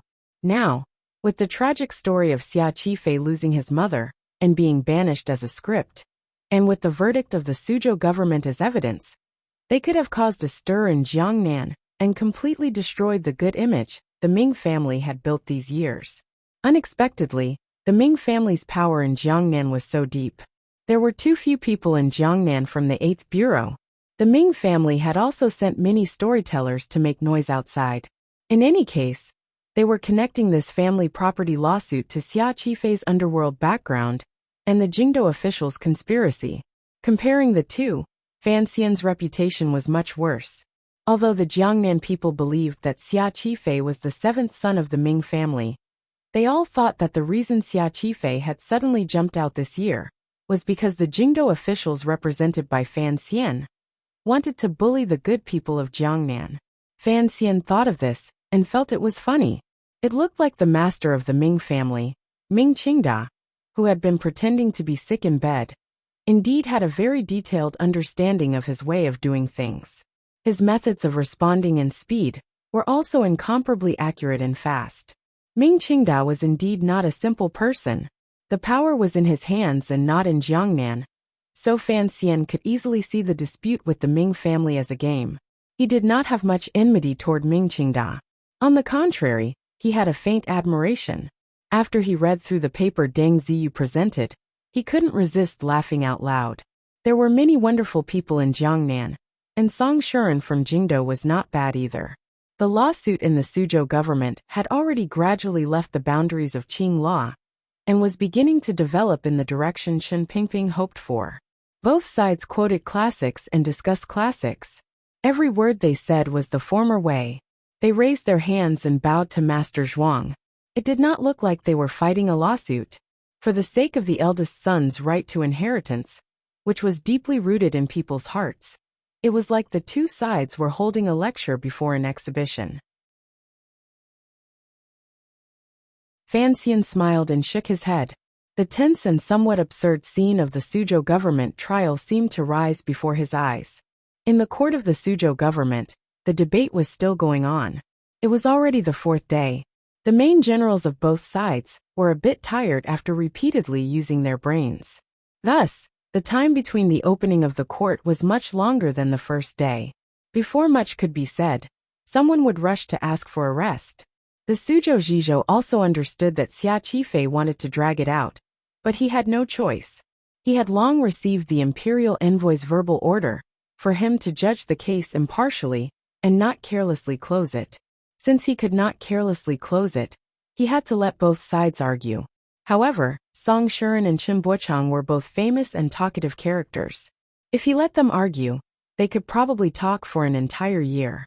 The Suzhou Zhizhou had seen it all, and was indifferent. Every time both sides asked for a rest, he would smile and allow it. He would also order bailiffs to bring over stools for both sides to sit on. As for things like tea, he would not be lacking. Ming Launcher's face was ashen as he sat on the stool. These days, this young master of the Ming family had also been dragged on miserably. His family's business could not help at all. Those uncles were all useless people who ate, and did not do anything. After the palace treasury bidding, the matter of importing goods to North Min needed important figures in the family. Thus, he could only let his father, who had always said he was sick in bed, stand up again and take charge of these matters.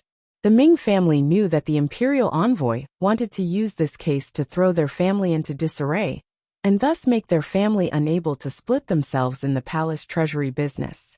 However, the Ming family did not have a good way to respond, so they could only keep dragging it out with the other side. In any case, looking at the situation, the case might drag on for a year. In any case, as long as they didn't lose, it was fine. At this time, it was the Ming family's turn to speak. The face of the famous Jiangnan litigation master, Chen Buochang, was a bit pale. It looked like he had expended a lot of energy these days.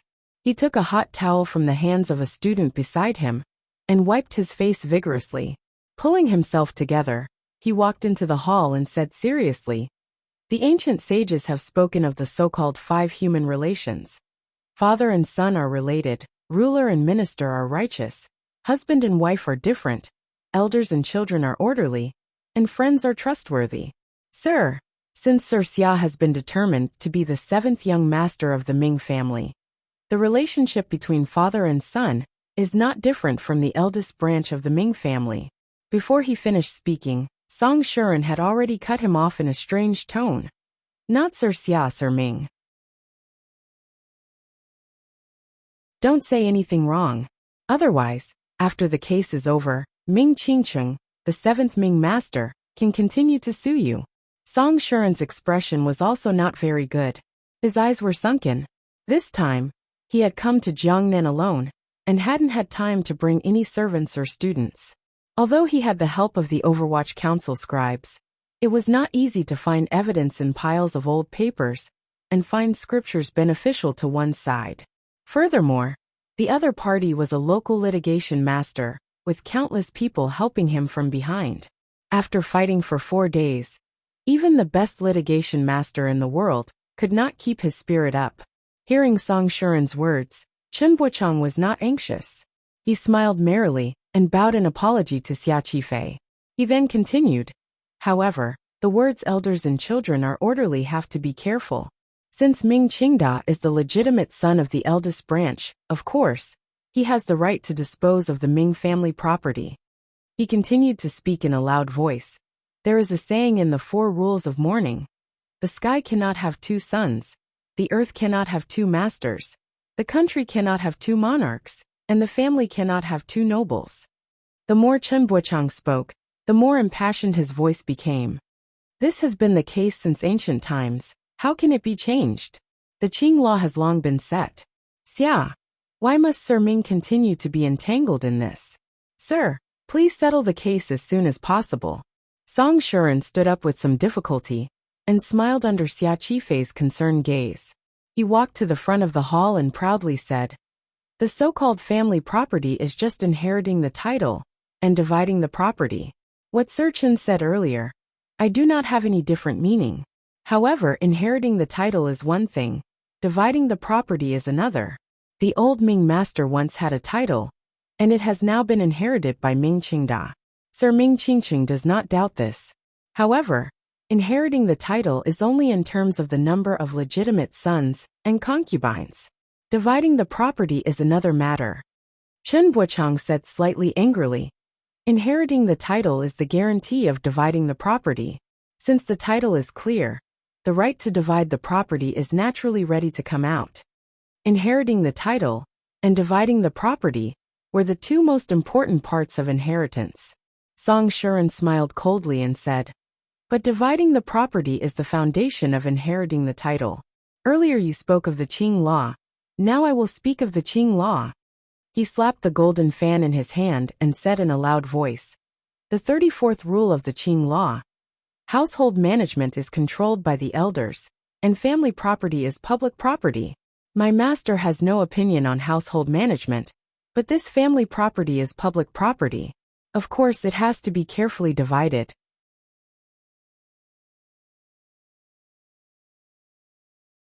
As for how to divide it, since the old Ming master's will is here, of course, it has to be done according to the previous master. Chen Buchang was angry.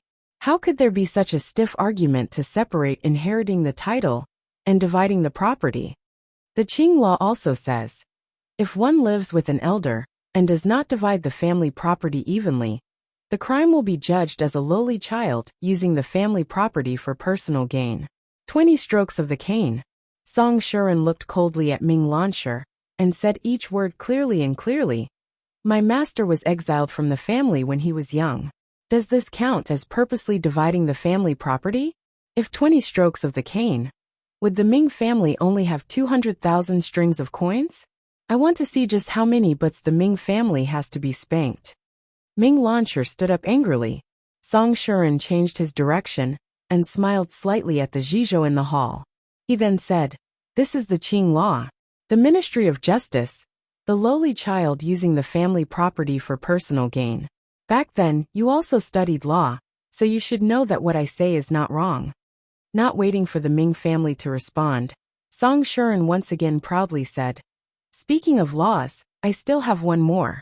In the Qing law, it is clearly stated in the marriage of a righteous household that living together should be divided. Those who do not divide equally will be judged as having stolen goods reduced by 3 levels. What kind of crime is this? This is the crime of a thief." Chen Buchang narrowed his eyes. He had great admiration for this litigation master from Jingdou. It was clearly a simple family property lawsuit, yet he had forcefully divided it into 2 areas: inheritance and division of property. Then he had jumped around like a monkey in these cracks, pressing forward step by step. Although he held the Qing law and firmly stood his ground, he had not expected that the other party would remember so clearly even the small provisions of the law from many years ago. The Qing laws that Song Shuren had just mentioned were all things that the court had forgotten to change when they were revising the law. They had probably long disappeared into some dark place in the library that even a rat would not bother to rummage through. Yet they had been found so carefully by the other party and used so openly in court. This litigation master was indeed powerful. Song Shuren's expression was calm, but his eyes gradually became bloodshot. To be able to fight the lawsuit to this extent was already the limit of his abilities. Inheritance and division of property, if it was truly twisted, was indeed complicated. A bit of confidence gradually grew in his heart. Even if that will was still invalid in the end, he could at least try to create the effect of dividing the family property equally. 1/7 of the Ming family was not a small number. Although he could not understand Fan Xian's ambitions, since the imperial envoy thought so highly of him, he had to fight this lawsuit beautifully and write the most beautiful and glorious stroke for the profession of litigation master. To be able to participate in a battle at such a level as the Ming family property was already of the highest level for a litigation master. For larger matters, such as the inheritance in the palace, what right did a mere litigation master have to speak? Furthermore, if the court had not split into 2 sides and occasionally formed a power struggle, the Ming family property lawsuit would not have been able to go to court, much less be filed. Song Shuren would not have had the opportunity to participate. Thus, although he was very tired, he had a kind of morbid excitement. This kind of opportunity was too rare. He had to grasp it. If Song Shuren knew that the lawsuit he fought in Jiangnan would stimulate certain people's sensitive nerves, and thus indirectly bring about certain people's cooperation, and bring the conflict between Fan Xian and those people to a state of confrontation earlier, even if he was given a few more stimuli to leave his name in history, he would only be so scared that he would quickly hide his identity and slip away. Song Shuren did not care about that problem. The so-called family property was something everyone wanted to fight over, regardless of whether it was the Ming families or the emperors. Haven't eaten lunch yet. I'm starving to death. Going out to eat. Maybe there are some typos, please forgive me. In the end, I still sincerely call for everyone to cast a monthly vote. Thank you very much for every vote everyone has cast. Since I've started to pull for a monthly vote, I will continue to pull witness? To be continued. If you want to know what happens next, please log on to www.cmfu.com. More chapters. Support the author. Support original reading. You're tuning in to the Li Mei's Wuxia Whispers YouTube channel. We're so grateful for your support, and don't forget to subscribe to join us on this incredible journey through captivating stories. Your generosity through donations truly makes a world of difference, as it's the primary source of revenue that allows me to expand and enhance this channel for you. Thank you from the bottom of my heart for being a part of this adventure.